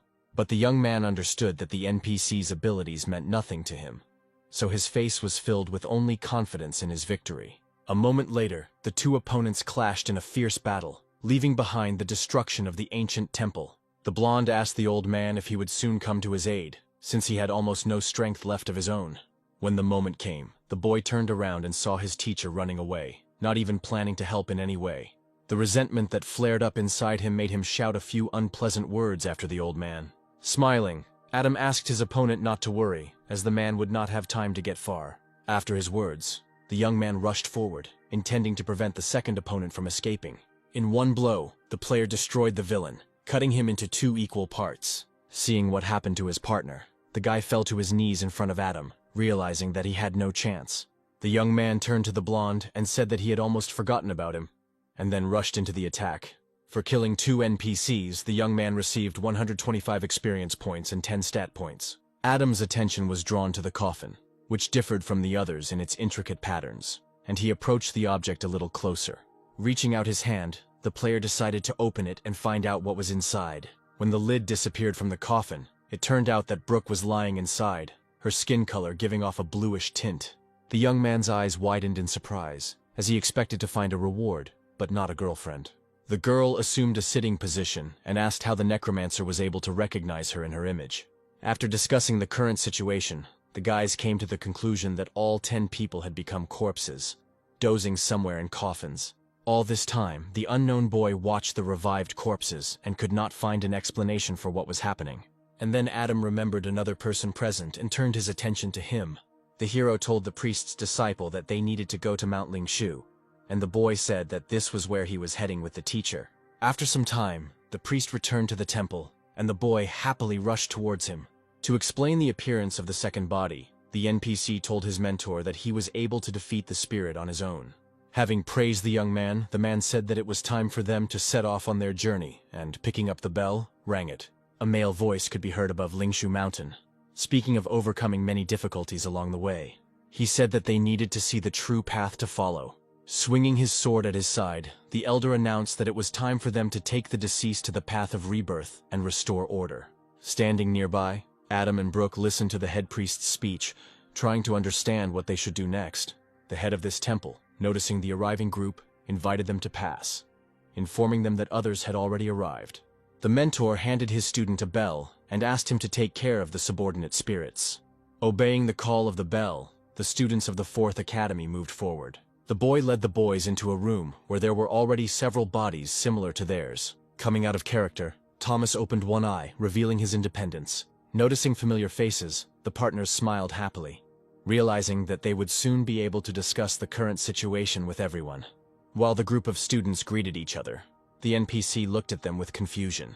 The student had never seen spirits come to life, much less in such numbers, so there was only one conclusion: he had gone mad. While the separated friends exchanged news, all the priests gathered in a circle to prepare for the ritual. The head said that this was their 5th outing and they had no right to make any mistakes. When each of the men reported their readiness, the priest said that in that case, they would go out today. At night, a large group of people and spirits, led by an elder, would go to perform the ritual. The path led them to the Imperial Mausoleum, where the temple workers separated from the bodies they had brought. The man who brought Adam reported that all the spirits had arrived and they could move on. However, the chief minister had his own plans, and casting a gloomy glance, he asked where they were going. Sensing something was wrong, the mentor asked what his elder's words meant, but the man did not answer the questions, fell to his knees and bowed his head before someone invisible. And then, raising his head up, he greeted the emperor, who had returned to them after so many millennia. The rest of the living came to understand what the elder was trying to achieve, and they tried to reason with him. But suddenly someone from the Brotherhood shouted that there was no point in talking nonsense, since in this situation the only way to save oneself was to flee. The head heard the last words, and coming out of his trance, asked where his colleagues were headed. Suddenly, monsters began to land from somewhere above, differing from each other only in the density of their bodies. The monsters immediately rushed to attack the confused men, so they did not receive any resistance. However, people quickly came to their senses and entered into battle with the corpses. The students standing nearby watched what was happening and considered whether or not they should intervene. Adam said that their task was to prevent the resurrection, and perhaps he was talking about this emperor. The next moment, the guy gave the command to his group to enter the battle, which was received positively. The elder roared that the 9 families of the Ming dynasty were already approaching, which meant that the master would soon be reborn. And then the man turned his attention to the former corpses who had actively taken part in the battle. Armed with a brush, he demanded that the students stop resisting. The priest began to draw in the air, saying that one movement of the brush would help draw the sky, and the second the soul. Ignoring the head of the temple, the boys fought with monsters that possessed enormous strength. After analyzing his movements, the young man came to the conclusion that he was moving too slowly. Looking ahead, Adam saw that the man was not idle, but there was no way to get close to him yet. The old man was writing something with his brush and muttering under his breath, while the hero was destroying the obstacles approaching him. All this time, the priest asked the second ancestor to give him more soldiers to help defeat the enemy. When the man finished displaying the image, the hidden 10,000 corpses skill was activated. The next moment, Adam saw the surprised faces of his friends, which did not mean anything good. He tried to walk towards Thomas, but realized that his ability to move at will had been taken away. The villain laughed as he watched the body's attempts and said that they would all make a great snack for his master. Having finished his conversation with those present, the man turned away from them and again began to resurrect the Emperor. Adam, looking at his escort, said that he had come here to prevent a return, and asked that all restrictions be lifted. The priest asked if the resurrection would really take place and received a serious nod from the guy. The man hesitated and said that the rules were that once the first rays of sun appeared, it would be too late. He warned that if the Emperor were to rise again, not only would they die, but everyone alive today. Realizing that he had little choice, the mentor decided to give the young man a chance to help, and bit his finger until it bled. He traced a bloody trail across Adam's back, saying that he would help him get rid of the curse. After hearing the words that the seal was activated, our hero felt a surge of strength in his body, and the ability to breathe returned. Putting a knuckle duster on his hand, the young man said that if he was here, then no resurrection would happen.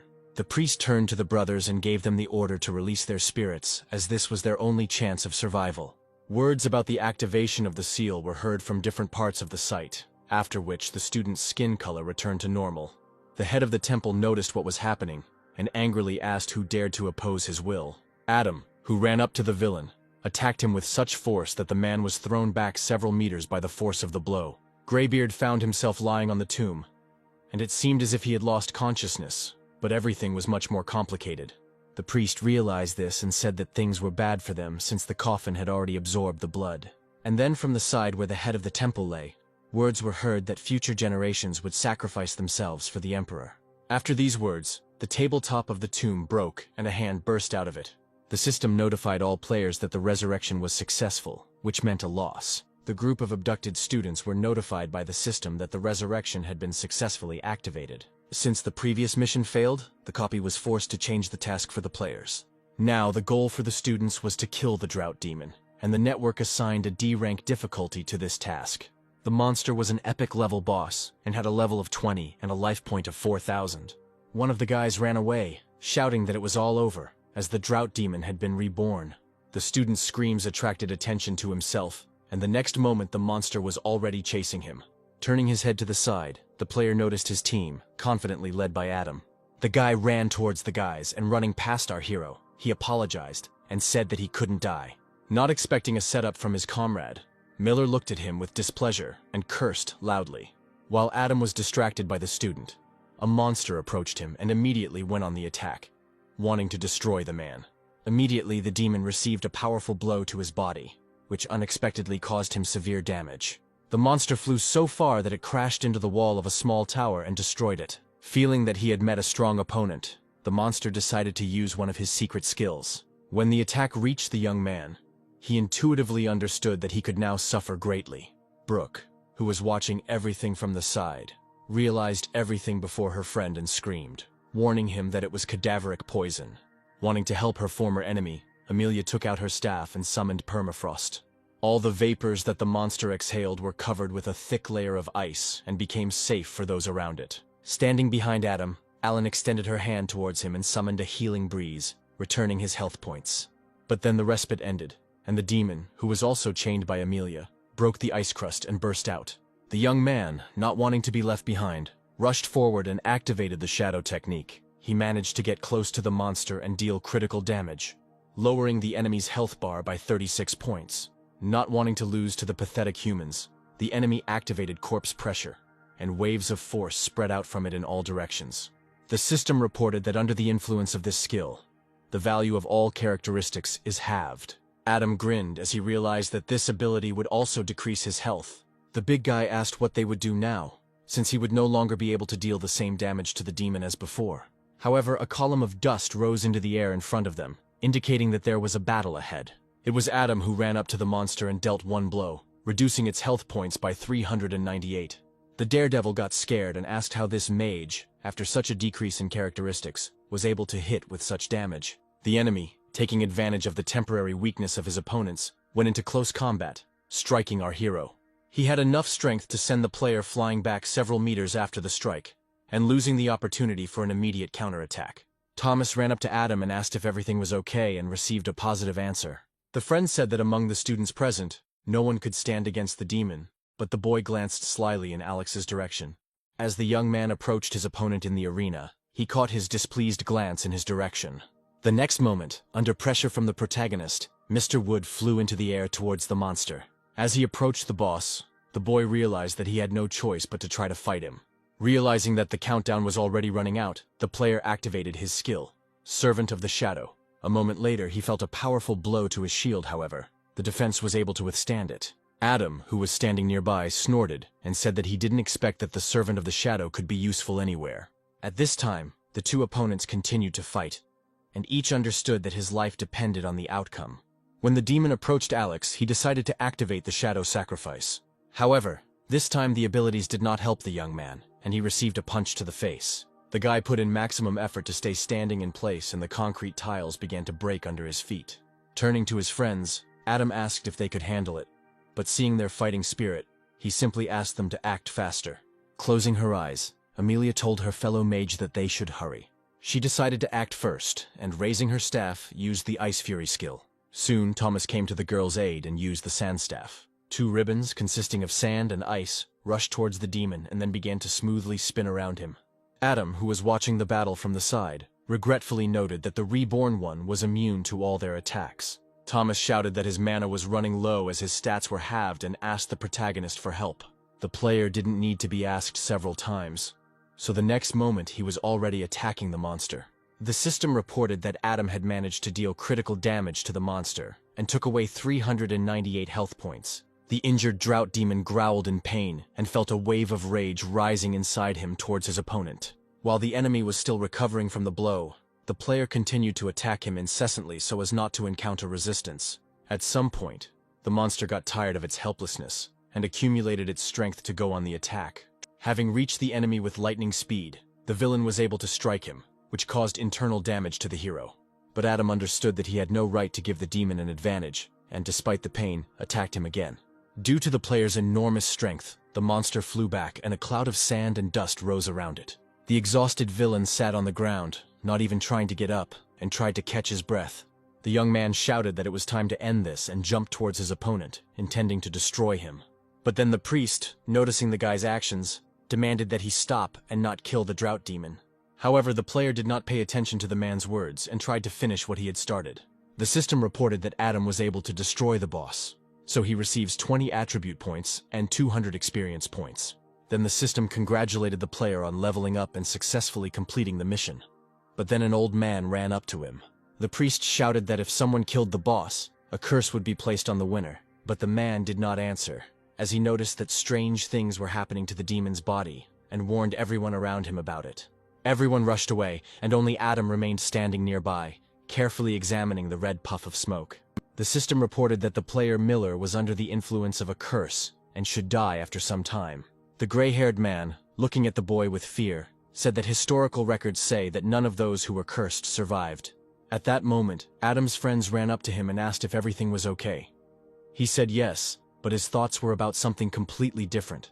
But then Thomas, who saw what was happening behind him, shouted about the core of the soul. Turning around, the young man saw that Alex was more agile and ran up to the pocket that had formed.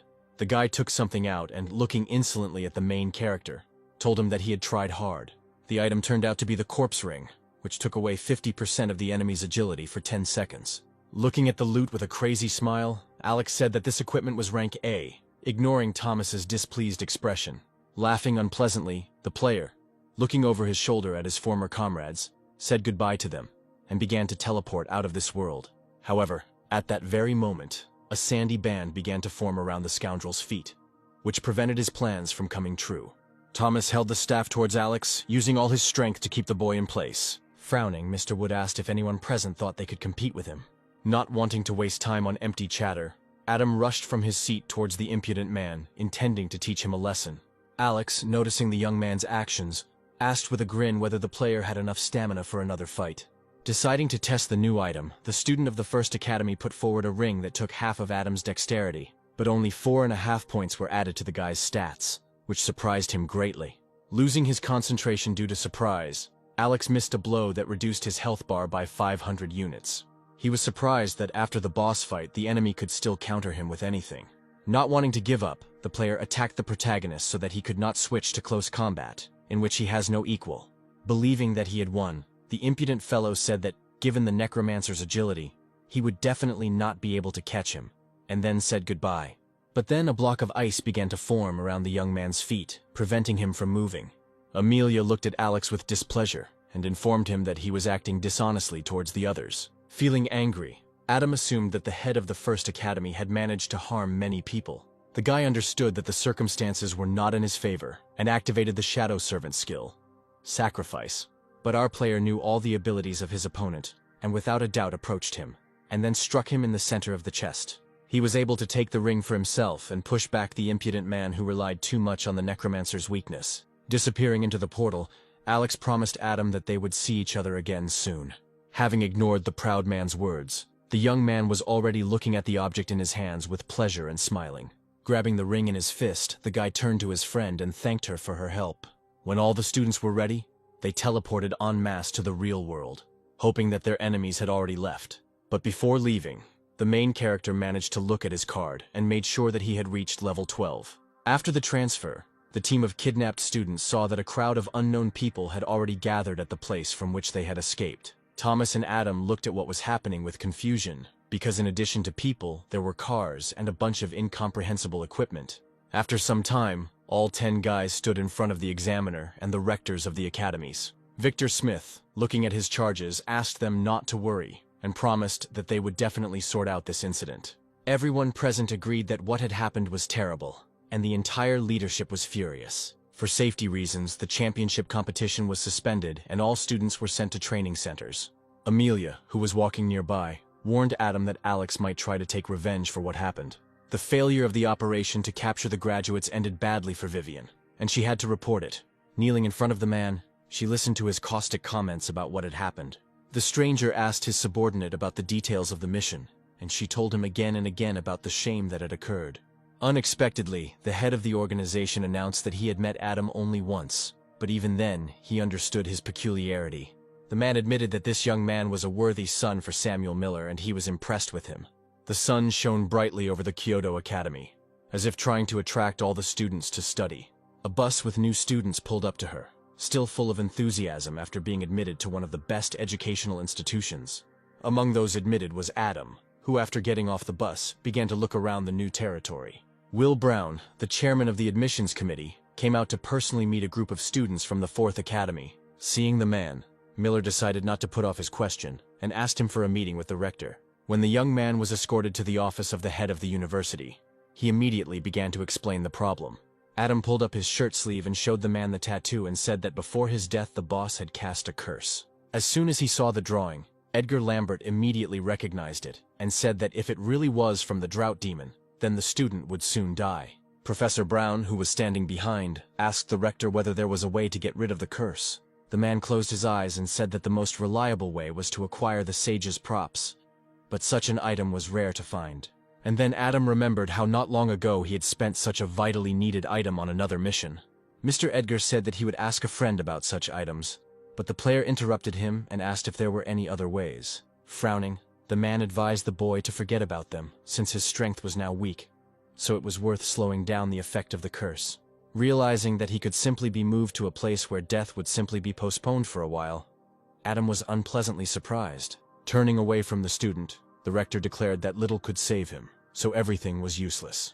The young man, not wanting to give up, asked where he needed to go, and the man said that the salvation would be the copy of D. The player folded his arms and said that he had already completed D-rank missions. Looking sternly at the newcomer, the man warned that the D-rank quest in copy E was different from the current one. Edgar said that most people who go through the D-rank copy are mid-level players, but even they are not always able to withstand it. The professor said that Adam's level was ultimately assessed as low. The man turned around and shouted that the rector of such a prestigious university could not send a student with a low level there. Without bending to the opinion of the head, the young man asked to be allowed to at least try to enter the copy. Feeling helpless because of the student's stubbornness, Mr. Lambert decided to resort to extreme measures.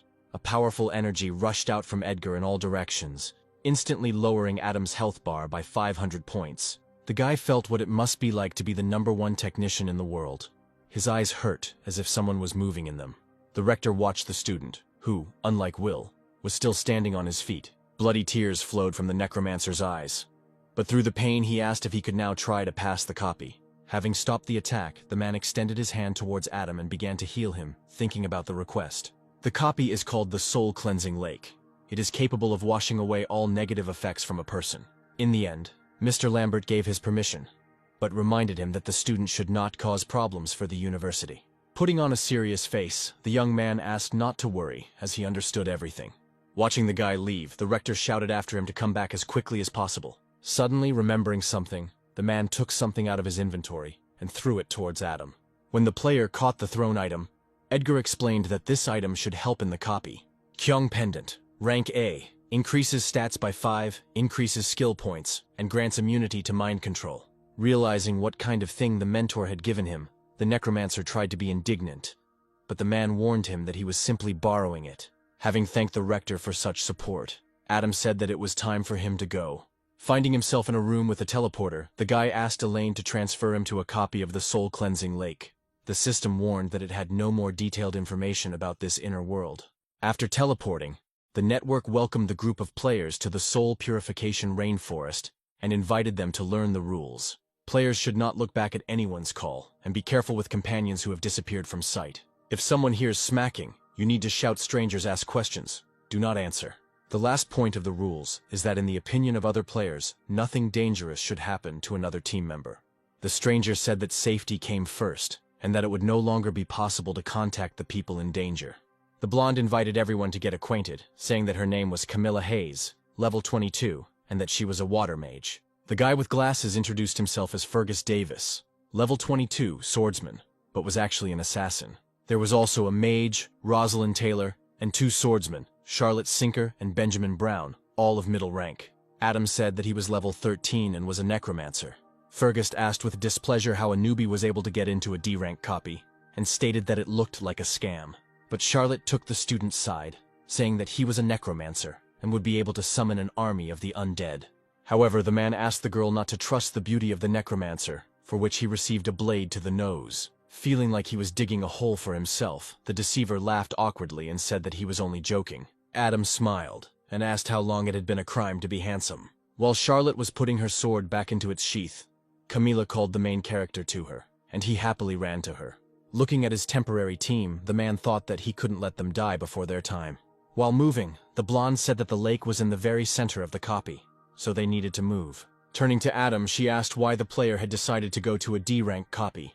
Not knowing what to answer to the beauty's question, the young man hesitated a little, but then Adam Miller appeared in front of him, looking at the original with wild eyes. Benjamin stared at the 2 identical boys with surprise in his eyes, not understanding how this could happen. After this scream, everyone present stared at the doubles, who froze opposite each other.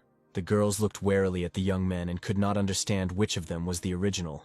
Benjamin came forward again and suggested simply killing both Adams. Camilla remembered that their companion was a necromancer, and assumed that the real one should be able to summon the undead. And then the copy confidently said that it could do this, and the next moment, a green flame lit up on his hand. The main character thought that he didn't expect such a high-quality fake from the monsters. Realizing that he would not be able to summon the undead, Adam decided that he would simply kill the fake. Swinging his dagger, the young man attacked the monster, aiming for its head.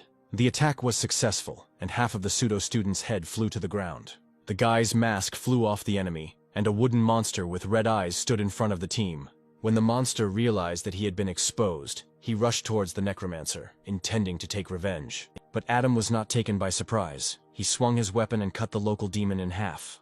The system reported that it was an evil spirit puppet that was level 22 and had the forgery skill. Turning to his partners, the young man said that a spear had fallen out of the monster. Charlotte wondered how a necromancer could use such a weapon, and where he got the strength to kill a strong monster. Placing his hand on his chest, the player said that he had a slightly unusual build.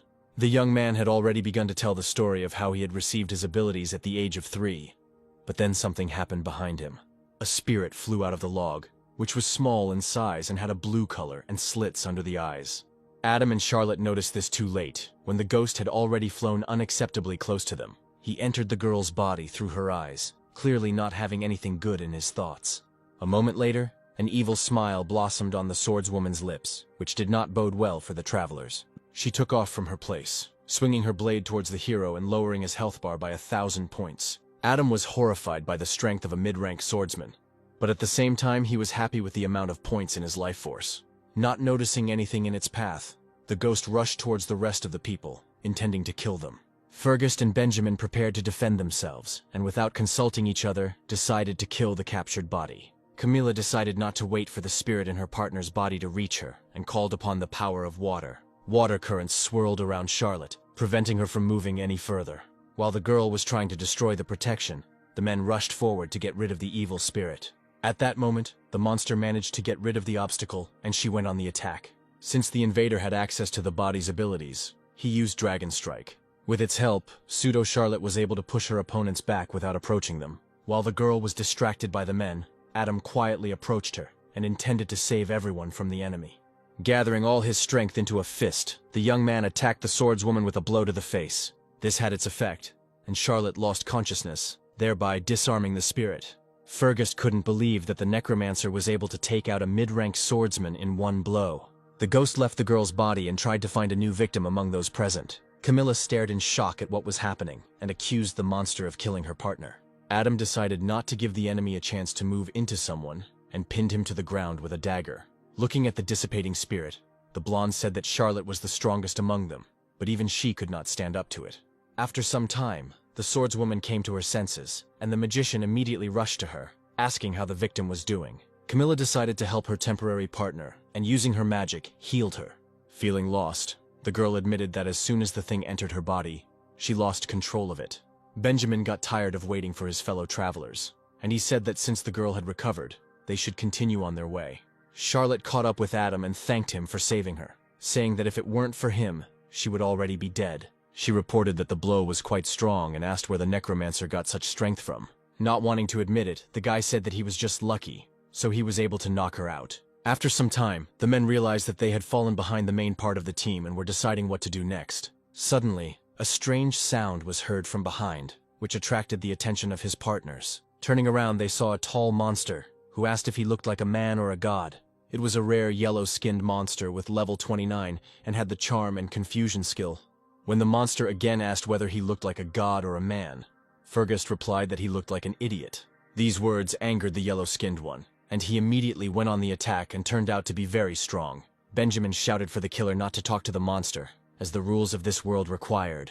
The guy in glasses shouted that he was not afraid of this mad dog, and rushed at the enemy with redoubled force. But Fergus' determination did not help him, as the demon swung his clawed paw, not giving him the opportunity to get close to him. Seeing that his partner had suffered at the hands of the yellow-skinned one, the swordsman rushed to his aid. Noticing movement behind him, the monster turned around just as the attack was about to occur, and a blade smashed against his face. The player did not expect that his weapon could break on the enemy, and he looked at the dangerous creature with fear. At that moment, acrid, acid-colored smoke began to emerge from the mouth of the local monster. The vapors of the emitted substance spread throughout the clearing and surrounded the partners. Benjamin, covering his nose with his hand, warned Fergus that the monster was most likely secreting poison. The local resident watched what was happening with a smile and waited until his victims fainted and were powerless. The rest of the team only now noticed the strange sounds that were coming from somewhere nearby. Turning around, they realized that both male swordsmen were missing, meaning something had happened to them. When the guys got to the place where the strange sounds were coming from, they found the lost team members. Lying on the ground, Fergus used his last strength to ask those who had arrived for help. Looking forward, Adam saw a monster with a cloud of something acidic around it. Feeling that more guests had come to see him, the yellow-skinned man turned around and asked whether he looked like a man or a god. The guy said that the monster looked like a white-haired 1.5-liter bottle with red eyes and delicate animal ears. The monster thought about Adam's description, and a loli appeared before his eyes. Realizing that he was being bullied, the local owner rushed at the boys. Camilla, seeing that Adam had rushed to their defense, warned him that this monster was very strong. But then, Rosalind Taylor, who had been silent the entire time, extended her finger forward and summoned a tree. The next second, a vine burst out from the ground and tried to hold off the enemy. However, she did not stop the demon at all, who tore apart the obstacle that had grown in his path.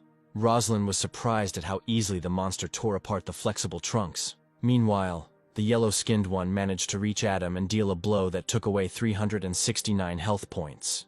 The young man did not immediately understand what had happened and looked at the monster in surprise. The monster, seeing that his opponent remained standing on his feet, stared at him in confusion. Our hero, summoning the brass knuckles, smiled and assumed that the monster had failed to devour him.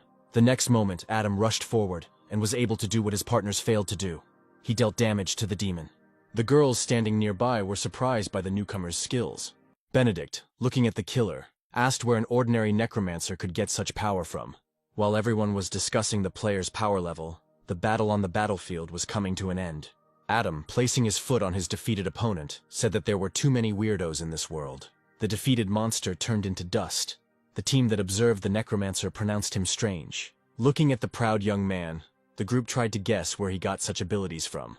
There were whispers among them that this might not be the real Adam, since he had killed a man without batting an eye. After listening to their partners, the girls looked at each other in fear, not knowing what to believe. At this time, a necromancer approached them and asked if they were okay, but was stopped by Fergus's cry.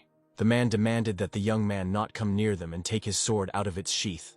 Pointing the blade towards his partner, the killer asked how a beginner-level necromancer managed to kill a powerful monster.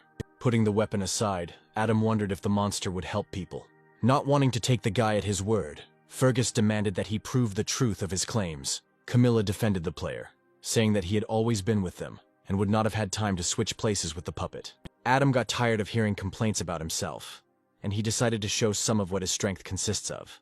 The boy waved his weapon and asked if a monster could have such a powerful weapon. The blonde looked happily at her partner and shouted that the monster definitely couldn't have such unique items.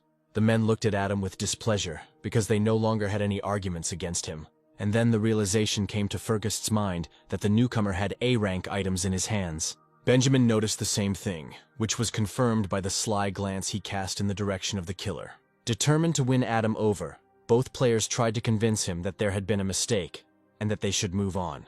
Squinting, our hero thought that these two had given up too easily and suspected them of having bad intentions. Despite all the suspicions, the team moved on, since there was no point in staying in the clearing. When the men fell a little behind the main part of the group, they began to discuss Adam's equipment. Both came to the conclusion that a newbie necromancer shouldn't have A-rank items.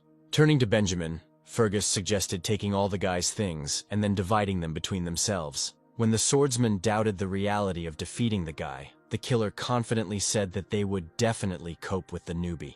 The men came to a common decision that they would attack the young man as soon as the opportunity presented itself.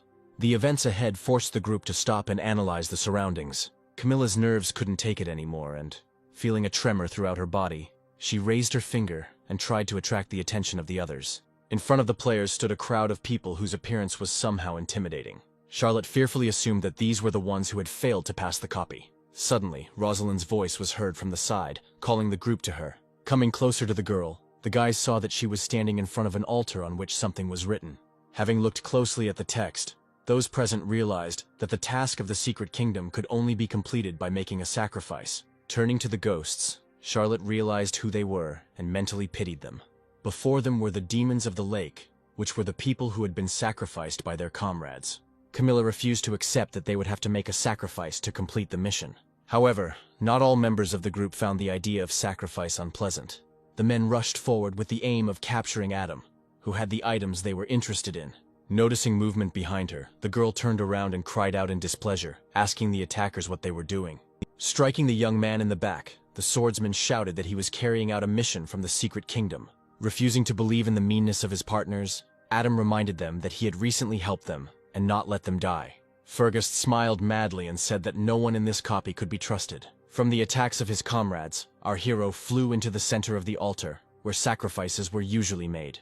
Not wanting to miss the chance, the killer called on the second liar to attack and kill the necromancer. Benedict looked around in confusion, then asked his accomplice what was going on. Turning to Charlotte, the deceiver asked her where the altar was, but the girl refused to help him. Realizing that the swordswoman would be of no use, the man snapped and said that he would explain everything later. Armed, the former partners were determined to kill Adam no matter the cost. The necromancer lowered his head in disappointment and said that he had been warned about this, but he could never have imagined such a setup. Seeing the boy's determined attitude, the men doubted that they would be able to resist him. The girls standing aside were deciding whose side they should take and whether they should intervene in the squabble. At this moment, the men were already attacking the young man and hoping for their victory. Adam stood still and waited for his opponents to get closer to him, as he had the advantage in close combat. He successfully parried Fergus's first strike and was in no hurry to go on the attack. The young man's weapon withstood all attacks from the men. Benedict understood that victory would not be easy, and demanded that the boy give them his life. Adam came to the realization that all this time both villains had been aiming for his weapon, and after his death they wanted to take it for themselves. Not hearing an answer, the young man decided not to be distracted from the fight, otherwise the villain's plan could come true. Suddenly, Fergus heard a familiar female voice from his side, calling for Prores to attack. It was Charlotte who decided to side with the Necromancer and not give the two impudent men an advantage in numbers. Putting the knight forward, the killer asked why the girl was fighting against her comrades. Looking sternly at Fergus, the swordswoman said that the boy had once helped her, and now she was repaying her debt. The man tried to convince her and said that if they killed the newcomer, they themselves would remain safe and sound. Rosalind watched everything that was happening silently, and it was clear from her expression that she was waiting for something. Preparing for the attack, Charlotte stated that nowhere was it written that one had to sacrifice one's partners. All this time, Adam successfully fought with Benedict, not letting him get close to him. Hearing the sound of a falling body behind him, the killer turned around and looked at his accomplice lying on the ground with incomprehension. The swordsman tried to analyze what the problem was and why he couldn't win against some newbie. Holding his weapon at the ready, Adam asked if those present had forgotten to ask about his sacrifice. Running up to his comrade, Fergus shouted that he was just a newbie and suggested that Benedict attack together. Feeling unfair, Charlotte was outraged by the men's actions and demanded that they not dare to think such a thing. A real battle between former members of the same group unfolded on the altar. In the heat of the fight, everyone lost sight of Rosalind, who pressed some button on the altar and something started happening around her. All the fighters sensed something was wrong, as everything began to swim before their eyes. The system reported that Rosalind had activated the sacrifice, and at that moment, pain shot through the men's heads. Adam realized that the attackers were undergoing a mental attack, which did not threaten him thanks to the pendant. Fergus, who had fallen to the ground, informed the others that the girl in the hood was to blame for what was happening. Turning around, everyone saw Miss Taylor standing next to the altar, holding something in her hand. Smiling unpleasantly, the girl said that she just wanted to complete the task. Gathering all his strength together, the man tried to get to the scoundrel, shouting at her about corruption. Unwilling to listen to the killer's insults, Rosalind activated the vine. She explained that she did not consider her actions to be bad, since her partners attacked Adam without good reason. The young man did not participate in the conversation, but noted the fact that the girl had no problem understanding how to activate the artifact. The Necromancer, recalling all the events, realized that Rosalind had always behaved confidently and most likely knew how to act here. Adam realized that this was probably not the first time Miss Taylor had passed through the secret kingdom.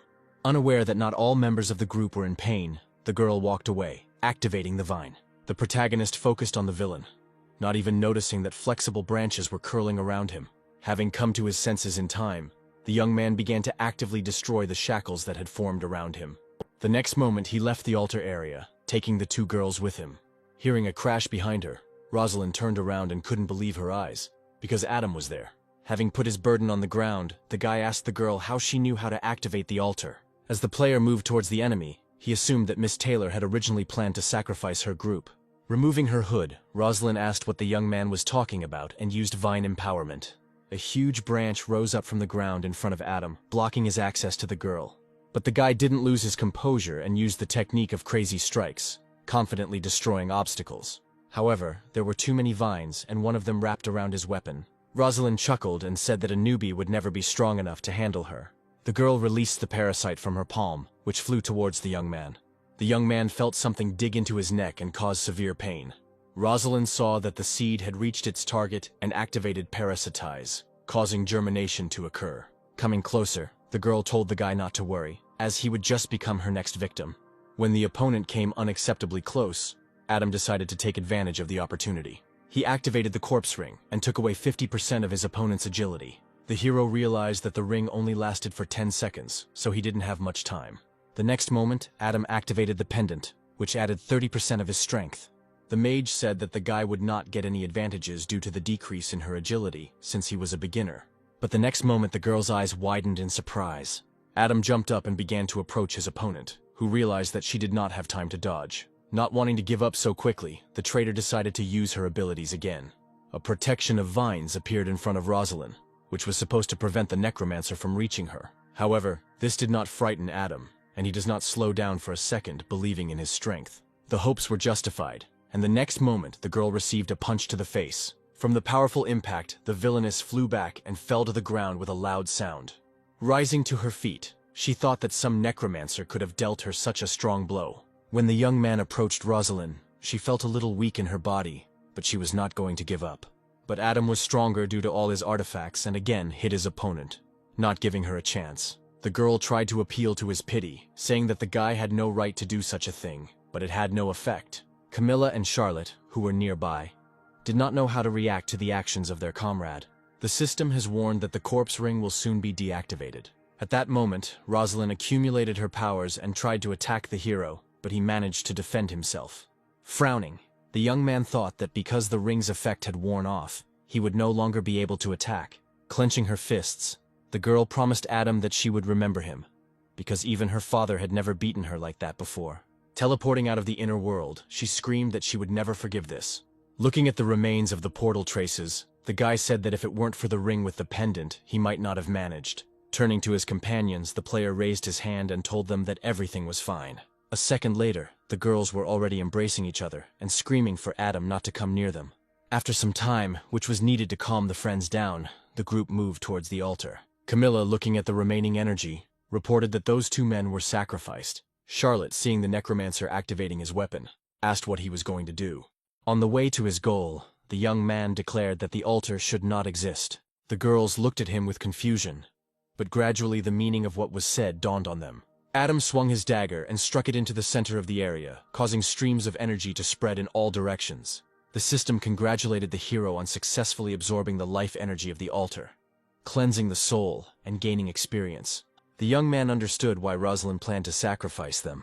The residual energy gives a lot of points, but there was something else that the necromancer noticed. Energy penetrated the spear. However, thoughts about what had happened were interrupted by his partners, who approached Adam. Camilla thanked the guy for saving her and said that they decided to abandon this copy. Smiling at the girls, the guy told them that it was time to go to the lake. Approaching the pond, Charlotte said that the souls of the players who died here were freed after the destruction of the altar. Coming a little closer to the lake, Adam began to impatiently take off his outerwear. Camilla, seeing such a picture, closed her eyes, and the swordswoman pointed her weapon at the necromancer and asked what he was doing. The young man admitted that he was cursed, so he needed to swim in the lake and showed his tattoo. Charlotte closed her eyes in embarrassment and said she thought Adam was overcome by an animalistic feeling. Not wanting to listen to such nonsense from his companion, the guy jumped into the water, leaving behind splashes of water. Camilla, taking off her dress, suggested that they also take a swim, suggesting that they too could have caught something here. After a while, Adam surfaced and took a deep breath of fresh air. Floating relaxedly, the necromancer felt that the curse had disappeared, which gave him ease of movement. However, something was upsetting him. The seeds from Rosalind had sprouted in him, and it would not be so easy to get rid of them. Not far from the guy, girls were swimming in the lake, relaxing after a difficult mission. Looking dreamily into the distance, Camilla said that without Adam, they definitely wouldn't have passed the copy. And it was at that moment that the young man crashed into the log on which the girl was lying, which greatly embarrassed his companions. A few minutes later, all the remnants of the group were on the shore and putting on the clothes they had discarded. Before returning home, the blonde asked her friends for their contact information so she could contact them if necessary. While the necromancer was seeing his partners off, the system warned that the copy had not been completely cleaned. But the guy understood that this task was beyond his capabilities for now, so there was no point in risking his life in vain. Returning to his world, Adam immediately went to the rector's office to report what had happened. The rector, hearing a familiar voice, jumped up from his seat and joyfully stated the fact that the student had returned. The man thought that this guy was not as simple as he seemed, because not every newbie would get out of the D-rank realm alive. Mr. Lambert said he was glad to have his ward back and asked for his little item to be returned. After activating the pendant, Adam thanked Edgar for it and said that he definitely wouldn't have managed without it. When the man came up to get his item, the hero felt sorry to give it up, and he did not open his hand. Having slapped the student for his greed, the rector went to his place, muttering that he would have defeated the student in any case. Adam asked what the +5 meant, and Edgar explained that it was a boost that an A-rank item gave. After the man's explanation, the necromancer realized that it was because of this that his blade had become stronger and more durable. The rector remembered why he had sent the student to the copy and asked how things were going with the curse, and Adam said that he had removed it.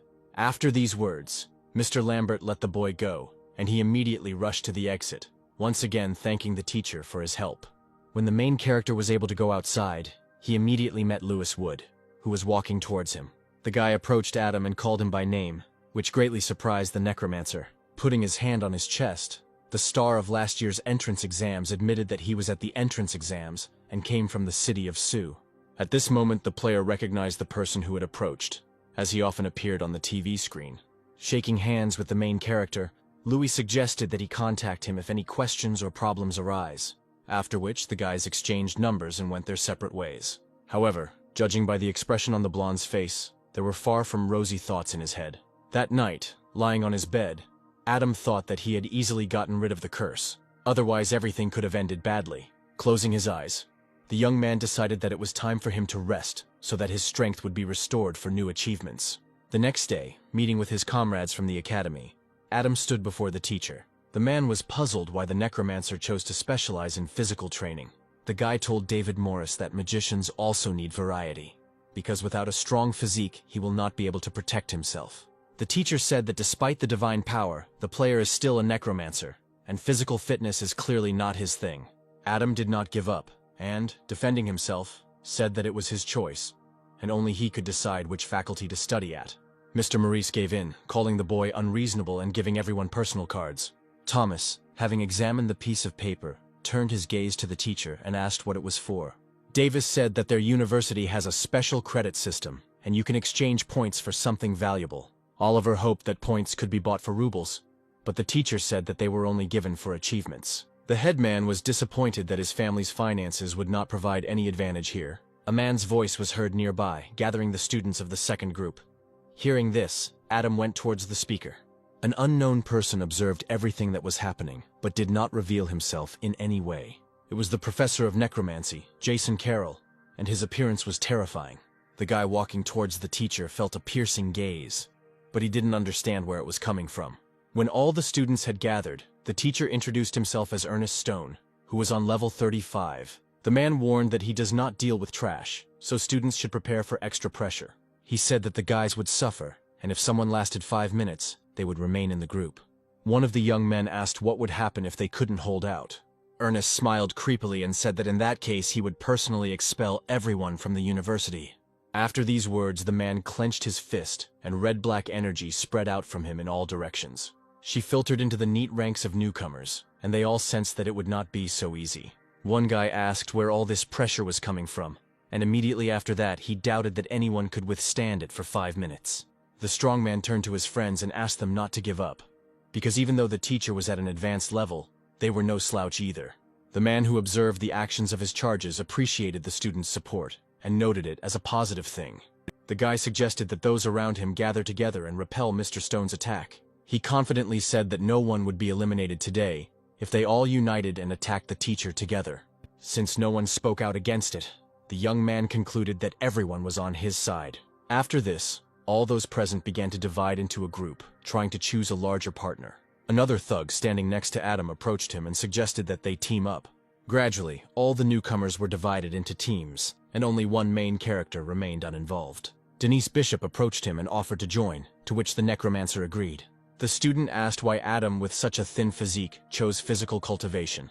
Hearing the question from his comrade, the main character admitted that he was a necromancer, and everyone who heard this was surprised. But Denise was the most surprised of all, and didn't even immediately figure out what to answer. Adam calmly reported that he was on the 14th level.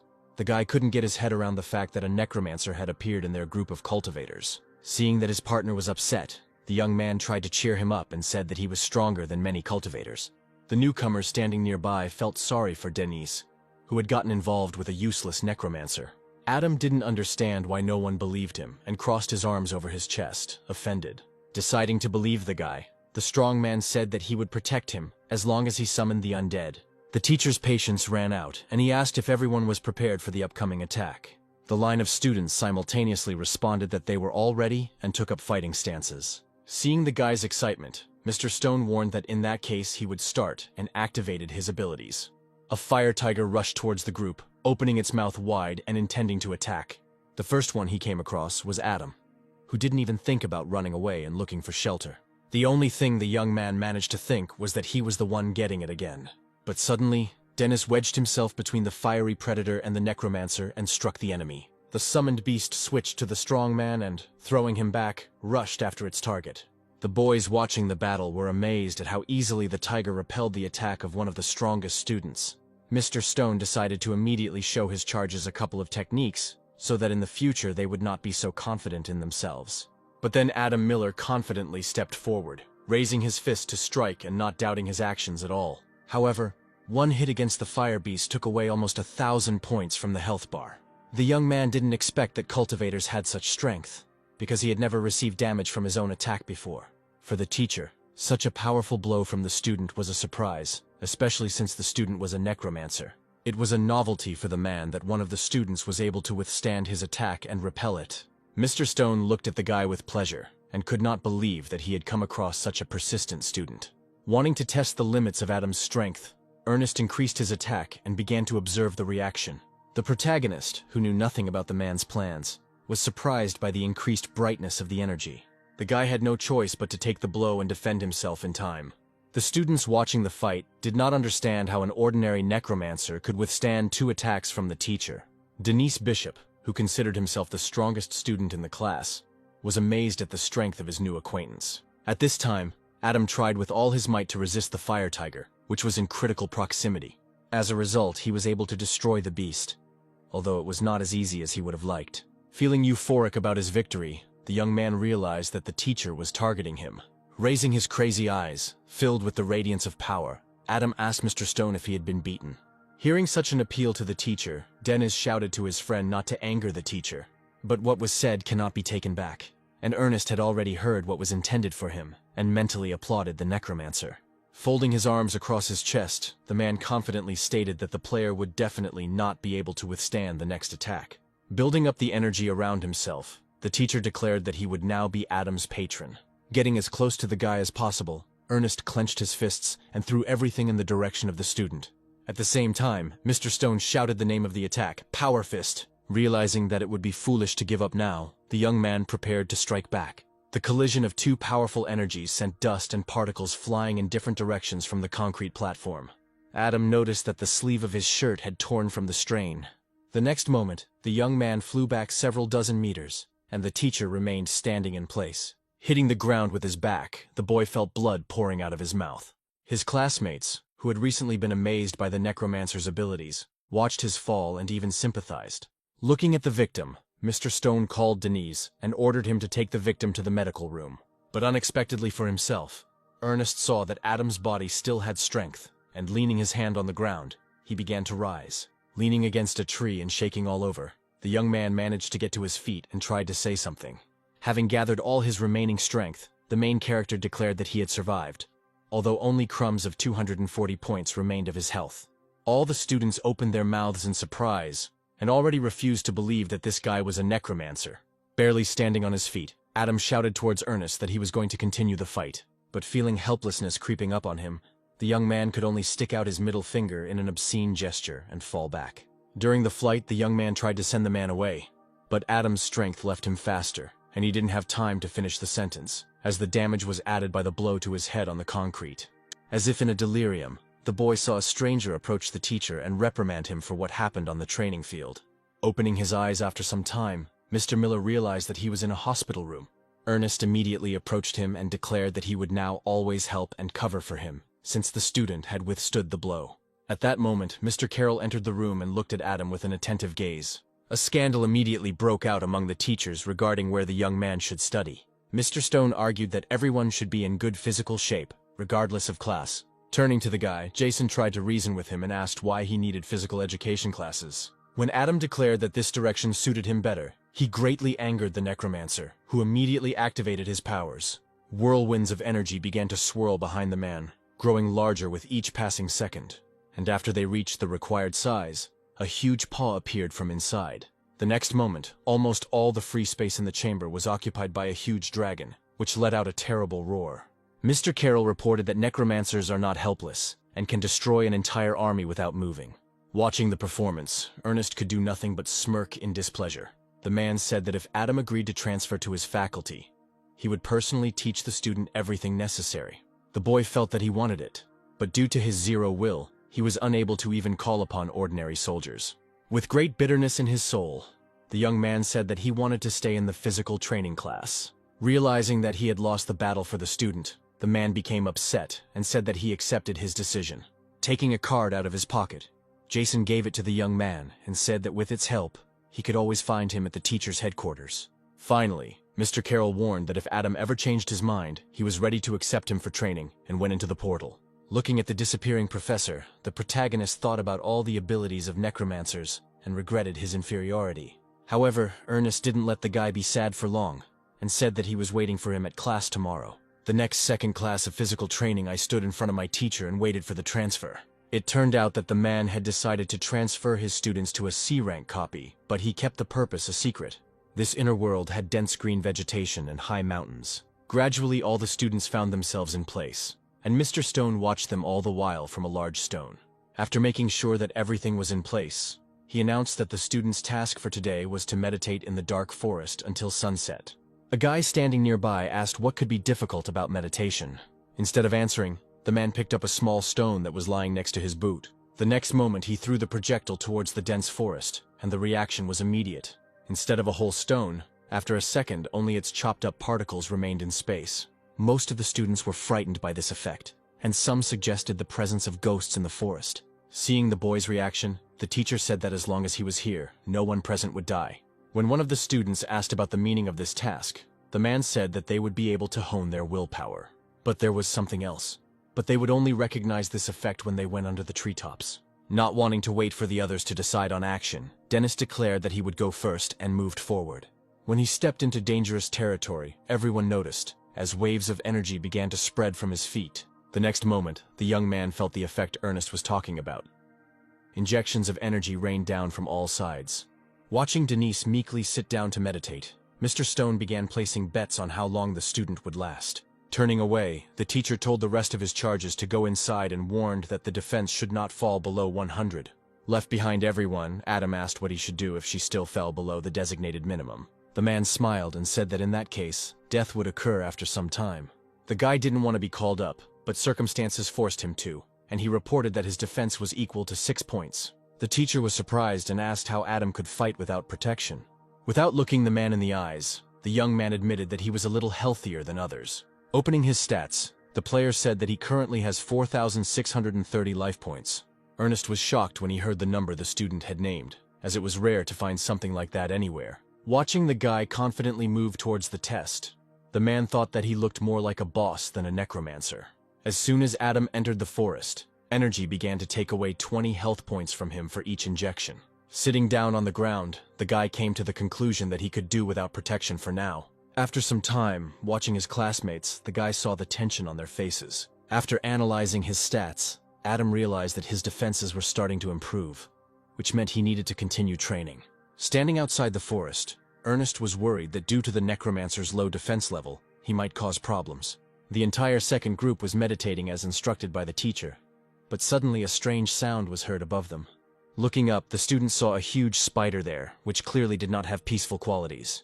Mr. Stone jumped up and stopped destroying the beast, as he could not allow a tragedy to happen during his work. The giant's shadow loomed over Adam, who, unaware of anything, was pumping up his defenses. The black web spider was a level 33 monster, and had the skills of binding and entangling. Looking up at the monster, the young man could not believe that it was an ordinary monster. Ernest, standing between his students and the uninvited guest, prepared to protect them at all costs. The man raised his fist to strike, which meant that the enemy had no chance of survival. The next moment, the teacher attacked the spider in the face, deftly dodging its paws. The blow, into which Mr. Stone put all his strength, destroyed the monster instantly.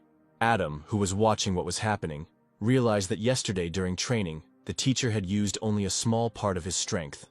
Ernest, covered in slime, turned to his students and informed them that everything was now okay, and they could continue training.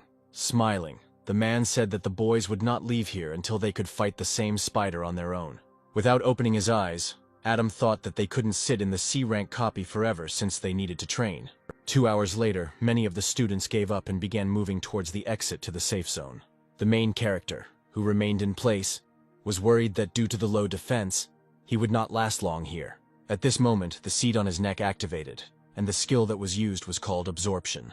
A green glow spread around Adam, and the nearby trees and grasses began to give him their power. Feeling his body fill with energy, the young man realized that it was Rosalind Taylor's seaman. At that moment, the guy felt gratitude towards the traitor, because if it weren't for her, he wouldn't have been able to withstand this test. Somewhere far from where Adam was training, that same Rosalind sneezed loudly. Rubbing her nose, the girl felt how the parasite she had planted became active. Thanks to this, Miss Taylor was able to understand where exactly the person she hated was. After some time, only a couple of people remained sitting in the forest, and our hero was among them. Those who gave up and left the training field were amazed by the endurance of those who remained. Ernest was also pleased with his students, and especially with the necromancer, from whom he did not expect such persistence. However, the man could not understand how this frail boy managed to keep up with the strongest. The teacher was sure that everything would end soon, since Danes had great potential, and Adam was no match for him. At that moment, a student who had remained inside with Mr. Bishop and the necromancer fell out of the protective dome. Feeling that his strength was running out, the strong man hoped that his comrade's strength would soon run out, and that he would be the last one to leave here. The classmates, who had come to their senses after the meditation, began to guess which of the two would last longer. Most of the votes were against Adam, but judging by his imperturbable face, he was not going to go out to the others. But Dennis's condition was questionable. The guy's appearance left much to be desired. Ernest, who was watching the students, ordered the boy to stop and move to the safe zone. When the students realized that Mr. Bishop had dropped out of the race, they were very surprised. The teacher who was watching Adam decided that he would let the necromancer reveal his potential and hold on as long as he could. In the inner world, night had already begun, but the main character was still holding on thanks to the energy of the trees. Mr. Stone had every reason to feel proud of his student, but there was no time left to continue since it was dangerous to be here due to the darkness. Approaching the student, Ernest ordered him to finish and go out to the others. Adam did not want to argue with his mentor and agreed to his terms without any problems. As he walked towards the exit, the young man thought that this was a very nice place, and it was great to be here. After activating his attributes, he saw that he had managed to gain 17 defense points in one day. Among the other students who watched Adam, questions arose about how much longer he could hold out. Stepping forward in line, the man announced that everyone could now go and rest, as there would be a continuation tomorrow. A few days later, a young man was walking through the university grounds, thinking about training in a C-rank copy. Thanks to Rosalind's seed, his defenses had increased greatly over the past few days. Suddenly, his company from the academy appeared behind the guy, and the members joyfully called out to him. Brooke, who reached her comrade faster than anyone else, suggested that he create his own guild. The girl said that guilds have many advantages, such as the passage of exclusive copies, guild wars, and much more. Smiling, our hero said that he didn't mind, but now he had to go to class. The blonde said that in that case they would submit an application for now and asked Adam to come as soon as he finished his business. Oliver said that he was not against creating a guild, but only if he became the leader. In the inner world, two teachers stood in front of the place from where students were transported into the forest for meditation. The man approached Ernest and asked if the rumors about the appearance of a real genius in his group were true. Rubbing his beard, Mr. Stone thought that perhaps the term genius suited Adam perfectly.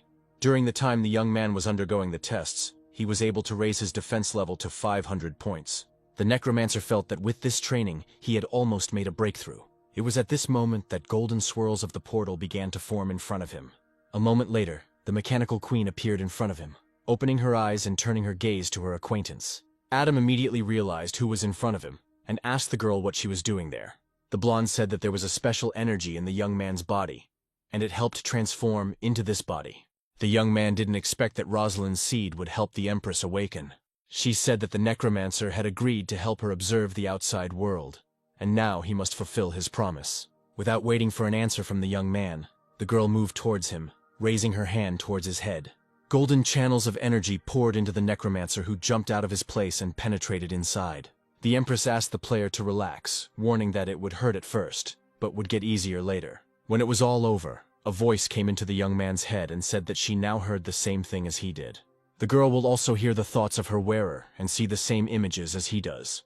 Adam thought with displeasure that now the Empress would be able to read his thoughts, which meant no secrecy. But then an idea came into the young man's head that could help him from listening to personal thoughts. An image of the queen appeared in the necromancer's head, dressed only in a white towel and smiling invitingly. The girl's vulnerable psyche could not withstand such thoughts, and she said that she no longer wanted to read his thoughts. Smiling slyly, Adam thought that now everything was fine and he didn't need to worry about at least his own thoughts. After thinking for a bit, the guy decided that since his defense had increased, he should move on. At this time, Brooke used all her strength to hold the shield in her hands. The rest of the team also defended themselves from the attacks of the villains, who outnumbered the newcomers in numbers and strength. Feeling a sense of injustice, the girl asked how they could have offended the strangers. The offenders were members of the Fire Guild, and its representative said that honor points were required to increase the guild's level. The deputy leader said that each new guild is given these points and they only need them, nothing more. Thomas, who had been learning a little more about the student groups, reported that it was the Slayers Guild. Feeling afraid, the fat man said that he reported what was happening to his brother, and he would be here soon. Oliver, in desperation, admitted that Adam was stronger than him, but said that even with him they would not be able to cope with these scoundrels. Wanting to delay the moment when their points would be taken away, the former headman attacked the deputy head of the fire. However, the young man was not afraid, and when the guy got to him, he asked why he was so angry. But the questions were just a distraction, because the next moment the scoundrel attacked Oliver. Brooke, who had been watching her rivals tensely the whole time, called out to her comrade in fear. Michael Clark, which was the name of the attacker, asked the blonde if he was the head of the new guild. The members of Pozara standing behind asked why they were creating a new group if its members had no strength. Feeling humiliated, Oliver glared at the boys who were talking.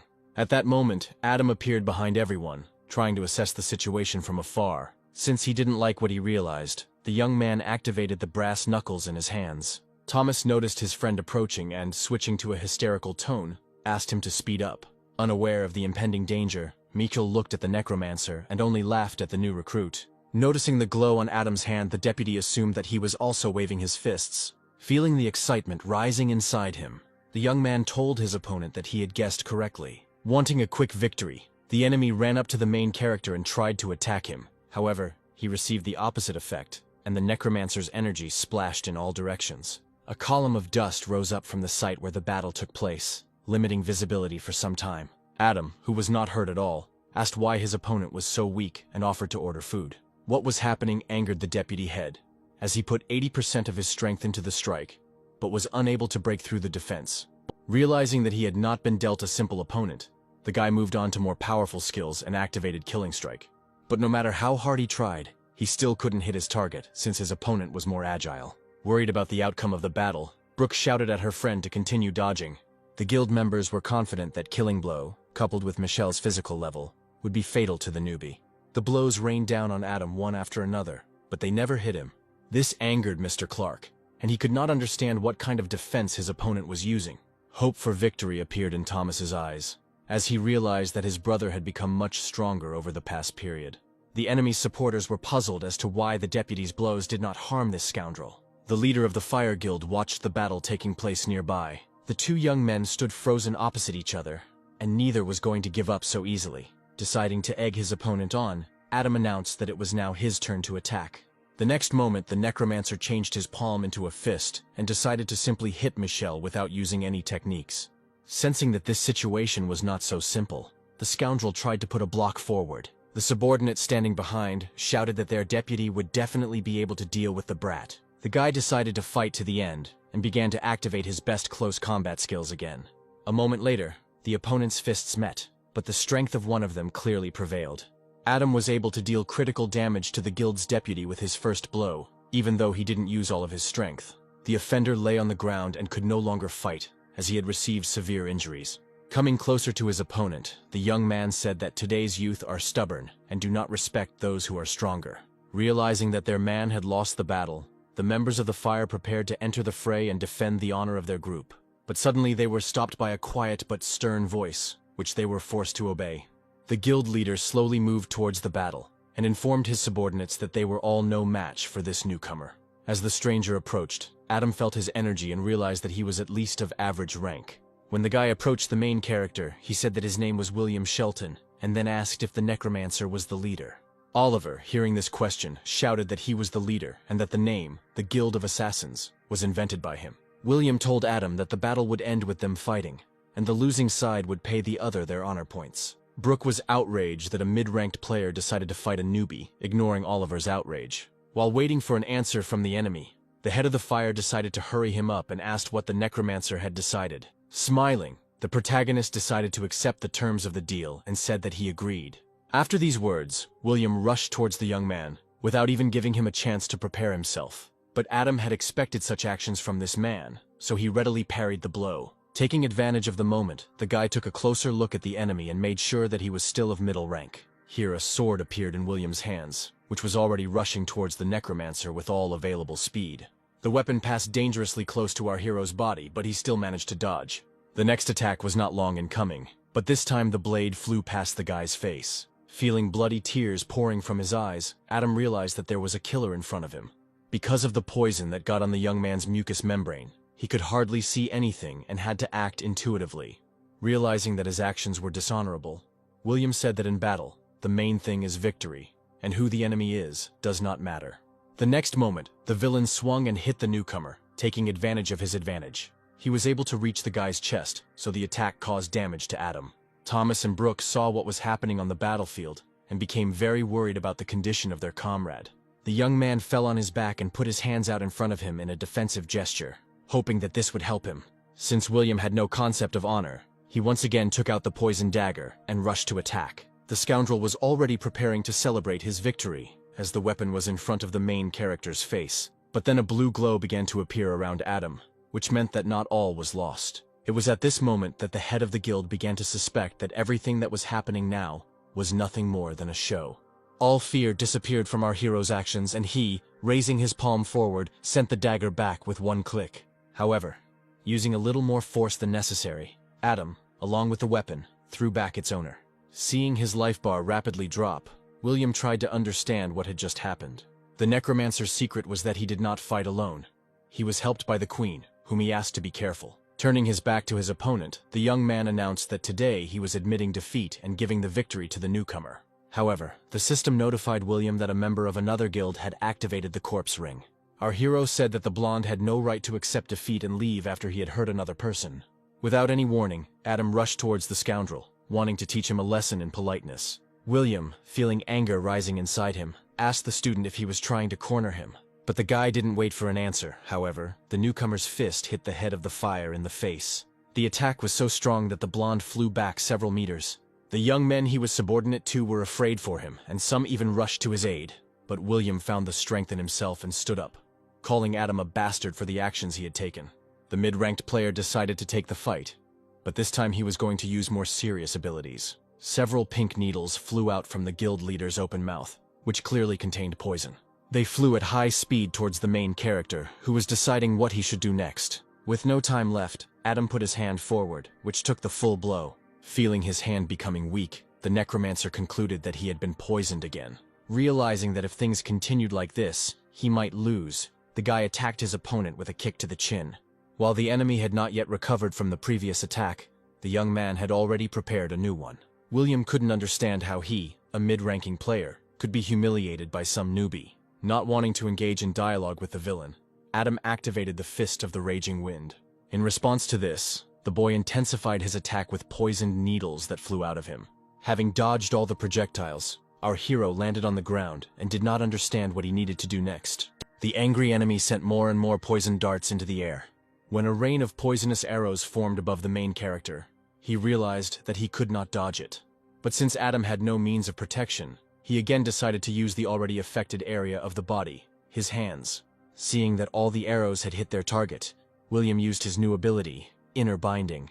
At that moment, the necromancer felt that he no longer had the ability to move at his own discretion. Moving towards his opponent, the blonde explained that any warrior class player would lose their ability to move when touched by an arrow. As he approached, the young man asked Adam what it was like to be completely immobilized. William patted the necromancer on the cheek and asked if he was the one who was acting tough a minute ago. The members of the Fire Guild were already beginning to celebrate their leader's victory over the newcomer. The comrades, watching how William was behaving, hoped that their comrade had another ace up his sleeve. With his arms outstretched, the blonde said that Adam was the strongest rookie he had ever met. But suddenly for the guy, his opponent tried to say something, which was impossible under the influence of the poison. William looked at the necromancer with disbelief, hoping that what had happened had only seemed so to him. But his expectations were not met, and the young man admitted that he had never been a warrior class player. Recalling certain moments of the battle, the leader found it difficult to believe that his opponent was of a different rank. William refused to believe that Adam, with his level of strength and protection, was anyone else. Swinging his arm, the blonde said that there was no point in talking anymore, and tried to attack. The young man's hand rushed towards his opponent to destroy him. One of the guild members said that all rivals always lose to their boss. Thomas and Brooke lost hope that their friend could win this fight and looked at him with fear. William's fist was getting closer to Adam with each passing moment, but at the last moment the main character was able to put his palm forward, which stopped the attack. Taking advantage of the pause, the young man asked why the head of the fire did not believe him when he admitted that he was not a warrior. But the scoundrel's face showed all the emotions he felt about what had just happened. Adam decided to take advantage of William's confusion and attacked him without delay, giving him no chance to resist. The guy asked how the main character could move if he was trapped, because he shouldn't have this ability. Moving quickly towards the villain, the player once again stated that he was not a warrior, but was simply born strong. By stabbing the guild leader in the chest, the young man lowered his health bar and admitted that he was actually a necromancer. Blood spurted out of William's mouth, and his eyes widened in fear, as he did not expect such a strong attack. Wanting to end the battle as quickly as possible, Adam raised his fist for another blow, and his eyes burned with the rage he felt. The blow reached its target, and the guy flew to the other end of the court, despite the fact that he was much stronger than the necromancer. The subordinates, suspecting that their superior was seriously injured, rushed towards him, wanting to help. But William did not appreciate their zeal, as he was unconscious, and with his whole appearance showed that their guild had lost. At this time, Adam had already appeared behind them, moving towards the opponents, wondering which of them would be next. The members of the fire were not stupid, and understood that they had no chance of winning, so they surrendered immediately. The system reported that the Assassin's Guild won the guild war, so all honor points go to the winning team. Adam's friends immediately ran up to him, looking at him with concern and asking how he was feeling.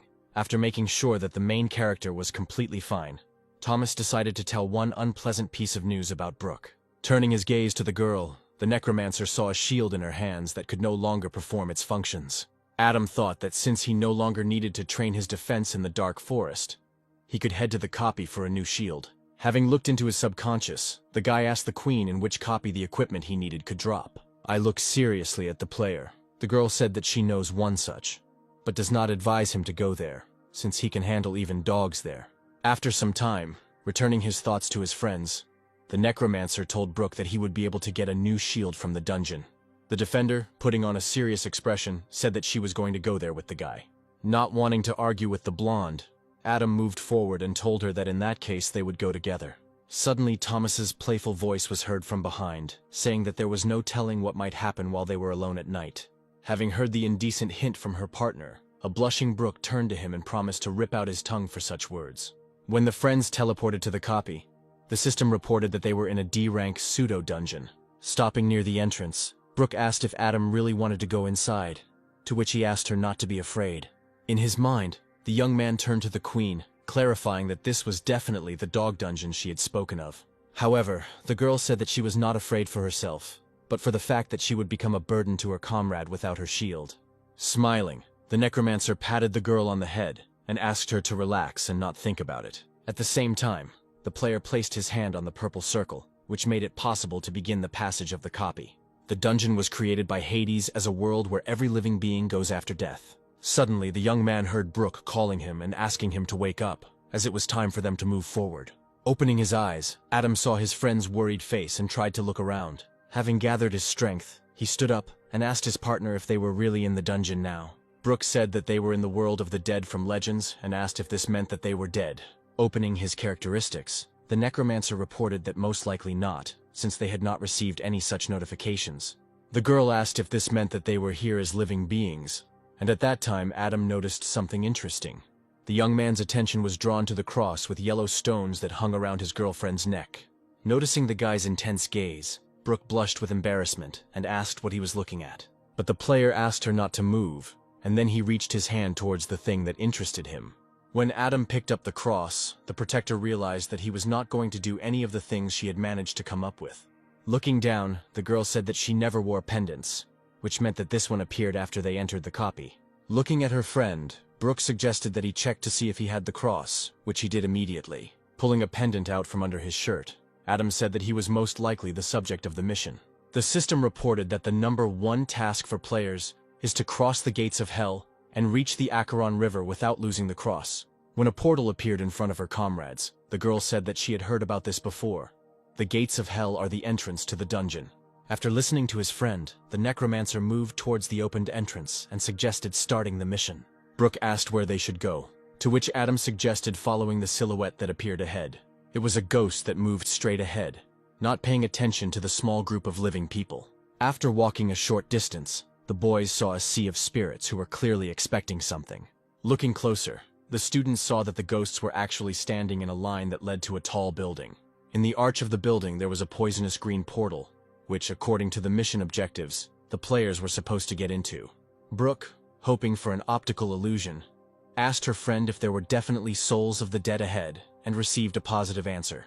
Adam said that it could not be otherwise, since ahead of them were the gates of the underground kingdom of the dead. Suddenly, from somewhere above, a three-headed dog rushed towards the transparent people with obvious bad intentions. The next moment, one of the dog's heads approached the spirit and swallowed it. The system reported that in front of the player there is a Cerberus, which has a level of 29 and 6,000 health points. Looking into the subconscious, the necromancer asked the queen whether these were the dogs she had in mind earlier, and she confirmed his guess.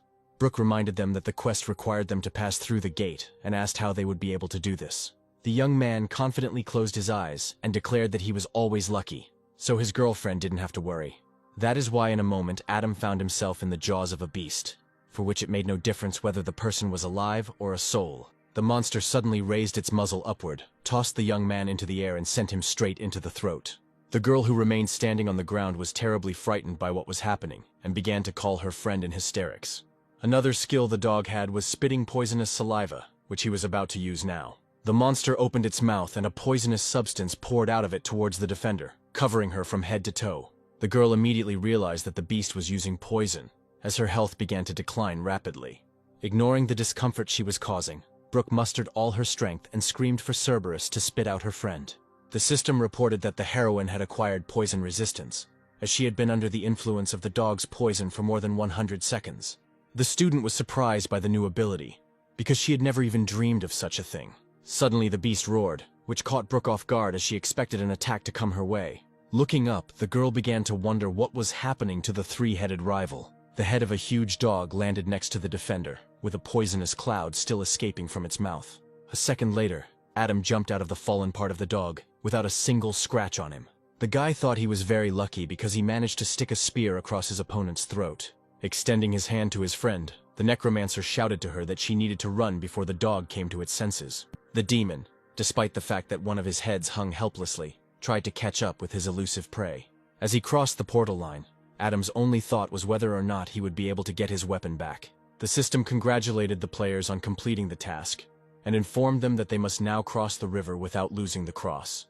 Adam called Brooke and drew her attention to the fact that a boat was approaching the shore. Coming a little closer, the guys saw a gray-haired man who was trying to bring his boat to the shore. Noticing the boys, he introduced himself as the boatman, Karen, who was transporting those who had arrived on the other side of Acheron. But then Karen announced that in order to cross the reservoir, passengers must pay the required fee. Taking money from his inside pocket, Adam handed it to the boatman and asked him to take it across. From all sides, ghosts rushed towards the boat, who had been waiting for their crossing for years, since they did not have payment with them. The spirits saw nothing in front of them except a ship that began to sail away from the shore. However, Karen did not allow beggars onto his boat, and stood next to the edge from where they could climb in. The man waved an oar to prevent uninvited passengers from boarding. Having got rid of the fastest ones, the boatman began to row quickly so that the rest would not have time to reach them.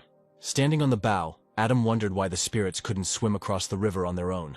Charon grinned and invited the passenger to stick his hand outside the boat. The young man did what the old man suggested, and small waves immediately appeared on the water, as if from a drop. A moment later, a clawed hand emerged from under the water's surface and tried to grab the young man.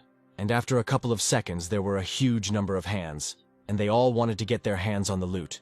Taking his hand back, Adam asked what kind of creatures these were, looking with horror at the bodies that appeared above the water. Brooke assumed that these were the unfortunate ones who tried to cross the river on their own, and failed. The man said that the creatures were doomed to spend eternity in the icy waters, and would drag anyone they came across there. The boatman raised his oar above himself and said that soon the students would also go there, and the boys froze in anticipation after this phrase. Charon cried out that the passengers were not dead, and had deceived him by using living world money to pay for their passage. The ferryman swung his weapon sharply, and struck Adam with the intention of causing him to fall into the river and be taken away by the dead. The boatman's plan was realized, and our hero fell from the ship, which greatly frightened Brooke, who was still inside. The first thing the young man felt when he touched the Acheron River was cold, darkness, and disgust. Feeling that their swamp could be filled with a new monster, the dead man spread his fingers, wanting not to miss the man. With every moment, the boy became closer and closer to his death. But at the last moment, Brooke was able to recover from the shock and grabbed his wrist.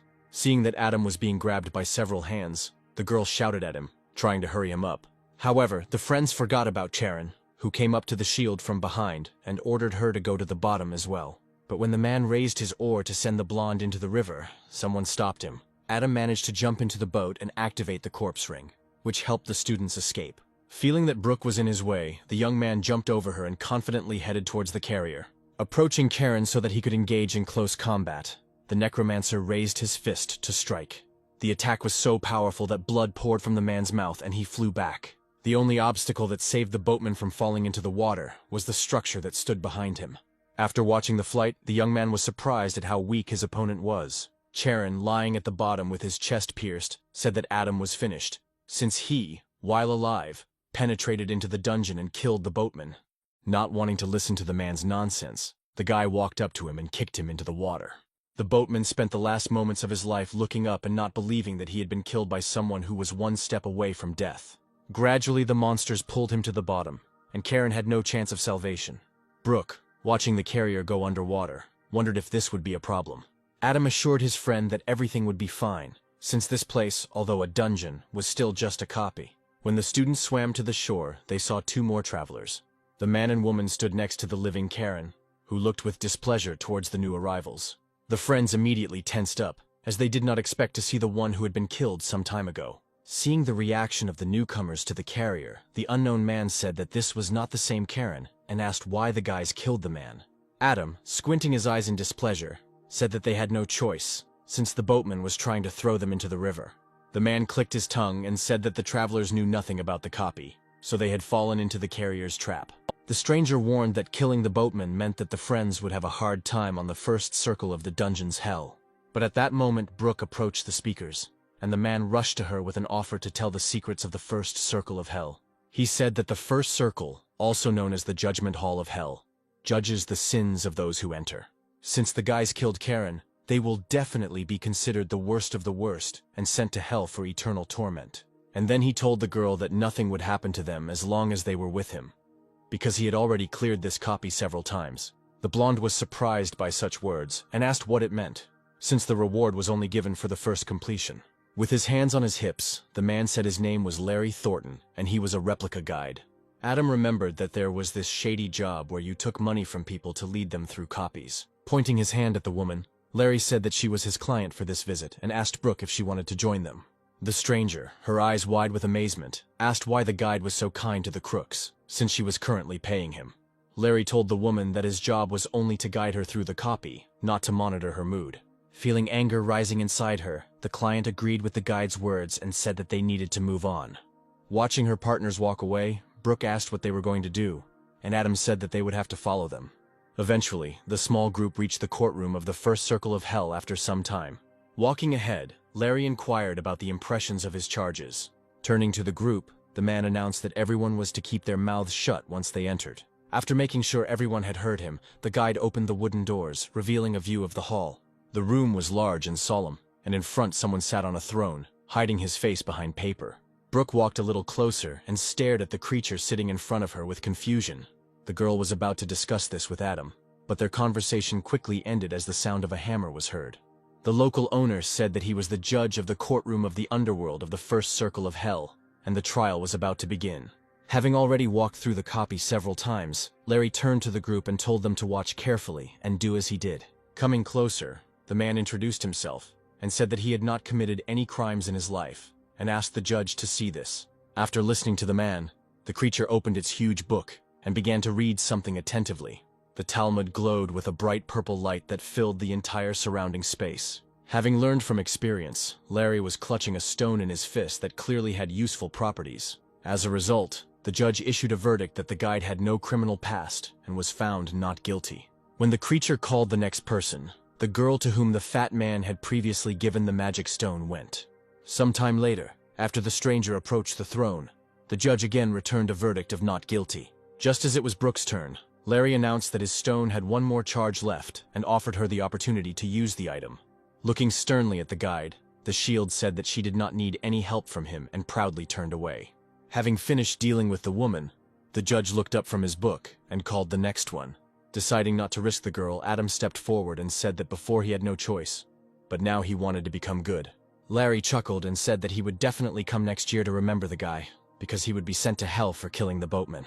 The creature said the main character's name out loud and then stared at its book. A few seconds later, the judge roared in displeasure that one could not be so sinful. The master of the courtroom called the first sin disrespect for the remains of the deceased, and then showed how Adam went through his first mission. The second sin was disrespect for the peaceful existence of the inhabitants of the Nightmare Village. The third sin was cruelty to animals, and a cloud of memories showed the boy's battle with the Hive Queen. The man standing behind him listened to the list of his companion's sins and thought that a monster was following him. The judge named the murder of one of the heads of Cerberus and the boatman Karen as the most serious sins. The creature extended its hand forward, pointed at Adam and announced that it was sentencing him to fall into the first zone of the seventh circle of hell. When a red circle began to form around the necromancer, the judge said that the player would suffer in a sea of blood forever. Gradually, the circle began to gain depth, from which bony hands reached out, wanting to get Adam. The monster roared for the sinner to let the boiling sea of blood scorch his skin, melt his flesh, and cleanse him of his sins. But the young man was not going to accept his fate, so he activated the corpse ring.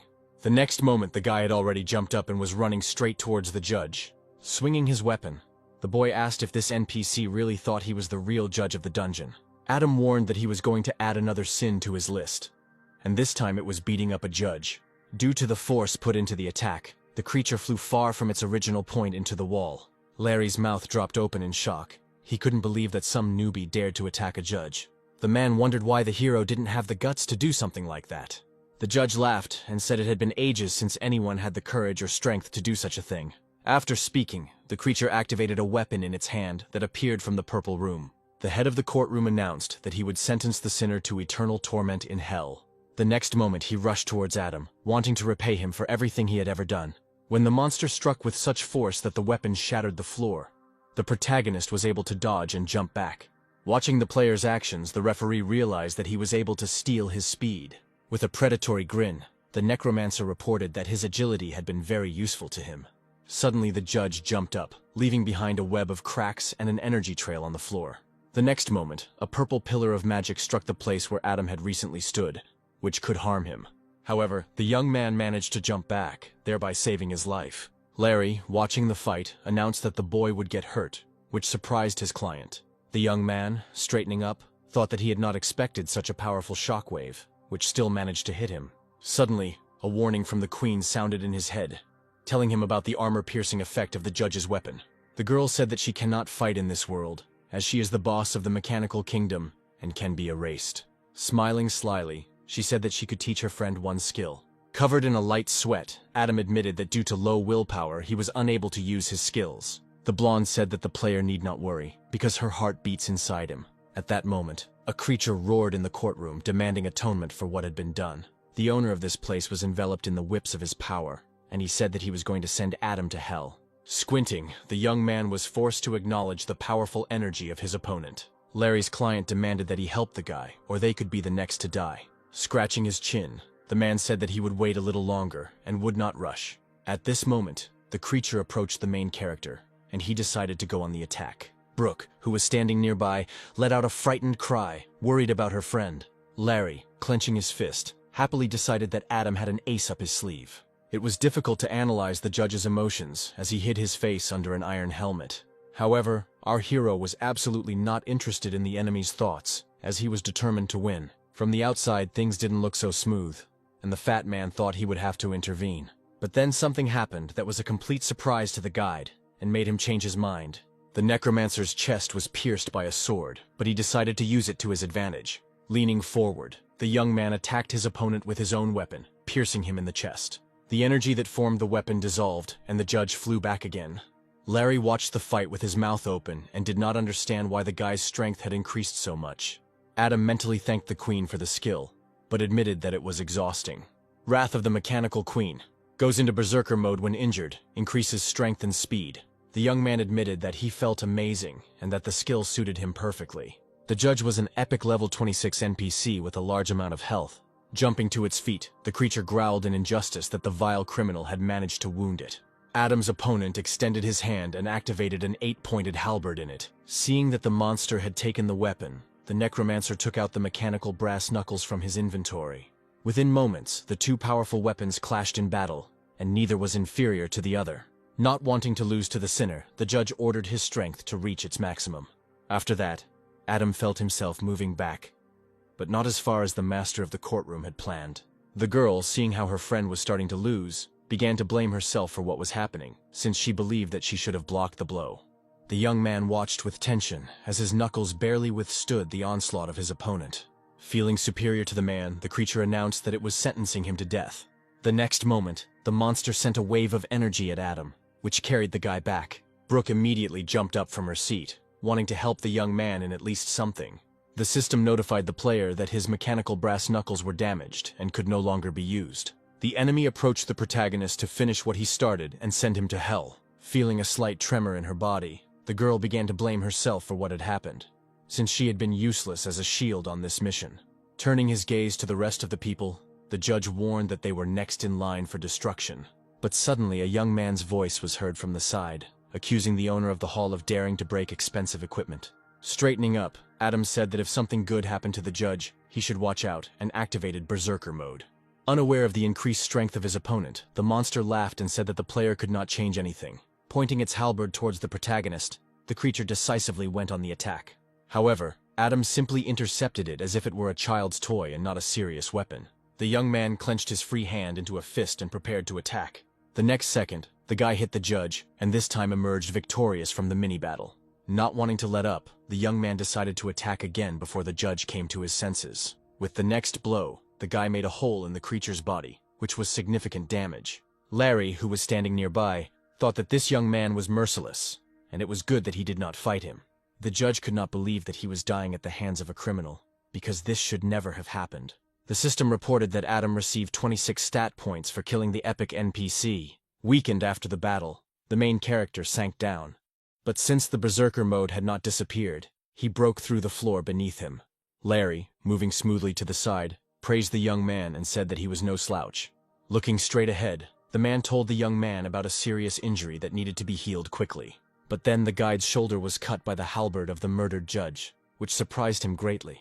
Evil Adam said that if Larry takes even one more step towards the core of the soul, he refuses to vouch for the consequences. Unaware that his secret had been revealed, the man laughed awkwardly and said that he simply wanted to help the necromancer. The secret that the guide carefully kept was his affiliation with the Bayes organization. Looking closely at the shoulder with the drawing, Adam still hoped that he had been wrong in his conclusions. But a swarm of questions immediately appeared in my head, and one of the main ones was whether Mr. Thornton came to this copy by accident or on purpose. Looking sternly at his fellow traveler, the protagonist thought that the decision to take Brooke with him was made at the last moment. And if Larry really is working for Baiji, then their intelligence system is truly terrifying. Remembering the core, Adam went to it to check what had fallen out of the judge's soul. Got a gear enhancement stone, a one-time B-rank item that can enhance one piece of gear. This discovery angered the guy, because he needed a shield, and not a thing that was useless in this situation. All players received a notification about the completion of the third task, and the receipt of a new one. The fourth task was to move forward through hell, reach the Temple of Hades, and not lose the cross. Looking ahead, the guide announced that the group could see a circle of gluttony straight ahead. Larry explained that people who overeat while alive end up here, but there's also the Hellhound to keep in mind. Brooke wondered what the dog had to do with it, since it should be at the gate, not in the circle of gluttony. Turning to the student, the guide said that Cerberus works at the gates, and that he lives here. It was at this moment that a strange sound reached Adam's ears, and the young man raised his head up. He saw 3 pairs of eyes glowing red above their small group. Turning around, Larry shouted to his friends to run, as the 3-headed dog had woken up. At that moment, Cerberus jumped from above, and his appearance was accompanied by red lightning and thunder. The whole group ran away in panic, hoping to save their lives, and only Adam periodically glanced at his opponent. Noticing one of the monster's heads approaching, the guide shouted that he had been here many times, but never once had this creature attacked the living. The young man confessed that he killed one of the heads, which is why Cerberus now hates him. Larry screamed in shock, accusing the necromancer of being crazy for daring to destroy the dog's head. After a short dialogue with the man, Adam stopped and threw Brooke to run ahead. Smiling predatorily, the main character said that Cerberus had taken something from him and now it was necessary to return this thing. Turning away from her friend, Brooke said that in that case she would wait for him ahead, and then ran away. Standing opposite his huge opponent, the young man waited for him to approach him. Clenching his hand into a fist, Adam hit himself in the chest to activate Berserker mode using the damage. Having achieved what he wanted, the necromancer told the dog that it was time to get even with him. Not knowing about the trick on the part of the man, Cerberus rushed towards him, hoping to avenge the damage caused. But the guy, with a sharp movement, dove under the beast's neck and dealt a blow that took away 412 points of health.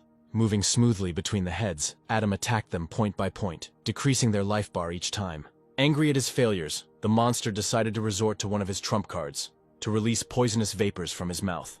Watching his opponent, the young man couldn't understand how Cerberus was still standing on his feet. At that moment, poison flew at the guy, which was supposed to destroy him on the spot. However, since our hero had a large reserve of health, the monster could only reduce it, with lightning flashing from his eyes. Adam could not accept the fact that he could not cope with one dog, even if it had 3 heads. At some point, the opponents froze opposite each other, and each prepared to attack. The young man noticed a huge chain next to him and decided to use it in battle. Quickly moving around the monster, the necromancer threw his acquisition and gradually wrapped it around the enemy. Feeling that there were enough loops, Adam tugged the improvised rope and pulled the enemy's body down. One of the chains got into the beast's mouth, depriving it of the ability to exhale poison and grab the protagonist with its teeth. The necromancer yanked the chain towards himself, shouting for the stupid dog to come to him. Cerberus fulfilled the young man's wish, but the goal was not just to approach, but to destroy the offender. However, when one of the heads got too close, Adam punched her because he didn't want to be eaten. From the force of the attack, the dog's muzzle was thrown back and hit the one next to it. The creature roared in displeasure, as it was inflicted with severe pain, which it had never experienced before. During this time, the young man moved back and pulled the leash towards himself. Taking advantage of the enemy's disorientation in space, the main character jumped on the dog, trying to figure out how to deal with it. At this time, the rest of the team ran far enough away from the battle to be safe. Larry told Brooke not to worry, as her friend was most likely already in the hound's stomach. The girl got into an argument with a man, not noticing something large approaching them. But hearing strange sounds from the direction they came from, the blonde turned around and opened her eyes wide in surprise. The sight that opened to their eyes surprised everyone. Adam was riding Cerberus, controlling him with the help of chains. Approaching the people, the monster jumped high, obeying the wishes of its temporary rider. Watching the necromancer's actions, the guide was very surprised by his maneuvers towards the dog. Turning to his friends, the guy said that he was fine, he just needed to walk the dog. Larry, who knew the copy better than anyone, warned that the hound was carrying the protagonist to the 7th circle. Adam, unaware of the trick, sat on top of the creature and tried to figure out how to stop it. While our hero was thinking, Cerberus carried him forward, along a route known only to him. Suddenly the dog stopped near some building, and the necromancer asked out loud about his whereabouts. The building was a dark gray color with carved metal bars and lava flowing around it. The monster jerked its head, and because Adam lost his vigilance, its legs slid forward. A second later, the young man was already in free flight, and Cerberus was able to break the chains on himself. The monster noticed the man who was falling in front of his face and sent a column of flame after him. Due to the great height, the main character landed painfully on the ground, breaking through the concrete slab underneath him. Raising his head, he told the creature that he had not expected it to have cheating techniques. And then, when the creature growled at him once again, the necromancer saw his weapon inside. Realizing that his blade was so close, Adam began to make a plan to get it back. He knew that there was not much choice here, so he took advantage of the moment and jumped into Cerberus's wide-open mouth. A few moments later, the beast's throat began to glow red from the inside, and it began to growl terribly. From a huge wound that appeared right in the center of the body, our hero jumped out with his blade in his hand. As the creature fell, Adam said that there was no point in trying to eat it a second time, because the outcome was obvious. Cerberus lay on the ground, with clouds of dust rising around him from the sudden fall. The young man thought that the murder notice had not yet appeared. And then above him came the roar of a beast that had just been lying unconscious on the ground. It dawned on Adam that in order to completely defeat the monster, he would need to cut off 3 heads at once. The protagonist fearlessly faced the danger, hoping to get rid of Cerberus once and for all. In a few seconds, the guy inflicted many wounds on his opponent, as he understood that his chances were not that great. A bright light was emitting from all the cuts on the dog's body, and it was clear from this that the creature had suffered greatly. The next moment, Adam flew up from his place and once again chopped off the dog's huge head. Taking cover from the rising wind, Larry couldn't understand why the hell the student was so strong. The man thought that now he was not surprised by the fact that the boss was interested in this guy. Cerberus's head flew high into the air, its eyes still burning with the fire of hatred. Our hero is determined to finish off the beast before its heads grow back. Having chosen his next target, the young man jumped in its direction, holding his weapon at the ready. A moment later, the head on the neck was no longer there, and all that remained of the blade was a barely noticeable energy trace in the air. Realizing that there was only one head left, Adam prepared himself for the final push in this battle. And now the moment of truth had arrived. The necromancer was flying towards the monster, who opened his mouth in greeting. When the two powerful forces met, an explosion occurred, making it unclear who had won. The system informed Adam that he had defeated an epic monster and had earned experience and stat points. Thanks to the battle, the main character was able to level up and improve his weapon. Blade enhancement, Dragon's Roar Slash. When a player's attack is blocked, another one is automatically launched with increased damage. It was a revelation to the necromancer that his weapons could be upgraded as he completed missions. But Adam's thoughts were interrupted by Brooke, who ran towards him and asked him questions about his well-being. The young man hastened to reassure his girlfriend, saying that he was fine because his opponent was just a dog. Without wasting time on conversations, the necromancer reached for the soul core, hoping to get a shield at least this time. But he got the soul-stealing recovery pill, a one-use item that increases all stats by 100. However, the thing had a side effect. It worked for 10 minutes, and after it the mind dropped by 10%. Larry's voice was heard from the side, asking what his friend had gotten, and Adam said that there was nothing worthwhile. At that moment, a girl approached her friend and said that she needed to tell him something. Brooke said she asked the guide about the crosses and he said he had never seen one. The guy raised an eyebrow and asked if that meant they were the only ones in the copy who received such pendants. The system reported the completion of the fourth task and the transition to the main task of the copy. The main task is to place 2 crosses in the hole in the Temple of Hades and destroy the pseudo-dungeon. A pillar of blue energy struck in front of the students, which greatly frightened Larry and his companion. Turning to the man, Adam asked him what the copy's previous mission was. The fat man reported that in the past, it was enough to go into the temple and the mission was considered complete. After Larry's story, our hero realized that he and Brooke were able to change something in this inner world. The client, having lost her patience, demanded to move on, saying that she did not want to be there for another second. The guide said that since he had been here several times already, he would easily take the group straight to the temple. Larry cursed as he tried to push the wooden door, since it had opened without any problem before. But at that moment, Brooke drew the necromancer's attention to 2 holes in the wall that were next to them. Looking closer, Adam realized that the slits were shaped like the very pendants that were on their necks. The man said that on previous occasions he had not noticed anything like this in this place.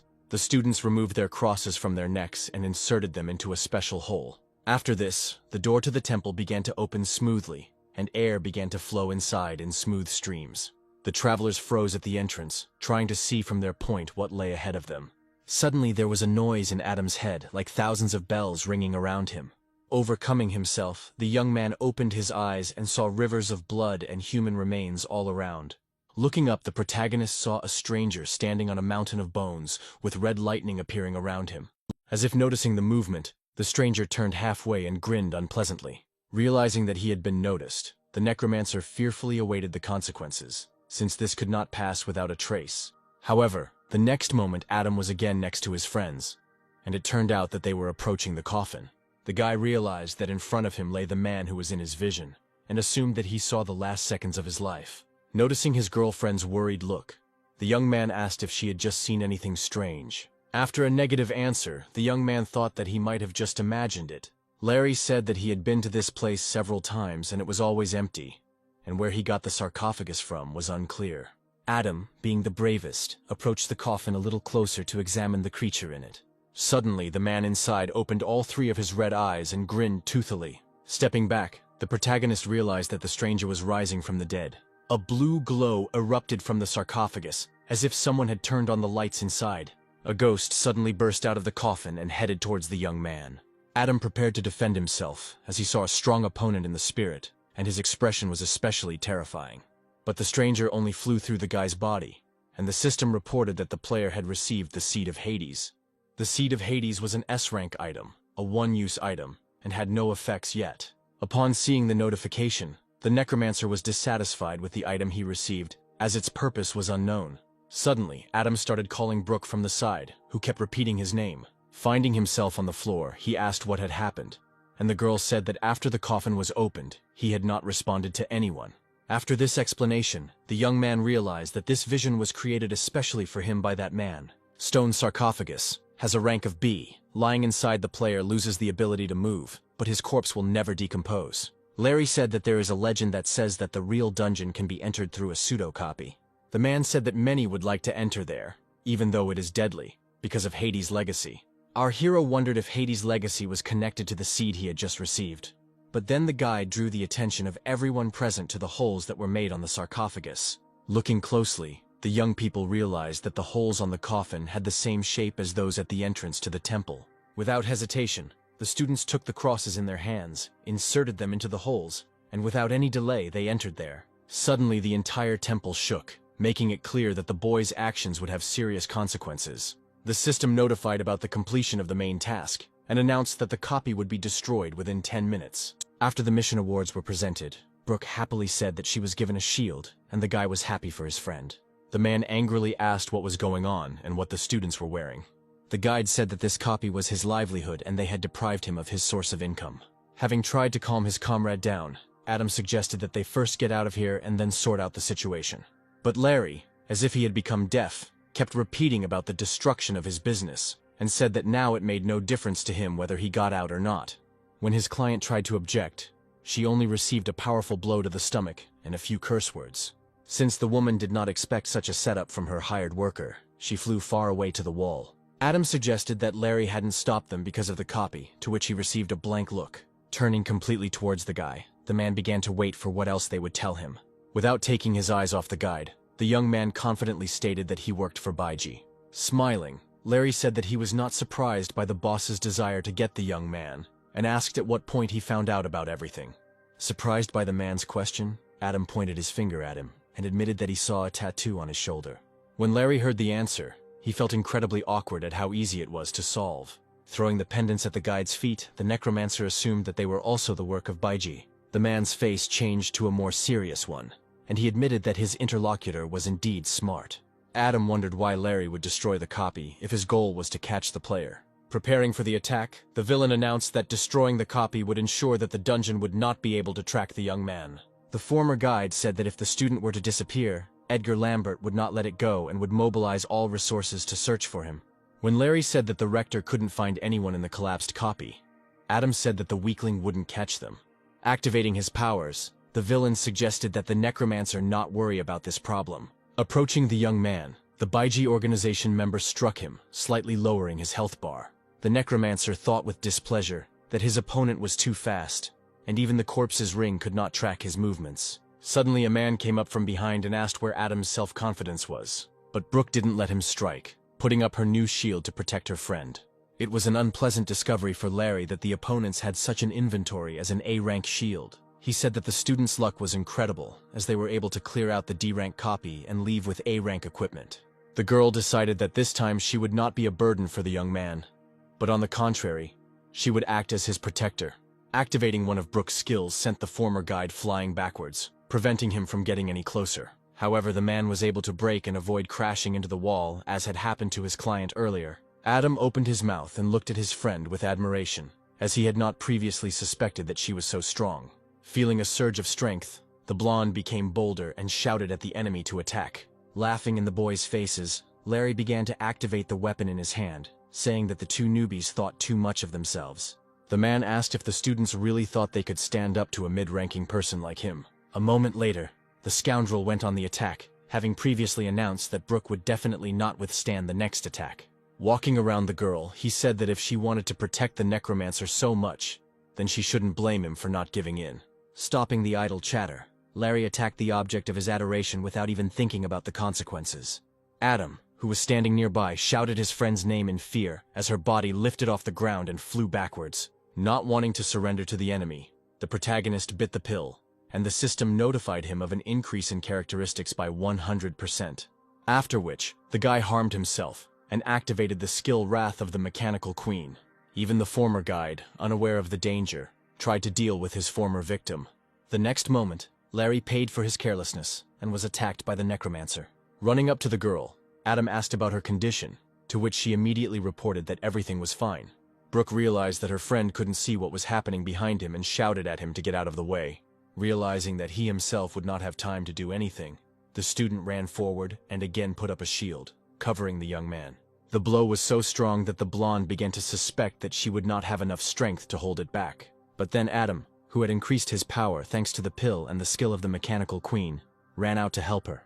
Beiji, who had not expected such a rebuff from the newcomers, opened his mouth in surprise. Deciding to give up some ground, the man jumped back, not wanting to be defeated in a matter of minutes. The Necromancer turned to his friend and suggested that she rest, since it was obvious from her appearance that she was wounded and tired. The guy himself activated the Staff of Wisdom in his hand, which increases the power of the mind by 20% and rank C. Moving towards the enemy, Adam told Brooke that he would deal with the fat man himself.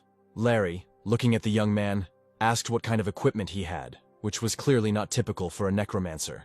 But the main character did not think that he should waste his time talking to the criminal and confidently attacked him. The man chuckled and asked if the necromancer really intended to sneak attack the killer. Once again ignoring the enemy's chatter, Adam activated Dragon Roar Slash. Larry was able to parry the blow, but it wasn't as easy as it had been before when fighting those students.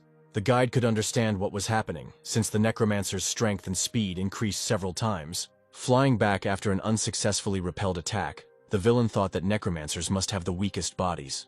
Adam understood that with his skills, weapons, and pill, as long as he continued to stack cut, he should be able to suppress the enemy.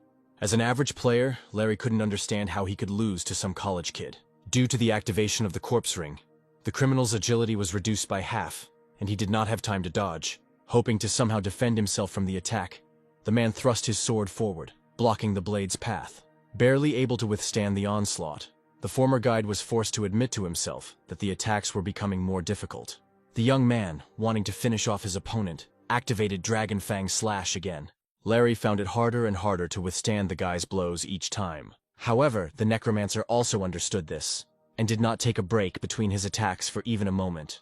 As a result, Adam achieved that his opponent's weapon shattered into small pieces.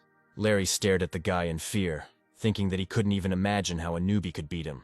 Deciding to take his last chance, the guide asked the young man to tell him about Beiji and his parents. But our hero had already begun the attack, and it was rapidly catching up with the criminal. The man shouted at the student to think carefully, because if he died, Adam would lose the opportunity to obtain this information. A second before the blade reached the guide, he reported that Beiji had connections in the dungeon. Larry, cut in half, told the boy in his last second of life that his organization would never let the Necromancer go. Approaching the place where he had struck, the young man looked there with longing. A moment later, the boy burst out indignantly because Larry had not reported this earlier, since the cut could not be undone. Suddenly, a grin was heard from behind our hero, and then a female voice accused the former guide of being useless. Turning around, Adam saw that the girl, who had never introduced herself, was holding a dagger to Brooke's neck. The Necromancer had a hunch that this scoundrel was also related to Beiji, just like the man. Slightly waving her weapon to the side, Larry's former client confirmed the young man's guess and asked if he was surprised. Pulling at the skin on her face, she said that this meeting was not the first for their company. After the woman completely removed her mask, Adam instantly recognized her. In front of him stood the same kidnapper, Vivian Brown, who had once already managed to kidnap a group of students. Holding a knife to the captive's throat, Vivian said she was surprised that Adam still remembered her. Trying to smile carefreely, the main character said that of course he remembered her, and offered to let Brooke go, and then talk. Deciding to play along with the guy, Miss Brown also smiled and said that this was impossible, since she was not stupid. The woman admitted that the Necromancer knew how to surprise, because last time he helped all the students escape. The young man thought that he was planning to do the same thing this time, because compared to the previous time, he had become stronger. Seeing Adam begin to move the weapon into his hand, Vivian advised him to think carefully. The villainess demonstrated her characteristics, and they were able to impress the guy. The 35th level alone was worth something. The woman noticed the student's confused look and asked if he wanted to give up right now. Vivian said that as long as Adam obediently followed her, She was willing to leave the past in the past. In the midst of all the events, the company forgot about the destruction of the copy. But when the ceiling began to collapse, everyone remembered it. Huge chunks of concrete fell near the opponents, but the tension between them was so great that no one moved. The young man said that he had no choice but to accept his fate. Adam asked why Baiji would go all the way and destroy the copy to capture such a low-level player. But then the guy unexpectedly received news that he was not an ordinary low-ranking player. Vivian said that a newbie necromancer who can physically defeat mid-rankers is definitely worth it. She said that once the player witnessed the great vision of Baiji, he would join them without hesitation. Pretending to listen attentively to his rival, the young man was trying to summon the mechanical queen. But the villain did not know about the student's plans, and urged him to join her organization. But it was all in vain, as the queen heard her friend and gave him a weapon, and Adam shouted at Brooke to act. The girl glanced at her friend and in a split second understood what he wanted from her. The blonde broke free from her opponent's grip and tried to run away from the place where she was being held as far as possible. Taking advantage of the chance, the protagonist reached Vivian and attacked her. But the woman dodged the blow and said that since the guy had not changed his mind about fighting her, she would break his limbs and drag him away. The next moment, the villainess hit the young man, but Brooke jumped out in front of him and was able to protect her friend with a shield. Vivian chuckled and guessed that Adam was quite popular with the girls. Without losing her momentum, the woman suddenly struck the student from the side, and it achieved its goal. While the Baiji organization member was distracted by Brooke, the young man decided to attack her from behind. Worried about his classmate, Adam glanced in the direction where the blow had taken her. Realizing that he didn't have time to check on the blonde's well-being, he decided to take revenge on her offender. The player relied on his Dragon Roar slash skill, but the opponent was not so simple and dodged every time. At some point, Vivian waited until Adam's attention was focused elsewhere and decided to attack. The villainess threw her hand forward and was able to inflict damage on her opponent. Feeling pain in his shoulder, the young man screamed loudly and pulled his healthy hand to the wound. Seeing that her enemy was weakening, the woman said that she had managed to hit one, of course, but now there were 4 more left. Smiling obscenely, the protagonist suggested that Vivian not touch his 5th limb. Giggling, the rival promised that she would think about the young man's proposal. The next moment, the villainess jumped up, ran up to Adam and wounded him again. The young man realized that his defense was nothing against his opponent, as she moved too quickly. Vivian had no intention of sparing the boy, and was pursuing her goal of inflicting such damage that he would not resist his capture. Time after time, the woman attacked the necromancer, and all her blows hit their target. The finishing blow was a blow to the back, after which the young man fell to the floor. Having stopped, the rival walked around Adam and asked why he was making his life difficult when he could agree to cooperate.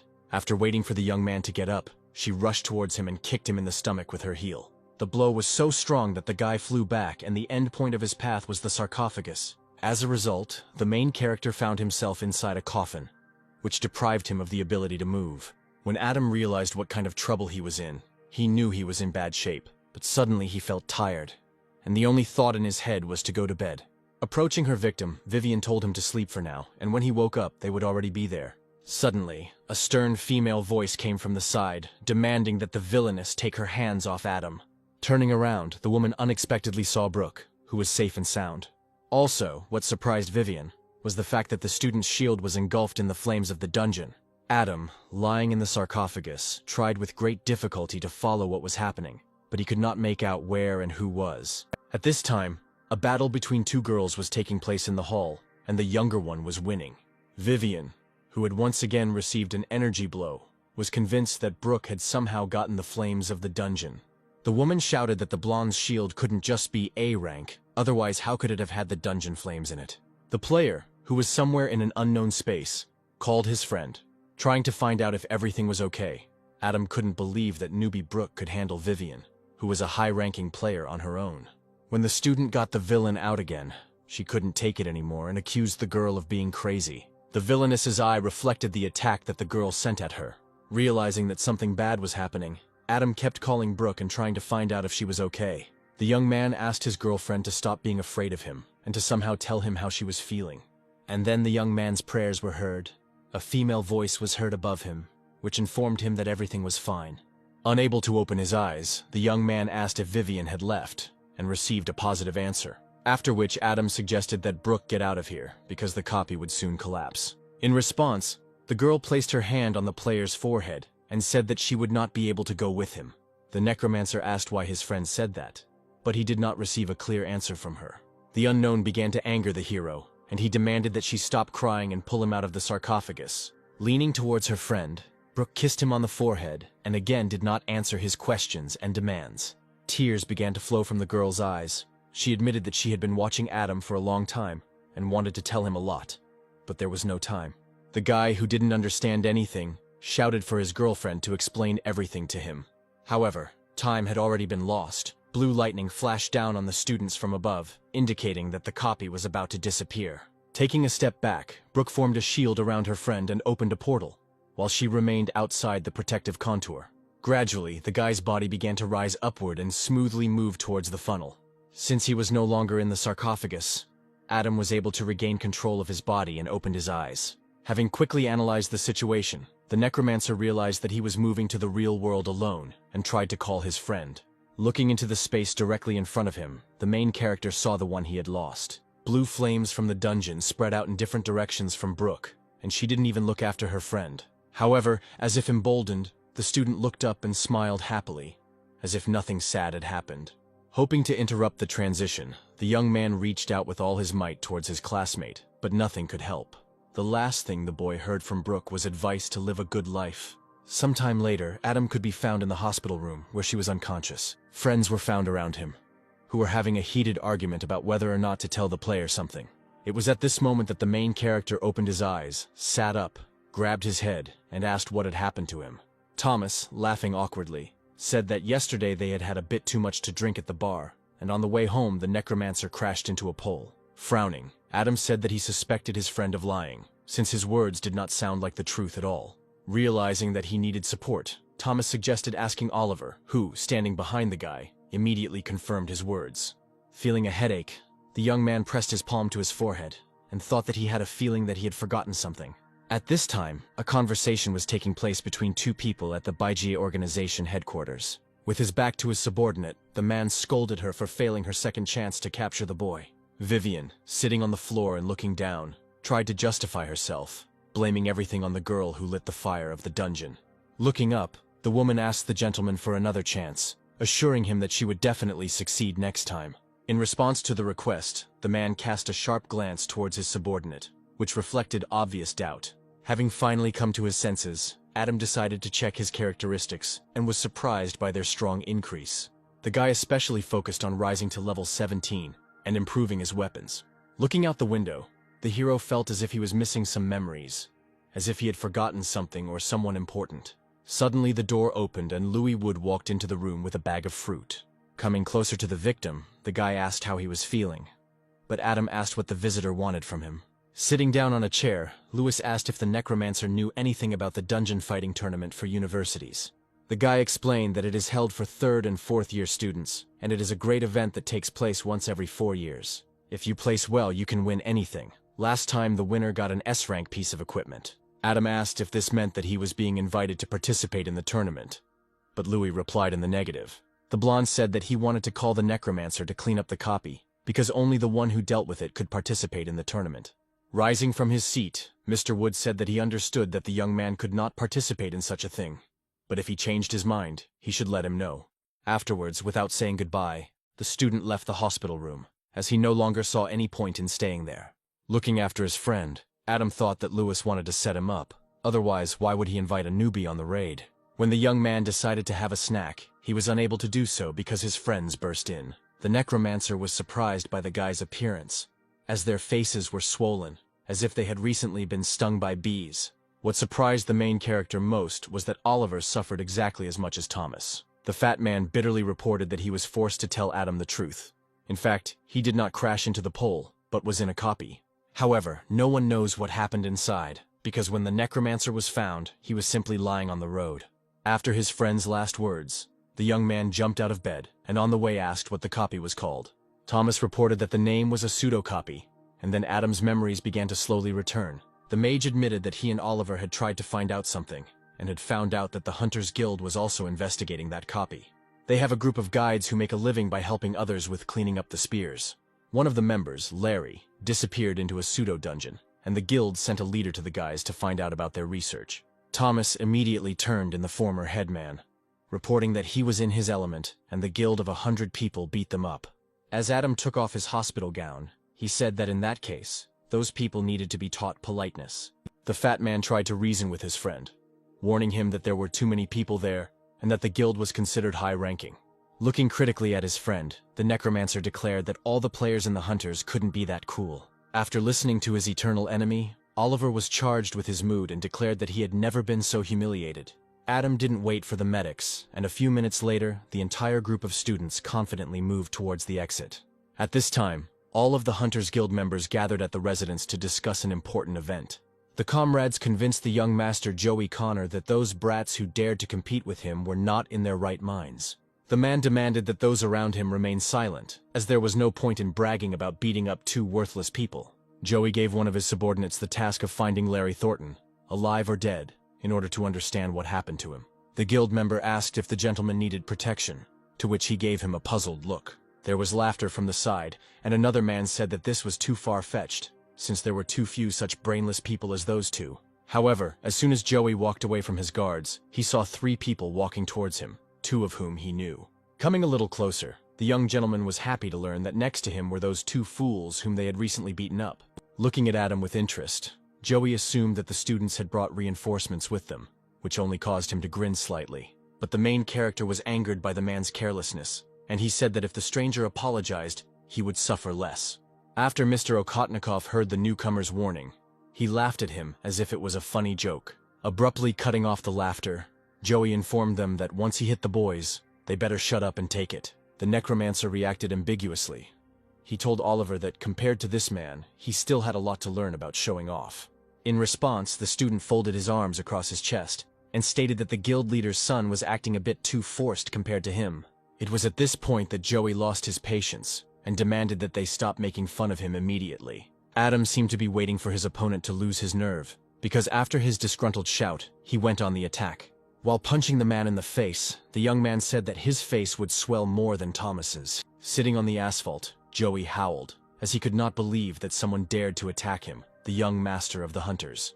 The guys standing behind the necromancer mockingly suggested that all of their opponent's strength had gone into the performance. But these words reached the enemy's ears, and he, jumping up from the ground, threatened his friends that now they were nothing more than future corpses. Not wanting to be unfounded, the man activated a huge hammer in his hand and launched an attack. With a cry of death wish, Joey rushed at Adam, hoping for a lightning victory. Taking the entire blow on the blade, the young man concluded that this upstart was not so weak. But despite all his fears, the necromancer was able to repel the attack and push his opponent back. Looking at the stranger with displeasure, Joey couldn't understand where the newcomer got such powers from. At this point, other students decided to join the battle, and the first attack came from Thomas. He activated the underground mire. Oliver was the next to enter the battle, getting a little closer and using the slash through the arrows. Looking down in surprise, the villain saw a spreading red spot on the perfectly white color. He touched the wound with his palm, then moved it away and looked at the mark in fascination. But then Joey laughed and said that when he was 18, during a cleanup, a player ambushed him and wounded him. When the man sent his men, he caught the guy, and then cut his flesh into pieces, fried it, and forced him to eat it. The impudent man declared that the player had gone crazy, and now it was time to take care of the current opponents. Not impressed by the speech of the son of the head of the Hunters, Adam suggested that he not threaten him, but think about how to escape from here. But Joey didn't take the newcomer's warning seriously and said that 3 idiots couldn't keep him here, and then attacked. The main character, prepared for such a development of events, did not remain standing still and also ran forward. Having attacked his opponent from above, the young man hit him with such force that the asphalt beneath them collapsed into crumbs. And then the young master admitted that he had underestimated the power of your friends. But now he would have to show his true strength. After these words, the opponents continued the fight, and each tried to think through their moves in advance. After a couple of attacks, Joey raised his hammer up and it glowed red. The next moment, a column of red energy rose up from the man, but it did not cause any harm to Adam. Thomas was the first to understand what was happening and warned his friend that the enemy was calling for help. Wanting to interrupt the scoundrel's attempts to get help, the fat man sent sand shackles at him. Joey, with wild eyes, declared that it was too late to attack him and rushed at the necromancer using bloodstream. Since there was an explosion at the place where the rivals were standing and nothing could be seen, Adam's classmates began to worry about him. When visibility improved, the first thing the students could see was Joey laughing. However, his joy was premature, as the guy behind him declared that it was now his turn. Without waiting for a reaction from the enemy, the main character struck him in the face. Feeling humiliated, the man thought that his father would definitely skin the newcomer alive for the harm he had caused him. Adam walked up to the fallen upstart and looked with pleasure at the work of his hands. At that moment, his friends ran up to the necromancer, and the whole company began to think about what to do now. The main character suggested running, and then, picking up the defeated enemy, rushed forward at full speed. After some time, a man in a business suit approached the place where the battle was taking place. Blue flames flared up around him as he was overcome with anger over the young master's blood on the ground. After standing in place for a couple of seconds and determining the direction of the kidnapper's movement, the stranger rushed in the same direction. At this time, the door to the office of the head of the Hunters Guild suddenly swung open, which was unusual for this place. A man ran into the room and started shouting bad news from the doorway, namely, that Joey was missing. Instantly turning to the speaker, the leader demanded to know the details of what had happened. After Todd was given all that was known, he stormed off, declaring that he would tear to pieces those who dared to do this. Without even suspecting the plans of the villain's father, Adam ran forward, not paying attention to the weight of the body that lay on his shoulder. Suddenly, the hunter member raised his head, opened his eyes wide, and looked angrily in Thomas's direction. Joey said that he acknowledged that the enemies had skills, and advised them to let him go. Otherwise they would have to wait for the guild's retribution.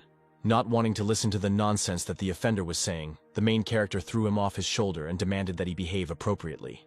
Lying on the ground, the boy called Adam a bastard, and threatened that his father would kill everyone present for what he had done.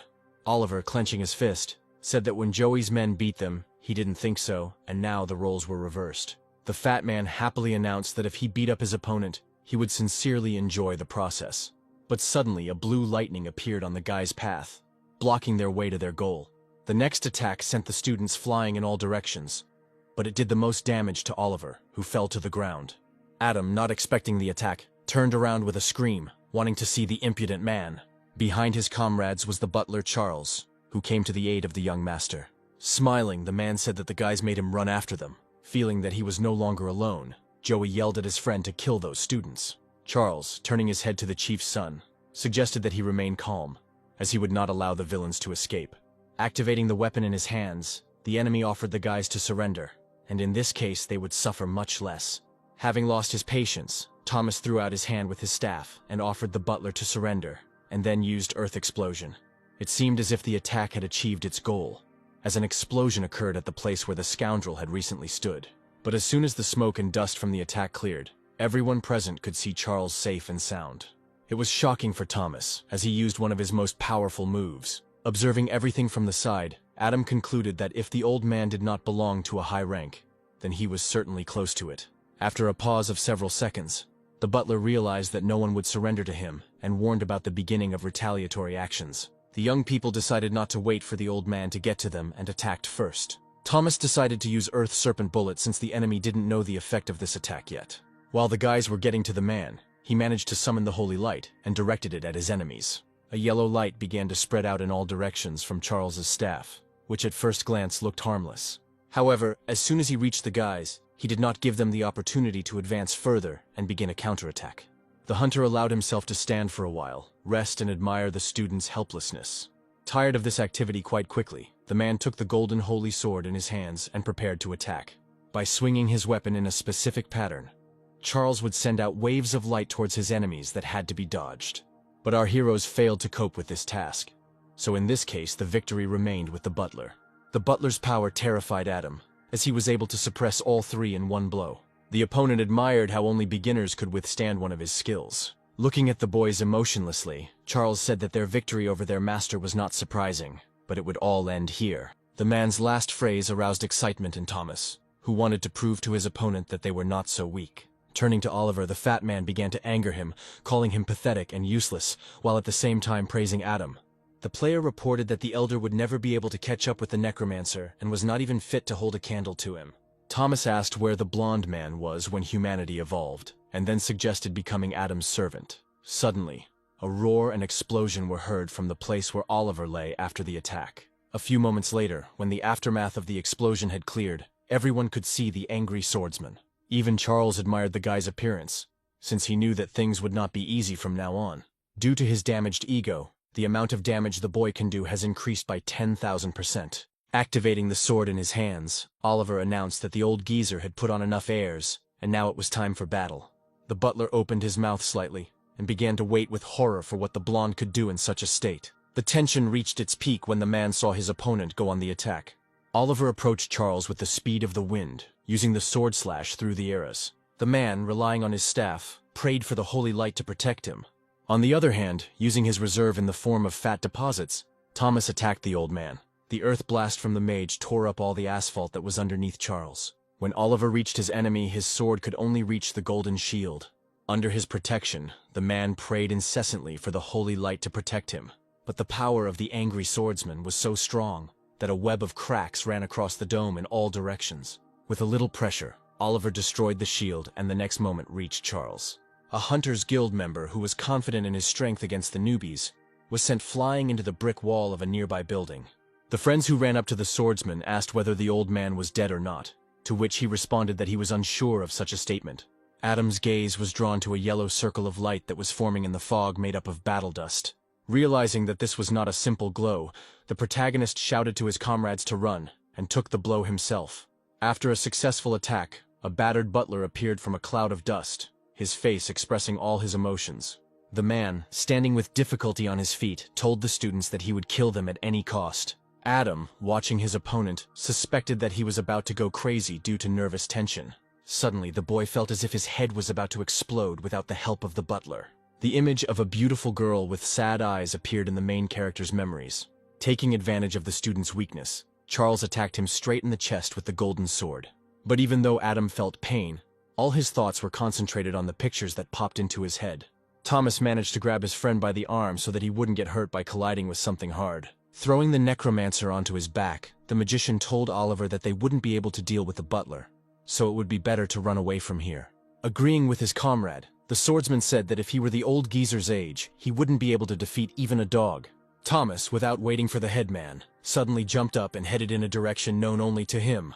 Not wanting to let go of his defeated opponent, Oliver walked up to him and grabbed his tied hands. When the swordsman was sure that he had a firm grip on Joey, he, accompanied by the prisoner's cries, ran in the direction where the fat man had gone. Charles, fearing for the safety of the young master, began to persecute the students. It seemed like the race between the enemies was endless, and the butler never missed an opportunity to stop the guys with his strength. Turning back, Thomas was stunned by the old man's impudence. He dared to break into the territory of the educational institution. Some of the students, watching the race, recognized the man dragging along the ground as a young gentleman from the Hunters Guild. Realizing that his target was slipping away, Charles decided to use his last chance to stop them. He demanded that they stop. But then a young man rushed to intercept the stranger and demanded that he introduce himself. However, the guy was not a threat to the butler, so having caught up with him, the impudent fellow simply threw the university employee aside. Keeping an eye on the events behind him, Thomas commented on what had happened, calling the servant a madman. Due to the fact that the players were distracted by the enemy, they did not notice the obstacle that had appeared in their path: Ernest Stone. The man folded his arms across his chest in displeasure and asked Adam what they were doing here. The young people did not have time to answer, as the teacher heard the sound of footsteps approaching behind him. Turning around and seeing the stranger, Ernest was surprised by his impudence, because no one dares to pursue university students. Having repeated once again about the intruder's impudence, the strong man rushed into battle, not wanting to let his students be harmed. Charles noticed the new opponent and immediately activated the Holy Light Shield. But for Mr. Stone, this was not an insurmountable obstacle, and he attacked the dome from afar. From the outside, the battle looked incredibly impressive, and from the force of the blow, it was clear that the butler should not be able to withstand it. Charles was unable to withstand the attack of a player of his level. Ernest's power pushed the enemy back. Approaching the impudent fellow, the teacher asked who he was and why he was creating problems for Kyoto University. The man warned that if the butler did not answer, he would have to be sent to his forefathers, and then he put his fist forward. While Mr. Stone was distracted by the man lying down, interesting events began to happen behind him. Turning around at the call, the strong man saw new characters behind him. The stranger had an athletic build and a stern face that did not bode well. When the man demanded that Ernest let the stranger go, the teacher asked why he should do this. Todd Connor said that if the enemy does not let Charles go, he will go to the next world with him. But the university teacher was not impressed by such a threat, and he decided to attack first. However, Ernest decided to attack not the newcomer, but the light mage who was nearby. Fearing for his subordinate's life, Mr. Connor shouted his name, but no one answered. Turning to the head of the Hunters Guild, the man suggested that he attack, as he wanted to see the impudent fellow in action. Todd commanded the people around him to kill the strong man for him. But Mr. Stone was not only not scared, but also empowered. So with a predatory smile, he activated the power of Umiro. The teacher scattered the attackers like kittens, without even putting in much effort. One of the guild members recognized the enemy as a man who was considered missing, the battle maniac Ernest Stone. The morale of the defenders of Todd immediately fell, as Monka's glory went ahead of him and brought fear to the enemies. According to rumors, Ernest was born for battle, and at the peak of the intermediate stage, he single-handedly defeated a high-ranking swordsman. The guild leader heard the rumors that were spreading among his subordinates, and asked Stone how he survived. The redhead reported that not only was he alive, but he was also grateful to Todd for the opportunity to fight for his own pleasure. Enraged by his opponent's words, the villain activated the sledgehammer in his hand and prepared to attack. The weapon thrown towards Ernest caught up with him, and together they flew out of the battlefield. The path along which the man had moved away from Mr. Corner left behind purple splashes and clouds of dust. The sledgehammer returned to its owner, and the strong man remained on the ground, looking at the villain with displeasure. The members of the Hunters Guild began to actively gossip about how the combat maniac was not actually that strong. But the stranger's conclusions turned out to be premature, as Adam's teacher decided to move on to more serious measures. Ernest activated the combat fist, causing everything around him to glow orange and a beast's face to appear behind him. The man ordered the tiger to attack, and the owner's command was carried out instantly. In a matter of seconds, Mr. Stone and his assistant reached their opponent. Ernest made a confident move to strike, but his path was blocked by Todd's sledgehammer. The Hunter Guild leader was able to push his opponent back without any harm to himself. Gaining confidence, the man told his opponent that he had truly decided to die. However, Mr. Connor seemed to have forgotten that the more the fighting maniac fights, the stronger his fighting spirit and fighting fist become. As Ernest prepared to attack, he suddenly heard a loud heartbeat, but its source remained unknown. After a few moments, everyone around realized that the heartbeat was coming from the leader's sledgehammer. Moving closer to the enemy, Todd tried to calculate the shortest path to victory for himself. The students watching the battle watched what was happening with their mouths open in shock. Oliver saw an evil spirit emerge from Joey's father's weapon, its face not auguring anything good. Gradually, the two high-ranking players drew closer, and the battle was about to become bloody. The members of the Hunters Guild, knowing their leader, realized that this time he was truly intent on killing. The only one who found the whole thing funny was Mr. Stone, who said that it was impossible to kill him with one blow. Wanting to fight a worthy opponent for the first time in several years, Ernest challenged him to start the battle, but the men's plans were not destined to come true, as a huge sword was thrust right in the center between the rivals. The players stared at the barrier in surprise, as the weapon did not belong to any of them. There was a commotion among those present, as everyone felt the approach of a terrifying aura. The teacher realized that there would be no fight, since after looking closely at the weapon he correctly guessed its owner. Todd also slowly began to understand who had just interfered with the battle, because the owner of the Kunwu sword could only be one person. Adam, knowing the owner of the heavy aura personally, immediately guessed who stopped the fight. A few seconds after the sword, its owner, the rector of Kyoto University, Edgar Lambert, appeared on the square. Without preamble, the man demanded that the Hunters Guild explain their actions or be destroyed that very day. One of the organization's members' nerves gave out and he released his whip at the swordsman. Todd tried to stop the fool who didn't even understand who he was trying to attack, but it was too late. Mr. Lambert's body was bound by a strong thread, and it seemed as if nothing in this world could break it. Without even suspecting the danger, the stranger shouted to his leader not to worry, because now the old man would not be able to escape. A second later, everyone realized that the statement was reckless, since Edgar did not even move from his place. But the whip was already broken. The owner of the weapon was surprised and asked how this was possible, since it was a B-rank weapon. It was at this moment that the rector of the university decided to eliminate the offender, and he felt incredible pain. And a moment later, where the man had stood, there was only an empty space left, and only memories remained of the guild member. Once all the individuals interfering with the conversation had been eliminated, the swordsman turned to Todd and once again demanded an explanation. The man, deciding to take advantage of the opportunity, reported that the students had kidnapped his son, and he was forced to come to the rescue. Mr. Lambert asked if this was exactly the reason for the riots at the gates of his university. The head of the guild fervently assured that if his son was returned to him, he would turn a blind eye to what had happened and leave immediately. But all of Mr. Connor's words were interrupted by Edgard's condition, who said that there were two options. Either they leave or they die. Oliver, standing to the side, was amazed by the head of the school, who was demonstrating true skill. Todd, not expecting the conditions, asked why the man was acting so unreasonably. Edgar wondered if any of his rivals had thought about the reason when they had caused a riot and injured his students. Not wanting to give in, Joey's father reminded him that the boys had kidnapped his son, and then asked if the rector was going to cover for them.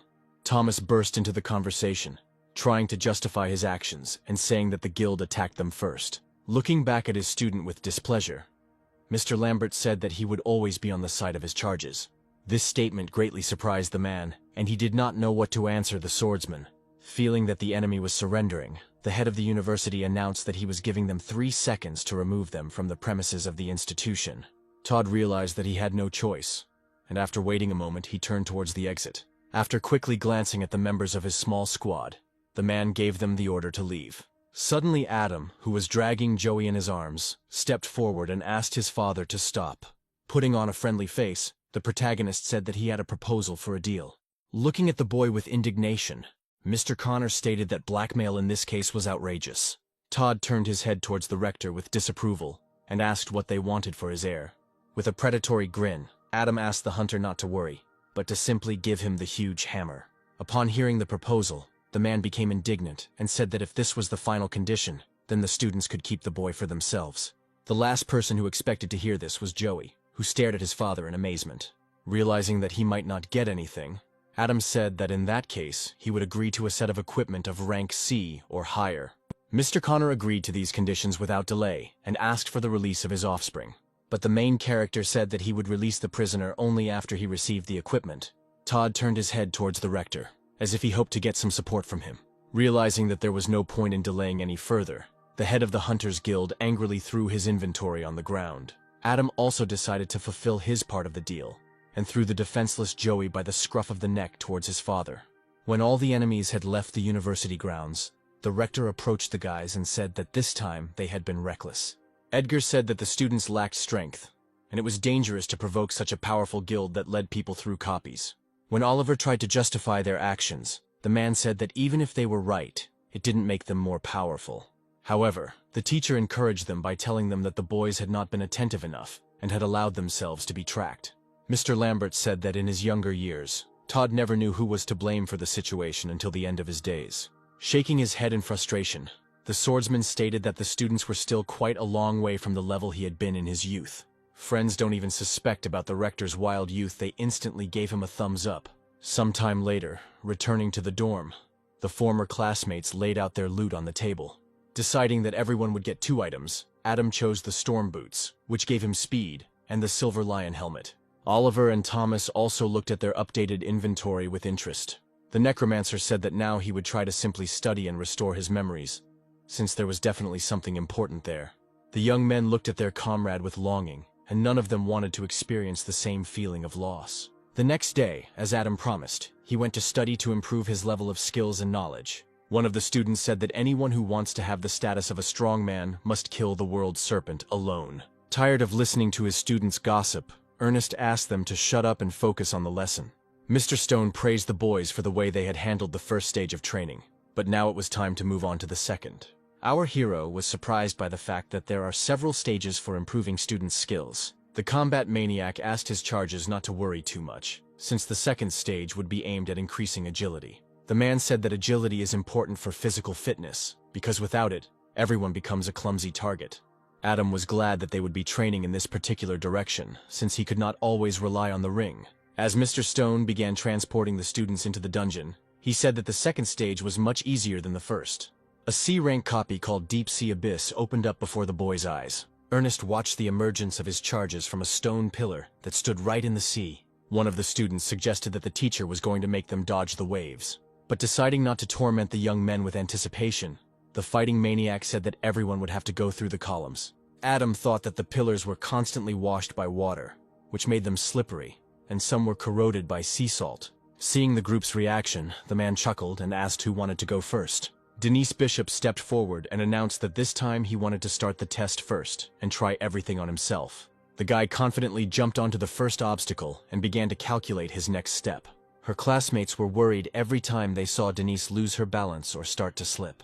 But gradually the young man got used to the uncomfortable columns and began to overcome them with ease. The students who watched their friend jump decided that the test was easy and that everyone would complete it in a couple of minutes. However, suddenly something stuck into the guy's leg and he began to lose his balance. The next moment, Dennis flew down, and a blue fish with a sharp nose confidently flew above him. The strong man fell into the water, which meant that he would have to start all over again and catch up with his more cowardly classmates. Ernest had expected situations like this to happen, so he took a chain with him, which he now threw to the bravest student. 15 minutes later, when Dennis's struggle with the salt water and the waves was over, he climbed out onto the shore and threw the chain there. As soon as the young man returned to the ranks, the teacher informed him that the local fish were called swordfish, and they attacked all creatures. One of the students asked the teacher how many swordfish there were in total. The man smiled slyly and said that since the group was at the fish's lair, there were at least 100,000 of them here. Indignant conversations swept through the ranks of the guys, as everyone understood that it was impossible to defeat such a number of opponents. With his arms folded across his chest, Ernest announced that whoever completed the task first would receive a special reward. This news cheered up those present, because teacher awards never disappoint anyone. Dennis was the first to rush to take the test again, declaring that the reward would definitely belong to him. A whole battle unfolded among the young people on the columns, since the price of victory was too high. Adam, having waited until the main mass had started, slowly approached the training track and without unnecessary fuss began the test. Deciding not to neglect the ring, the player activated it and took half of Ernest's agility. The man realized what had happened and looked displeasedly at the necromancer, but did not reproach him for his cunning. The main character jumped from pole to pole without any hesitation, as if he did this every day. Even his classmates present were amazed at the speed that Adam developed. One of the guys demanded that the young man stop and not come closer, since the column might not be able to support 2 people. But the young man didn't care about his comrade's words, since he understood that he was not bothering anyone. The students looked after the weakest of them and could not understand where he got the strength to do such a thing. Adam was happy that he received the storm boots in time, which allowed him to glide at the speed of a storm. However, the leader of the race was still Dennis, who again reached the point where progress was hindered by fish. The boy knew that he would come alive in this area, so he readily dodged the swordfish and batted them away with his fists. From the outside, the strongman's fight looked quite impressive, and for those watching, it was also educational, because they had yet to experience it. As Adam approached Denise, the queen's voice sounded in his head, telling him that there was something incredible on the mountain. Our hero asked when the girl had managed to return, to which she replied that she had always been inside and had never disappeared. Stopping abruptly, the necromancer said that he didn't care about the mountain and demanded to know what happened in the pseudo-dungeon. Lowering her head, the blonde said that she was sorry, but she would not be able to tell her host anything. The guy didn't expect to be refused, and asked his friend why she refused to share information. She said that as soon as the world collapsed, the main will of the inner world concentrated its attention there, and had to fall into hibernation. However, the queen said that she was sure of one thing: Adam did not lose his memory by accident. The blonde said that the girl, Brooke, sealed all of the guy's memories because she didn't want him to remember her. Clenching his fists, the young man became angry at the one who couldn't remember and didn't understand why she did this. The entire time the player was lost in his thoughts, swordfish began to appear around his pillar. Realizing that the test was not over yet, the young man opened his eyes and turned his attention to his small opponents. As soon as they began their attack, they immediately received a powerful rebuff from Adam. He took out his anger at Brooke on them. All of his classmates were deeply impressed by how fiercely the necromancer fought. Mr. Stone did not understand why, instead of training his agility, his student was busy beating fish. Not paying attention to the fact that all the strong men were looking at him, the main character continued to destroy the school of fish. When there was a lull in the battle, Adam asked the queen how to break the seal. The girl said that for this purpose, the guy must get one important thing. The young man, not noticing that a seal was spreading across his face, asked what the beauty was talking about. The queen, after a short pause, said that the main character should get the ghost eye, but that this should be thought about later. But as soon as the blonde said the name of the item, the power of the seal increased, so much so that Adam could no longer withstand it. Having lost consciousness, the boy fell into the water and quickly sank to the bottom, and all that remained was to hope that the teacher would save his protege. And perhaps the necromancer imagined it, but an unfamiliar transparent girl with a frightened face appeared before his eyes. After some time, the main character opened his eyes and stared up. Sitting up, Adam grabbed his head and looked around, realizing that he was back in the hospital. Suddenly, the one the guy least expected to see entered the room: Amelia Adams, the girl from the competition. Having entered the room, the acquaintance began to pour water, and said that Thomas told her about what happened with the necromancer. Handing the young man a cup, the student asked him to be careful, as it might be hot. But the idyll of the moment was broken, as the door suddenly swung open, and a stranger rushed inside. He stared in bewilderment at the couple, who were standing quite close to each other. The guy asked Amelia with displeasure whether she had come all this way for this handsome man. Adam, calmly finishing what was in his mug, looked at the troublemaker. Taking a step forward, the girl asked the young man, calling him Stephen Scott, what he was doing, and demanded that he leave. As if not hearing the words of the object of his affection, Stephen asked Amelia what she saw in this frail patient. The guest's gaze became heavier with every word of her acquaintance, and she again demanded that he leave. The blonde turned to Adam and said that if he was a real man, he should agree to fight in the dueling arena. Sighing with displeasure, the main character said that as soon as Stefan showed up, it became noisy and asked who he was. Smiling with white teeth, the player introduced himself and said that he was the strongest among the guys at the pedagogical university. The young man thought that even in their school the ratio of boys to girls was 1-9. What was going on with the impudent fellow? Turning to the necromancer, Amelia whispered to him not to argue, because even though Stefan was a fool, his strength was impressive. Nodding to the girl, the young man began to rise and explained that he had never tried to get close to the ice mage. The bully grinned and rushed towards his beloved, telling her that a coward like this was not worthy of her. But Adam immediately said that the student had misunderstood him, because he meant that Amelia herself came to him. Our hero continued carefree, saying that she took care of him day and night, pouring tea, straightening the blanket. To further irritate his new acquaintance, the guy said that the girl thought he was more handsome and taller than the upstart. The young man got what he wanted, because the next moment Stefan came at him with his fists. However, an ice wall appeared in the blonde's path, preventing the attacker from reaching our hero. Tired of this childish behavior, Amelia screamed at her friend to stop showing off. Adam, who was already fed up with the uninvited guest, called security and summoned them to get rid of the screamer. While two stern guys were carrying Stefan out of the room, he managed to tell the necromancer to come to the arena if he had the guts. When the door slammed, Amelia told the guy not to listen to the upstart, because she had been suffering from his advances for a long time. Duel Arena is a place for duels where players do not die, but when one player's HP reaches 1, he loses. After some time, when Adam recovered, he accepted Stefan's challenge, and many people learned about the battle. Someone even tried to make money on the upcoming fight and started taking bets on the victory. While people were busy with issues of their well-being, young people were already preparing to enter the arena. When their paths crossed, the bully admitted that the necromancer was much better than he had been in his first year, but Stefan was much older now. Smiling, the rival said that he was going to turn the main character into mincemeat right in front of Amelia's eyes. Just before the battle began, it was revealed that the blonde man was a level 26 warrior. When the spectators heard the ranks of the opponents, an oppressive silence hung over the square. A moment later, the crowd revolted, as the upcoming fight seemed pointless to them, and Adam's chances were 0. But some remained on the newbie's side, believing that if he summoned a bunch of undead, he might have a chance of winning. Stefan found the situation suspicious, and Warrior warned him that if this was a scam, he was broke. Not wanting to listen to empty chatter, our hero suddenly jumped up and began the attack. The student looked at his opponent in shock and tried to calculate the blow so that the newcomer would not die after it. For the fans, it was also a great surprise how the necromancer went head-on using his fists against the warrior. Amelia, who was standing nearby, listened to the guy's comments and thought that they were all underestimating Adam in vain. Stefan made the most wrong decision of his life, to pity the weak necromancer and take the first blow himself. The young man did not waste his time on empty attacks and hit his naive opponent straight in the face. The guy from the pedagogical university was flying backwards at the speed of sound, unable to break. The spectators in the stands could not believe what happened in the arena, as no one had ever seen anything like it before. People roared, trying to prove that everything was a setup, and some demanded the return of the money they had bet on Stefan. The warrior's friends looked at him with criticism, because they did not expect that the strongest of them would show weakness. The next moment, a feeling of excitement swept through the arena as the older player found the strength to stand up. Stefan looked menacingly at his opponent and announced that he was no longer going to hold back. But the main character was not going to listen to any warnings, and was already making his next attack. Unexpectedly for Adam, the guy was able to intercept the fist and squeeze it tightly in his palm.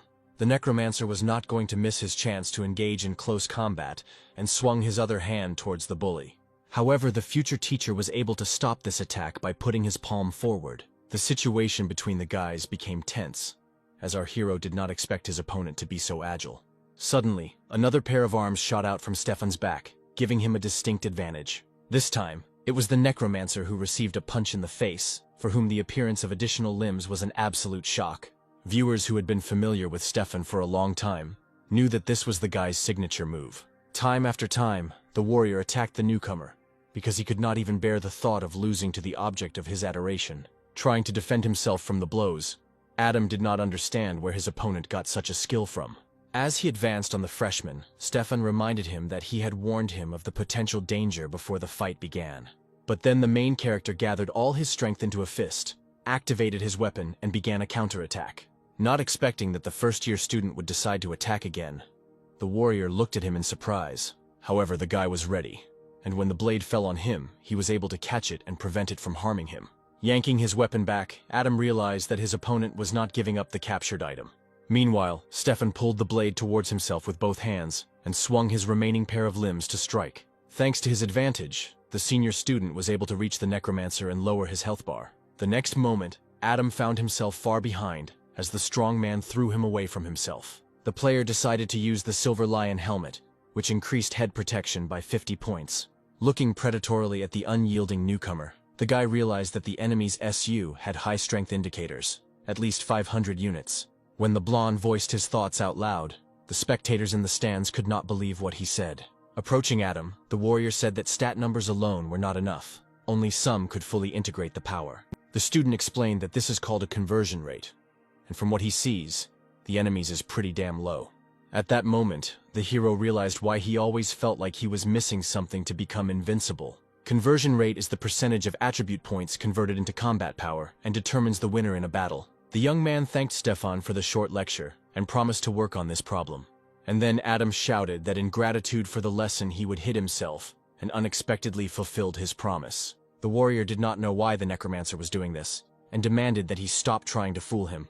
Amelia, standing among the visitors, could not understand what exactly her friend was planning to do. In fact, the player did this to activate the Queen's Wrath mode and go into Berserker mode. When activating the Corpse Ring, Adam said that he was interested in high stats, not conversion rates. A moment later, the protagonist rushed forward to deliver the decisive blow in this battle. However, Stefan had foreseen this situation and was able to put the block out of his hands. While the opponent's attention was completely focused on his hands, the Necromancer penetrated behind his back. After which, Adam began a rapid series of attacks that the senior student was unable to keep up with. The speed of the young man caused a cloud of dust to rise around the combatants. The students, who knew how the battle would end, could not believe in the victory of a newcomer over a warrior at the intermediate stage. But then Stefan appeared, crawling out of the dust and coughing, and declared that nothing was finished yet. Getting to his feet, the boy shouted furiously that someone like him could not lose to someone like Adam. Swirls of blue energy began to form around the warrior, raising a strong wind in the arena. Stefan said that he originally planned to use this move at the international tournament, but first he would have to use it on a Necromancer. The guy decided to use 3 pairs of hands to show everyone present his skills. Time after time he struck the main character, reducing the enemy's health level. Feeling the smugness rising inside him, Stefan didn't even suspect that he would once again activate the newbie's Berserker mode. Swinging his weapon once again, the warrior shouted that everything had already been decided, and that all that remained for Adam was to die. But unexpectedly for the bully, his attack was stopped by the palm of his opponent. The system reported that the Berserker mode had reached its limit, and now mysterious consequences should occur. The main character said that it is not beautiful for a person to have so many hands, so it is worth removing a couple of extra ones. In front of the spectators present, the young man showed great cruelty. He tore one of Stefan's limbs from his body. This action made the player very angry at the intermediate stage, and he decided to take revenge for what he had done. But no matter how hard the young man tried, all his attempts to strike at the Necromancer were a failure. In the heat of battle, Stefan didn't notice that he had lost another arm, so that was what Adam focused on. The onlookers were surprised that the Necromancer's physical strength could reach such a terrifying level. Only one of the spectators was smiling contentedly now. The girl who had been looking for the main character for a long time. At this time on the battlefield, Stefan finally accepted the fact that he was going to lose to a newbie this time. The Necromancer flew towards the enemy, and a murderous aura reigned around him. Our hero's swing was so powerful that everyone around him already mentally said goodbye to the blonde. The system reported that Mr. Scott had only 1 health point left, which meant he had lost. The arena was filled with almost the same silence as at the beginning of the fight, but this time it was different in nature. Shock and surprise. Adam was able to defeat a third-year warrior, who was preparing for the World Dungeon Fighting Tournament. Feeling how the Berserker mode was gradually fading, the guy tried to leave the site as quickly as possible. The stranger who was watching him from the hall could not wait for the moment when the Necromancer was alone. The protagonist walked through the open door, feeling waves of fatigue wash over his body. Adam suddenly started coughing and blood started spurting out of his mouth as he had to take a couple of hits to defeat Stefan. The system reported that the mode was disabled and a mysterious side effect was activated. Immobilization for 1 hour. The young man felt his body stop obeying him and fly to the floor, but he was not allowed to fall completely because someone's hands confidently caught Adam. Everything was swimming before the Necromancer's eyes, and even looking closely at the man, he could not discern the face of the savior. However, the next moment the young man received a strong blow to the forehead with the edge of his palm. Before losing consciousness, the guy heard a female voice, which said that she was glad to meet again. When the Necromancer opened his eyes after an indefinite period of time, he did not understand where he was, since the place was unfamiliar. Sitting up, Adam tried to remember the thread of events that had taken place. Suddenly, 2 unknown girls appeared in front of him and called him sir. Staring at the maids, the guy asked them who was the owner of this bedroom. Jumping abruptly out of bed, amid the indignant cries of the servants, Adam tried to break through to the exit of the room. On the way, he tried to find out who the mistress was, for which he received 2 uncomprehending glances in his back. One of the girls said that the young gentleman had no right to leave the room without the permission of the mistress. However, our hero was not going to listen to strangers and had already opened the door, but there was an obstacle to his freedom. Rosalind Taylor stood in the hallway and seductively asked the young man if he was awake. Memories from the lake copy where the girl tried to kill him surfaced in Adam's head. Smiling, Rosalind said that she had already promised to find the Necromancer back then. Turning her gaze to the maids, the kidnapper demanded that they leave the room. As soon as the door slammed shut, the young man asked Miss Taylor what she was up to. Activating her power, the blonde extended her hand towards the young man's neck and asked him to take his time. Suddenly, an unusually beautiful white flower grew from the guy's neck, and Rosalind immediately reached for it. When the girl plucked the sprout, Adam immediately felt the seed disappear from his body. Looking at his acquaintance with displeasure, the main character demanded that she explain what was happening. Smiling, Rosalind explained that she was the eldest daughter of the Tang family, and the Necromancer was her husband, so he was the young master. Taking a fighting stance, Adam recalled that he had beaten up a girl at the lake, and now she had kidnapped him and made him her husband. The player's words angered the kidnapper, and she shouted that the young man himself was to blame for everything that was happening, as he had ruined her plans. It was the Necromancer's turn to speak, and he said that he had done everything for his survival, and then asked about the meaning of the kidnapping. The girl said that in her family there is a rule. If you do not reach a high rank by 25, then you get married.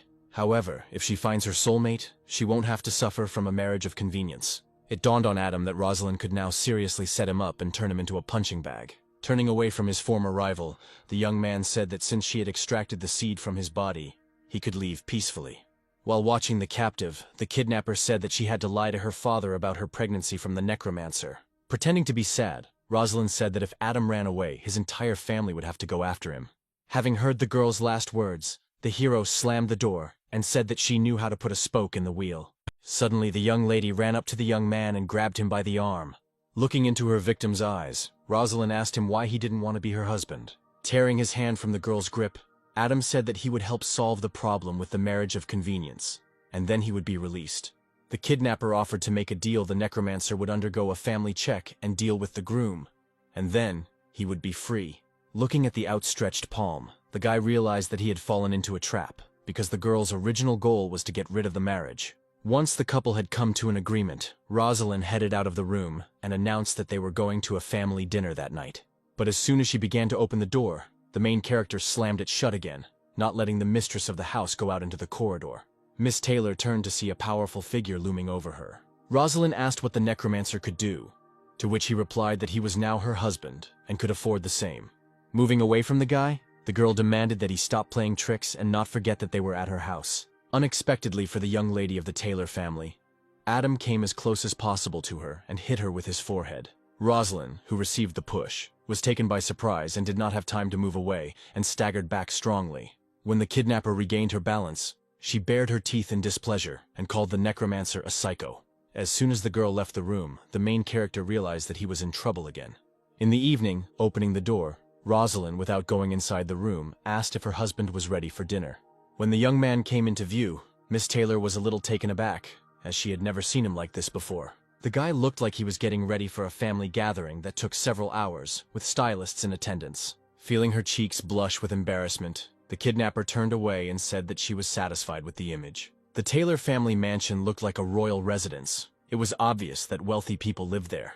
Upon entering the main hall, the couple were met by maids who joyfully greeted their masters. Leaning towards the boy's ear, Rosalind demanded that he say nothing and obey her. Two people appeared ahead, a man and a woman, who looked expectantly towards the young people. Jessica Taylor, who was the girl's mother, happily greeted her relative.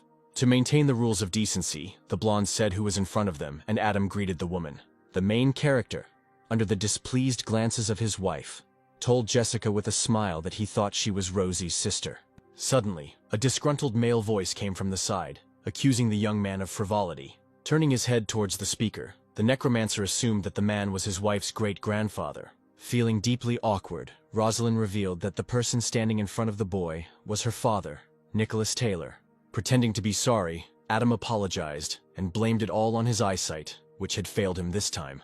Mr. Taylor thought grimly that if the boy had not been the father of an unborn grandson, he would have killed him on the spot.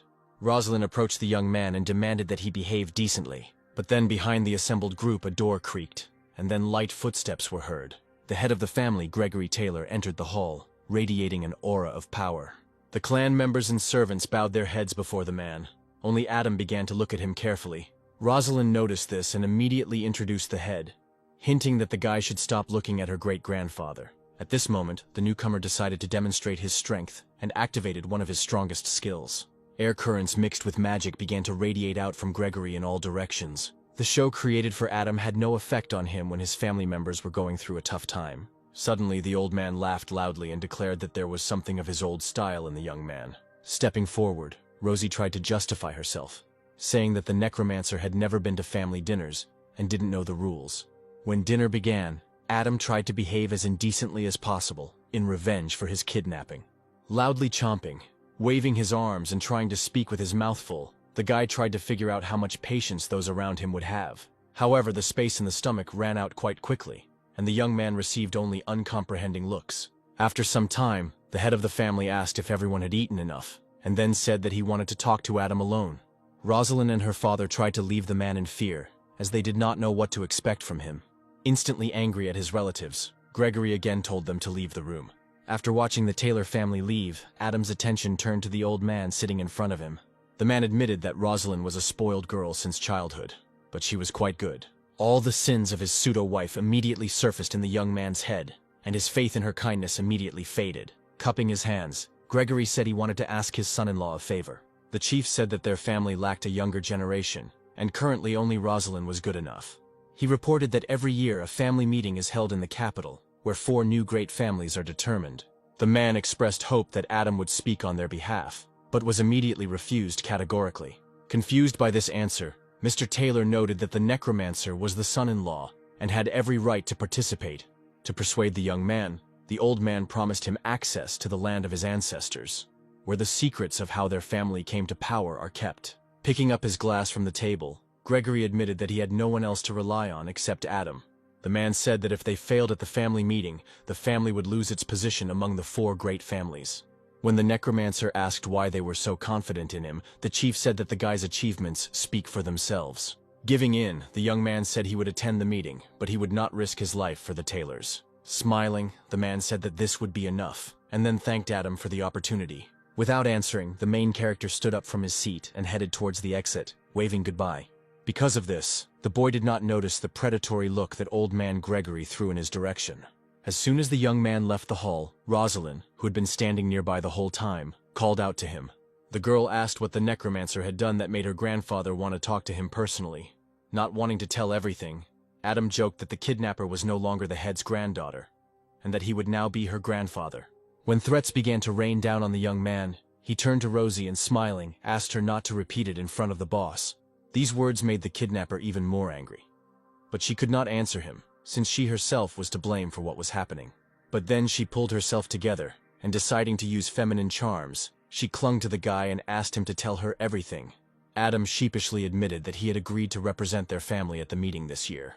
Rosalind suggested that the hero could have refused this, since he had dragged her here by force. But he asked her not to bother her head with it. Walking away, the guy decided to disturb the peace that had formed between them, and told the girl that none of this concerned her. A few days later, Adam, accompanied by Rosalind and Gregory, went to a family gathering. The leader activated the teleporter, and all that was left for the young people to do was step inside. When the transfer was completed, the three of them found themselves on Mount Chunling, where there were already a lot of people. The aristocrats present belonged to the Taylor, Hayes, Sinclair, and Coleman families. The head of the Coleman family, Gordon, asked with displeasure who the Taylors thought they were if they allowed themselves to arrive later than everyone else. Gregory, looking sideways at the man, said that if he didn't like something, they could start a war. The disgruntled man said that the old man should not pretend to be tough until their family confirmed its status among the greats. In the crowd of people was Charlotte Sinclair, who, seeing a familiar back, tried to convince herself that it was not a necromancer. But all the arguments were stopped by a man who came out onto the platform, and having confirmed that all the families were there, suggested that they begin. The judge of the meeting, Kurt Hoffman, asked representatives of each family to come forward. Our hero, among the rest of the Taylor clan, took several confident steps. Charlotte, who met the criteria for participation in the competition, was also in the group that would be in the trial. Casting a glance towards her rivals, the girl was surprised, as she was finally convinced of Adam's presence here. The main character attracted the attention of other people, who could not understand where a stranger came from in their ranks. Kurt, wanting to get started quickly, suggested that the teams prepare to enter the copy, but someone interrupted him with a shout. The restless Gordon said that, in his opinion, Adam does not belong to the Taylor family. The necromancer's old friend continued to wonder where he came from. The old man stepped forward and announced that the boy was the husband of his great-granddaughter Rosalind and the son-in-law of their family. The head of the Kolomanovs asked not to take those present for fools, but to admit that they select everyone for the family for the sake of numbers. The stranger declared that he might as well adopt several geniuses from the capital's universities into his family. Someone around wondered why the newlyweds were standing so far apart if they loved each other. Gregory turned to the young man and asked him to stand closer to Rosie to shut these people up. Having received a negative answer, the old man asked what could make Adam change his mind. Smiling slyly, the main character said that in this case an additional fee would help. Turning away, the player said that when it was all over, the Taylor family would have to do something for him. No questions asked.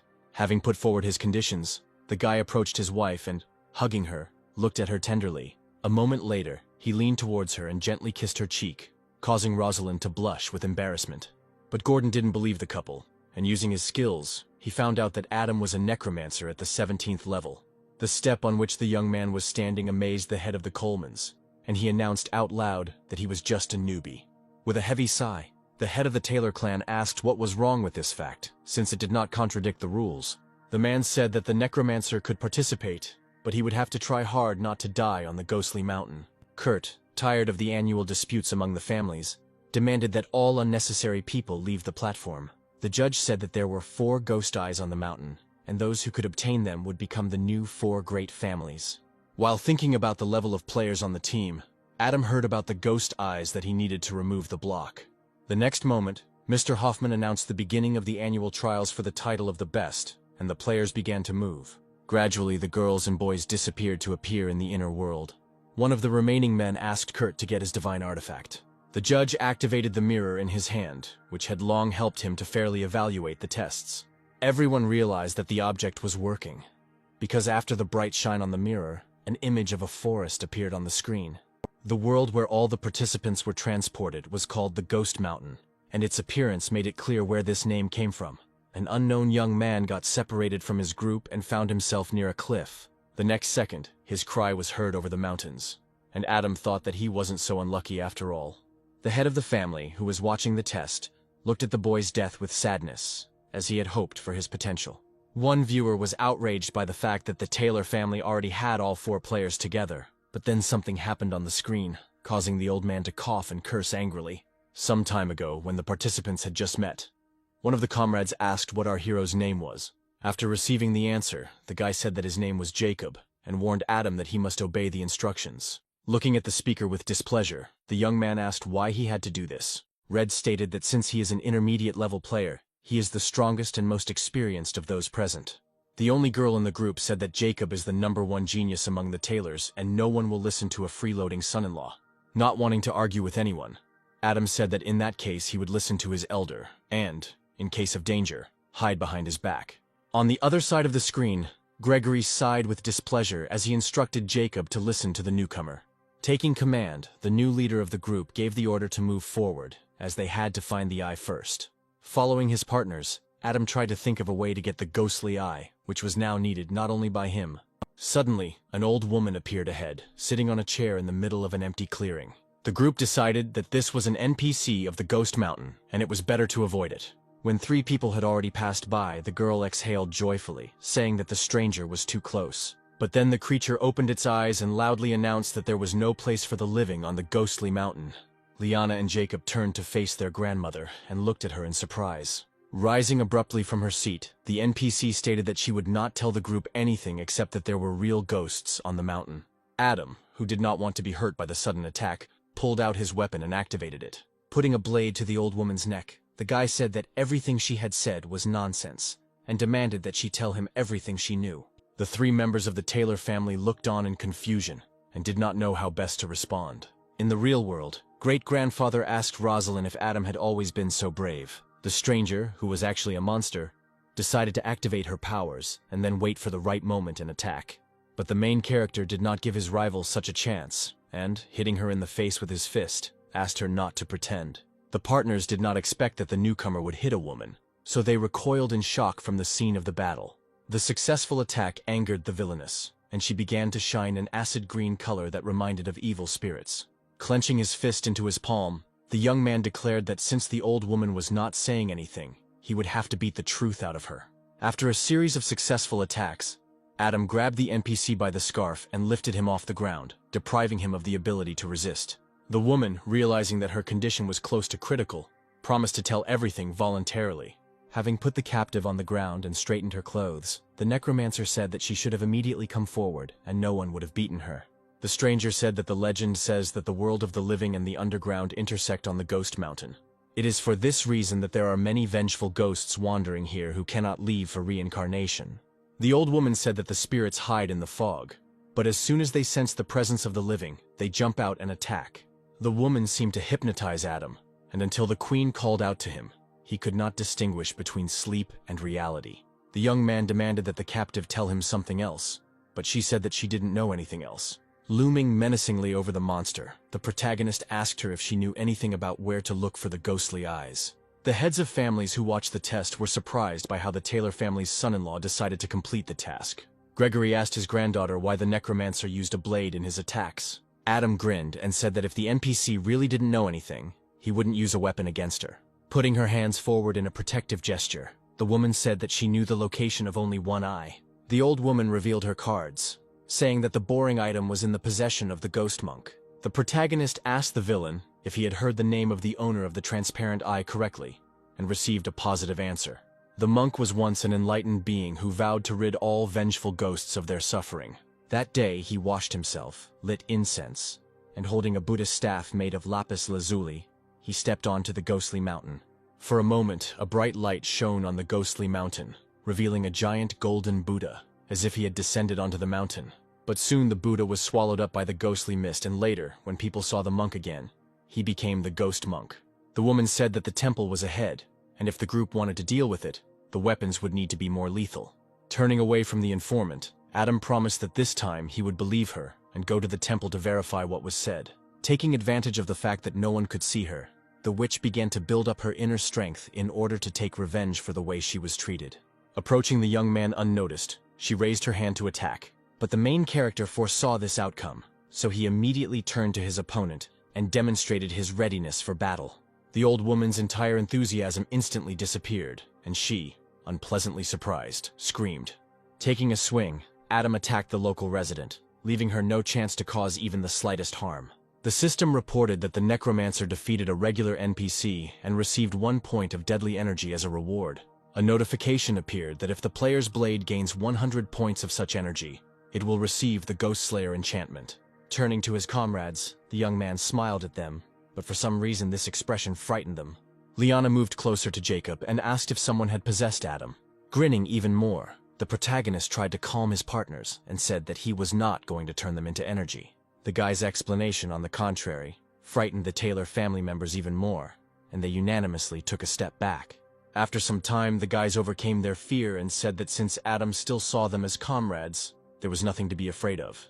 For several hours now, the Taylor family group had been moving through the dense forest, and still had not found the desired temple. Jacob, feeling responsible for the team, asked them to ignore the sounds and pretend they had not heard anything. The audience acknowledged that although the leader is arrogant, he is actually quite capable and not impulsive like the rest of the youth. But then the attention of observers was drawn to Adam, who again decided to do everything his own way.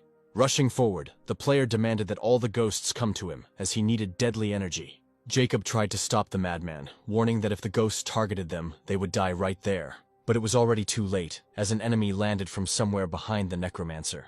A monster with red eyes attacked the protagonist in a swift jump, but he was able to dodge. With a precise attack, Adam destroyed the evil spirit and received +1 point to his much-needed energy. But the battle did not stop there, as hundreds of equally evil ghosts appeared ahead. Looking at the crowd of enemies in fear, Jacob indignantly asked the necromancer what he had done. But the young man did not pay attention to the cries of his comrades, telling himself that these spirits should be enough for him.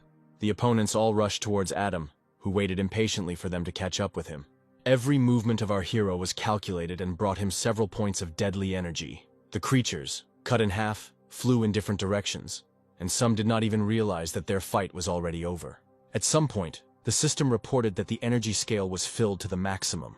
The blade received a first-stage enchantment, Ghost Slayer, and damage to spiritual entities increased by 50%. Adam also received 30% to the fear of entities, which he could immediately see. The spirits rushed away from him. The group looked at what was happening with confusion, as no one expected the ghosts to run away from the young man as fast as they could. Gregory looked at the boy peacefully, and thought that this kid was stronger than he initially thought. Catching up with his opponents, the hero thought that he didn't even expect that the deadly energy would have several stages. But then a male voice rang out over the clearing, singing as it demanded that the demons and ghosts disappear. The stranger activated the fire dance, and all the creatures found themselves in the middle of a fire the next moment. The only one who was upset about what was happening was Adam, who lost the opportunity to get energy points. In front of the group stood a man who had just destroyed a small army of spirits. People from reality immediately recognized the stranger as a monk of the Dong family, who is an important NPC and reduces the difficulty of the trial.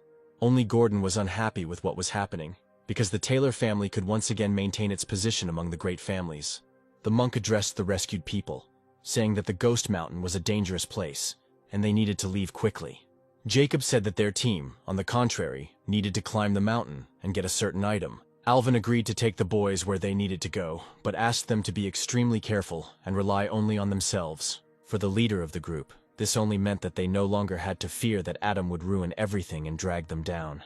With the NPC, everything really went much easier, and the company's progress accelerated significantly. Liana, who was the most timid of those present, asked the elder if they really needed to climb the mountain. Hugging the girl and patting her on the head, the guy asked her not to be afraid of anything, as he would not let anyone hurt her. Adam watched the scene with his eyes rolled and thought that if something happened, these two would immediately start calling for help. The young man swung his blade to clear the grass from the path that led further into the mountains. Alvin looked at the necromancer's weapon in surprise, as it felt like dense, deadly energy. The man approached the young man and asked him what he did for a living, to which he received the answer that Adam was a butcher. But the monk did not believe what was said, since such energy cannot be obtained from cutting up pigs. The power from the blade spread out in smooth waves, removing unnecessary plants and opening the way. Jacob looked closely at the place where the guy was and shouted that he saw a passage there, which meant that someone had gotten ahead of them. Noticing that the entire group of boys wanted to rush forward, Alvin asked them to stop in a worried voice. Having gained the attention of his comrades, the man raised his hand and pointed his finger forward, drawing their attention to something.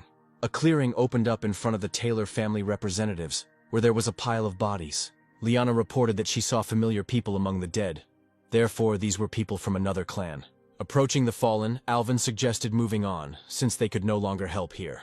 Walking a little forward, Jacob heard a strange sound coming from somewhere to the side. Turning around, the young man saw a strange creature with red eyes, and then asked the monk if it was a ghost. Having heard the word that interested him, the main character rushed forward, pushing everyone in his path. Distracted from its next victim, the monster turned its attention to the moving target. Adam, anticipating the battle to increase the enchantment level of his blade, smiled predatorily. It only took one blow for the guy to save his group from the danger of the dead man. Even the monk, who did not expect such rage from a living person, was impressed by the newcomer's actions. Grabbing her friend's hand, Liana said that she wanted to go back home, to which she received the answer that first they needed to find the eye. Suddenly, someone's voice was heard over the clearing, singing a song about unhappy love in a drawn-out and sad voice. Looking down, the girl saw that all the space around her was beginning to disappear underwater. With every second, the water level increased, and in a few minutes, it was already waist-deep. Jacob walked up to Liana and took her hand, telling her that she didn't have to be afraid of anything. However, the guy's suggestion did not work, as she saw something terrible behind her and tried to report it. A woman with black hair rose out of the water into the air, her outline illuminated by an otherworldly green light. Turning around, the young man saw nothing and told the girl that she had most likely imagined it all. However, Liana knew for sure that she had seen someone, and for support she turned to the monk, asking if he had seen a ghost. But Alvin had not noticed anyone before, so the only witness to the spirit's appearance was the blonde. The man thought that he shouldn't ignore his partner's words and recited a spell to drive away evil. The NPC's eyes lit up blue, and he began to summon Heavenly Sight, which was supposed to help in the current situation. When he opened his eyelids, a column of blue light burst out of his eyes and headed towards the water. The effect was not long in coming. A woman with black hair appeared on the surface and attacked the monk. The green slime rushed towards Alvin and hit the target, the eyes emitting light. The man lowered his eyelids, feeling wild pain, and thought that he did not even have time to see the ghost's face, but was already wounded. The only one who was not afraid of the monster was Adam, who, with a weapon at the ready, tried to find the evil spirit. But Alvin wasn't going to give up so easily, and he pulled out the seal and began to activate it. Pointing his hand with the paper towards the direction where the ghost had recently been, he ordered her to go through 7 killings of gods and demons. The man got his way, and the woman showed her true colors as the spell was causing her pain.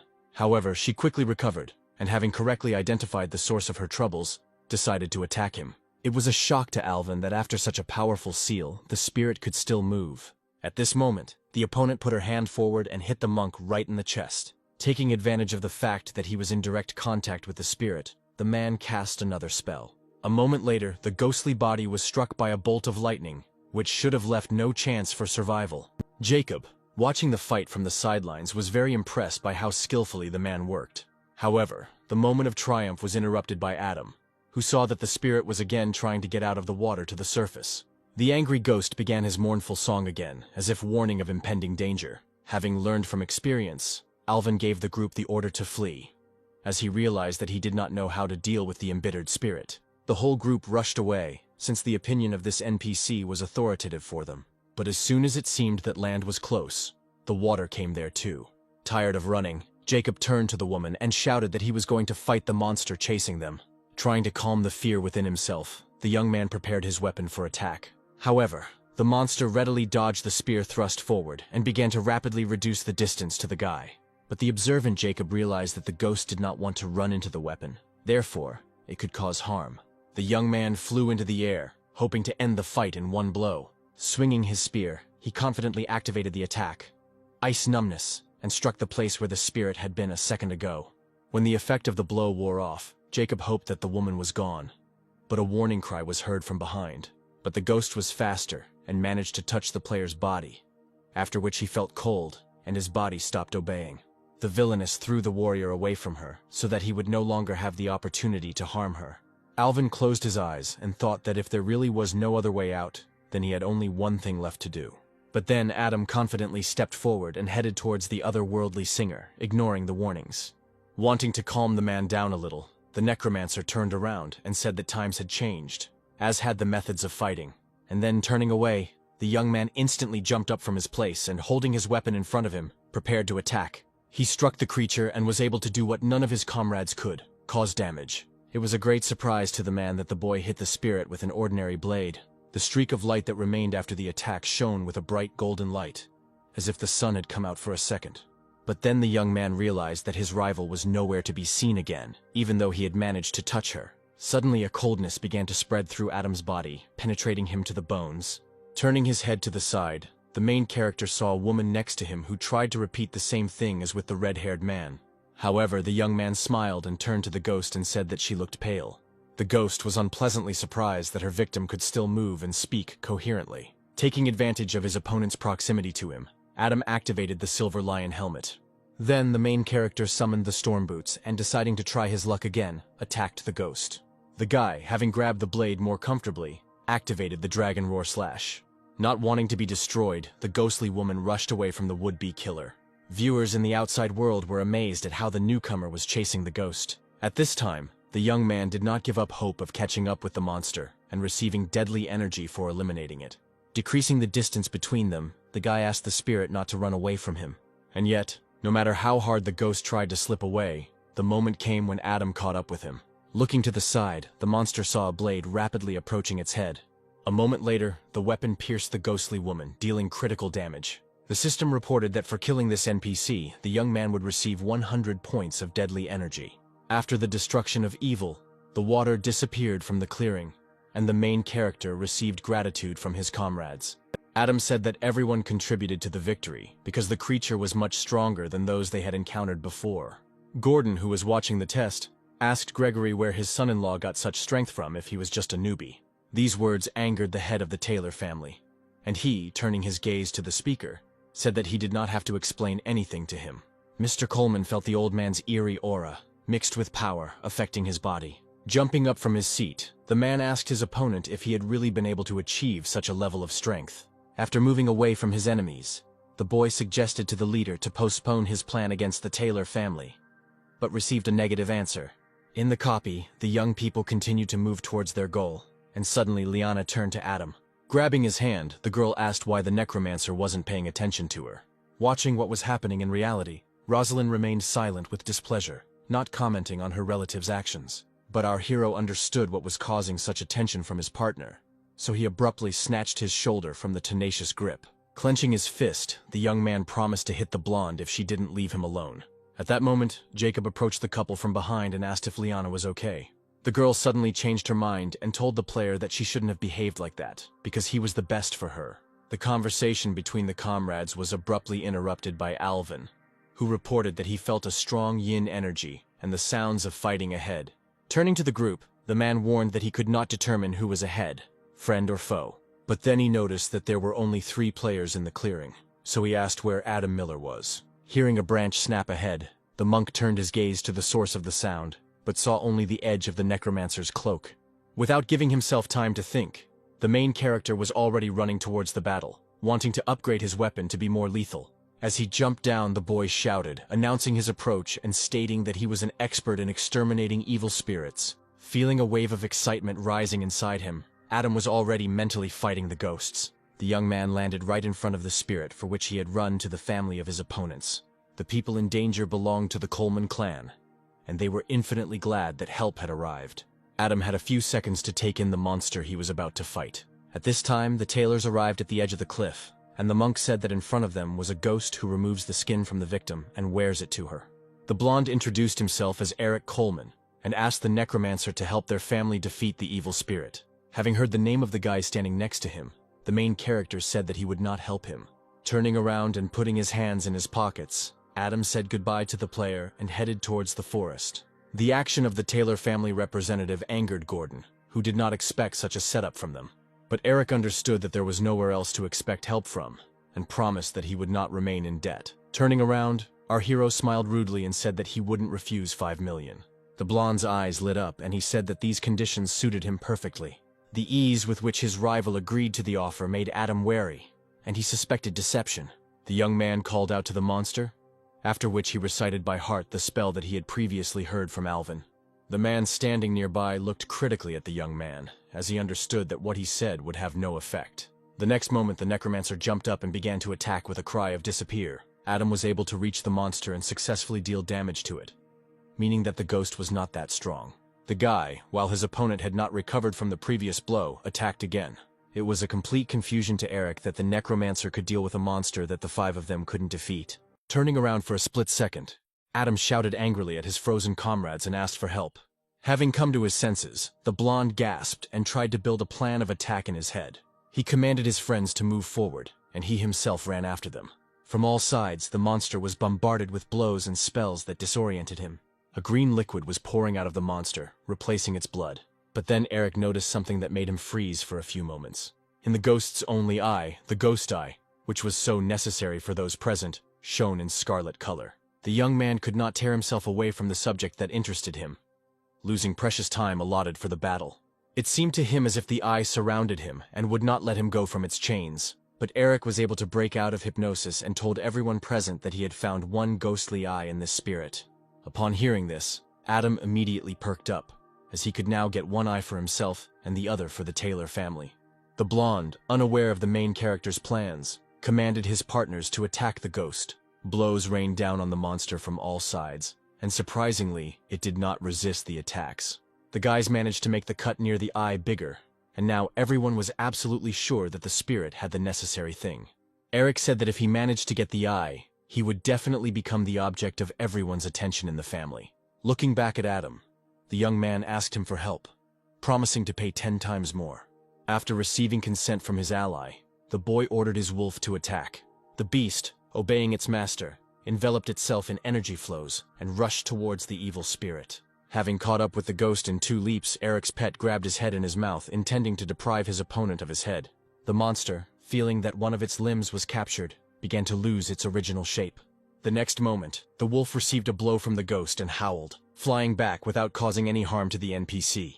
The main character did not interfere in the battle and watched, trying to figure out the monster's weak points. Now the spirit had acquired a diamond shape, with a huge red eye in the middle. Suddenly, the Wolf King appeared from the side again, attacking the monster with furious rage. But the eye had already seen the danger, and it was obvious that he would not ignore it. The spirit released black tentacles in the direction of its opponents, which looked dangerous even at first glance. Eric let out a frightened breath and informed Adam, who was standing next to him, that what was happening was dangerous. Alvin, who had been at the top of the cliff all this time, tried to shout to the necromancer, but it was all in vain. The judge said that the Colemans and Taylor's son-in-law were sucked into the world of the ghost eye, and the mirror would not show what was happening inside. There is a ghostly energy raging in this space, but to gain the recognition of the eye, it is necessary to enter it. When Adam opened his eyes, he saw that he was in a dense forest. Suddenly, a thin female voice was heard from the side calling the young man. The girl said that she was afraid to be there and asked to be taken to a safe place. Smiling, Adam said that he would be happy to help, but warned that he would not do anything for free. Modestly lowering her eyes, the stranger said that she had nothing to repay for his kindness, and began to slowly unbutton her shirt. Running up to the guy, the girl pressed her whole body against him and said that she would give him all of herself. At that very moment she received a punch in the face, which was a big surprise. The impudent girl flew away from the main character a few steps, and apologies were heard after her. Rubbing the place of the blow and looking at the ground in confusion, the stranger asked why the young man was so cold towards her. Guessing that Adam didn't like damsels in distress, she raised her hand, and the next moment another lady appeared, putting her finger to her mouth and then licking it. The woman asked if the necromancer liked his current image. At this moment, the main character realized that there was another monster in front of him and took the dagger in his hands. Frowning with displeasure, the stranger stated that this victim could not be taken in this way. Moving closer, she said that she wanted to look into the young man's heart to understand who he liked. Looking at the outstretched palm, which was glowing red, the young man advised not to do this, otherwise he would attack. However, the warning did not work, and having penetrated the guy's body, the woman reported that in this space, she was the strongest. A second later, a painfully familiar girl in a blue dress with stars stood in front of Adam. Sitting down on the ground, the creature began to carefully examine the acquired body, and then asked who this girl was to the hero. What was happening angered the young man, and he demanded that she stop looking at his girlfriend's body, and then attacked her. The woman said that the young man would not be able to leave even a scratch on her, and then asked how he could raise his hand to this body. Smiling, Adam said that there was someone else in his heart that the monster should be afraid of. The next moment, someone else began to smoothly emerge from the main character's body. As a result, the stranger found herself in front of the mechanical queen, whose very appearance was terrifying. The monster ran to the side, as it was scared of the girl, shouting something about a ghost as it went. But the queen did not want to let the deceiver go so easily, and directed bone fetters in her direction. They wrapped around the body, which was so reminiscent of Brooke, like ropes, and then contracted and deprived the creature of the ability to move. The girl, without turning to Adam, said that the ghost was now vulnerable, so it was time to begin extracting the eye. There was no need to remind the protagonist several times, so he headed towards the NPC and confidently struck him in the neck. The system reported that the player would receive 200 points of deadly energy and the ghost eye as a reward. Taking the object in his hand, Adam asked the girl if this thing would help remove the memory seal. The protagonist handed the eye to the queen and informed her that it was now her turn. Having intercepted the thing, the blonde confidently began to bring it to the guy's face, and he asked if what was coming would definitely not hurt. Staring at the glowing object in fascination, the queen assured her friend that he would not feel anything. When the artifact came into contact with the real eye, the entire area began to glow with a scarlet light. Looking at how the young man was suffering from unpleasant sensations, the girl admitted that she had no idea about pain. As soon as the eye was inside Adam, black seal patterns immediately began to creep across his face. Moments from the pseudo-dungeon began to emerge in his memories, but he still couldn't remember his friend's face. Observing the thoughts in the necromancer's head, the beauty reported that the seal was stronger than she thought, and the eye was unable to get rid of it. However, the girl immediately clarified that if he found and used the 3 remaining artifacts, he would definitely be able to restore his memory. Another plus was the fact that Adam's vision had improved, and the ghost fog would no longer affect him. Suddenly the sky above the young man split, which meant that the phantom world was collapsing, and it was time to leave. When the necromancer moved to the ghost mountain, there were only dead bodies lying around. But suddenly Eric's voice was heard from behind. He was glad about the young man's return, and then demanded the eye. The guy said that all of his family members who came with him died in the ghost eye space. Extending his palm, the blonde demanded that the artifact be given to him, promising that Adam would receive a reward as soon as he left here. Pretending not to understand which eye was being discussed, the guy looked at his interlocutor in surprise. Eric said that since the necromancer didn't want it the easy way, he would have to do it the hard way, and sent the wolf behind his opponent's back. The beast jumped on the main character but did nothing, since the goal was only to scare the guy. Clenching his fists, the blonde declared that since the student did not want to give up the eye himself, he would have to take it by force. When the Wolf King was given the command to attack, he immediately opened his mouth and pounced on Adam. Our hero prepared to repel the attack and took his blade in his hands. It took the necromancer only one attempt to get rid of the enemy in the form of a beast. Eric felt undisguised horror at the way a creature close to him was dealt with. The system reported that for killing a fierce evil spirit, the player receives 100 points. Ignoring his rival, the young gentleman ran up to the wolf and fell to his knees before him, not wanting to believe in his death. Adam concluded that the Coleman family was no longer a threat, and turned around and walked away. Breaking into a run, the boy tried to find at least one of the tailors in order to continue passing the test with them. At this time, a scandal was brewing in the outside world. Gordon approached the old man and demanded an answer for the boy's actions. Gregory calmly said that when people set foot on the mountain, their life and death are determined by fate. The man began to catch the indignant glances of the remaining heads of the 4 great families, and decided to put off the argument for later. The impudent man only sighed with displeasure, realizing that he was not in the best position now. However, the head of the tailors himself noted Adam's uncontrollability. He tried to understand what was going on in this guy's head. Moving without stopping, the young man periodically called out to his comrades, but in response, he heard only silence. Suddenly, Liana's voice was heard from somewhere, no louder than the breeze, begging for help. Jumping to the ground, the main character saw the girl's body in front of him.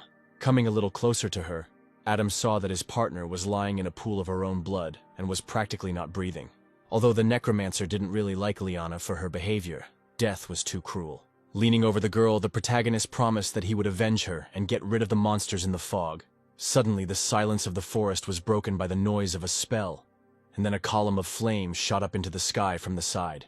Adam quickly found himself at the scene of the battle, and met Jacob and Alvin there, who looked at him with joy. Without wasting time on greetings, the young man approached the group leader and asked where Liana was now.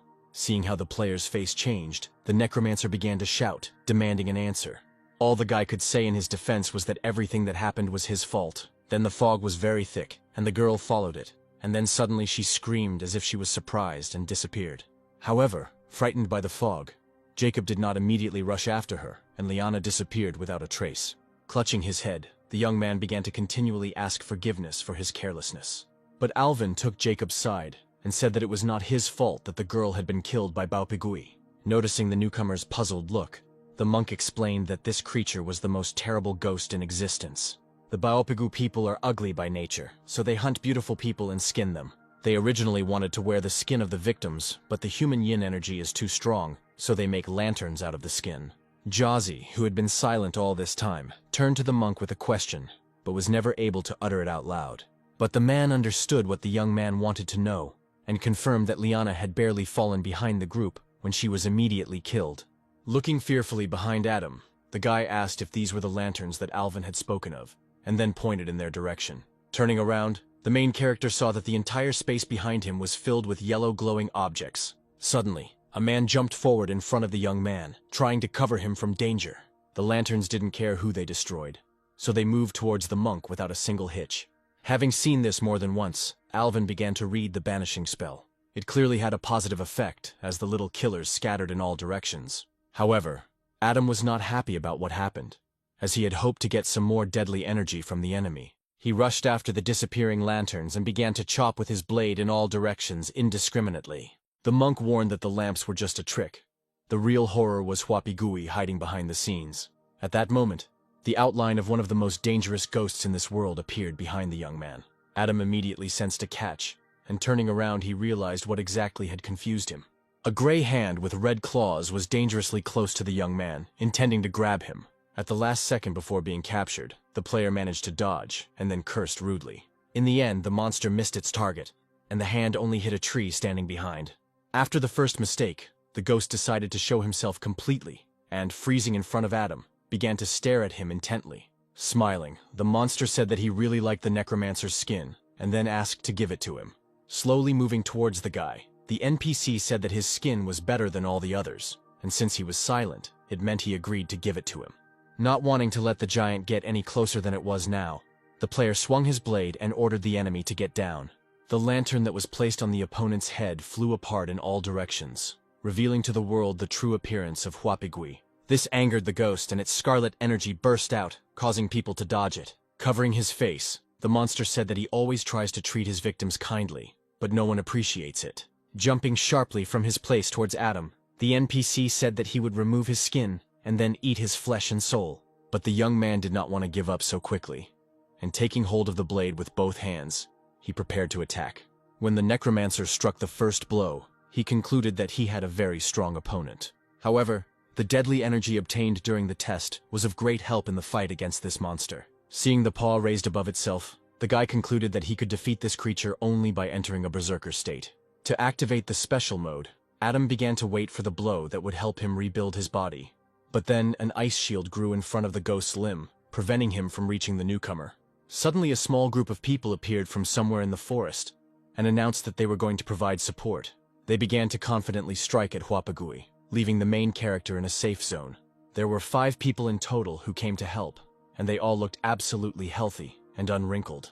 Adam recognized the guy who was their leader, Peter Sinclair, the junior sword god of the Sinclair family. The necromancer was impressed by the young man's high attack power. But then the time for a short respite passed, and the ghost again rushed at the people. The stranger from the arriving company used her magic and countered the monster with ice cover. The opponent's hand hit the ice and he was unable to harm Peter. The protagonist was impressed by how his partners worked together and chose their timing well. The next moment, the player came to the conclusion that Baopigui had a ghostly eye, otherwise why would his opponents help him? Alvin came up from behind and reported Jacob's disappearance, and then offered to continue dealing with the ghost. When Adam said that he would arrive a little later, the monk said that he would wait for him. The player came to the conclusion that the Sinclair family team was too powerful, so Baopigui's escape from them was not surprising. Peter repeatedly used various powerful sword-fighting techniques that were difficult for the ghost to counter, and yet the moment of truth came. The monster's head was cut into 2 parts. The leader gave the command to his comrades to attack so that the ghost eye space could not open.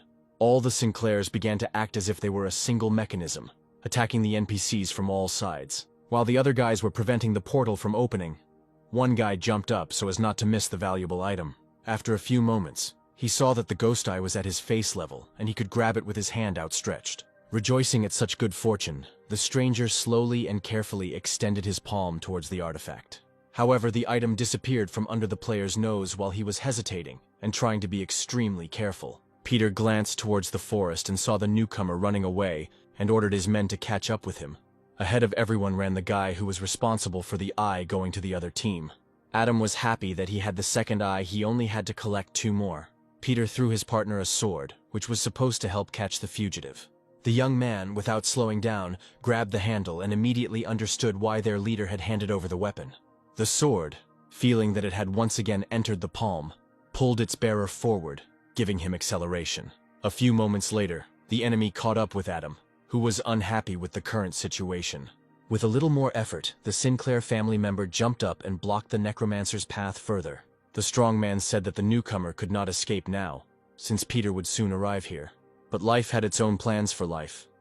A pair of strangers in black cloaks that hid their faces emerged from the forest.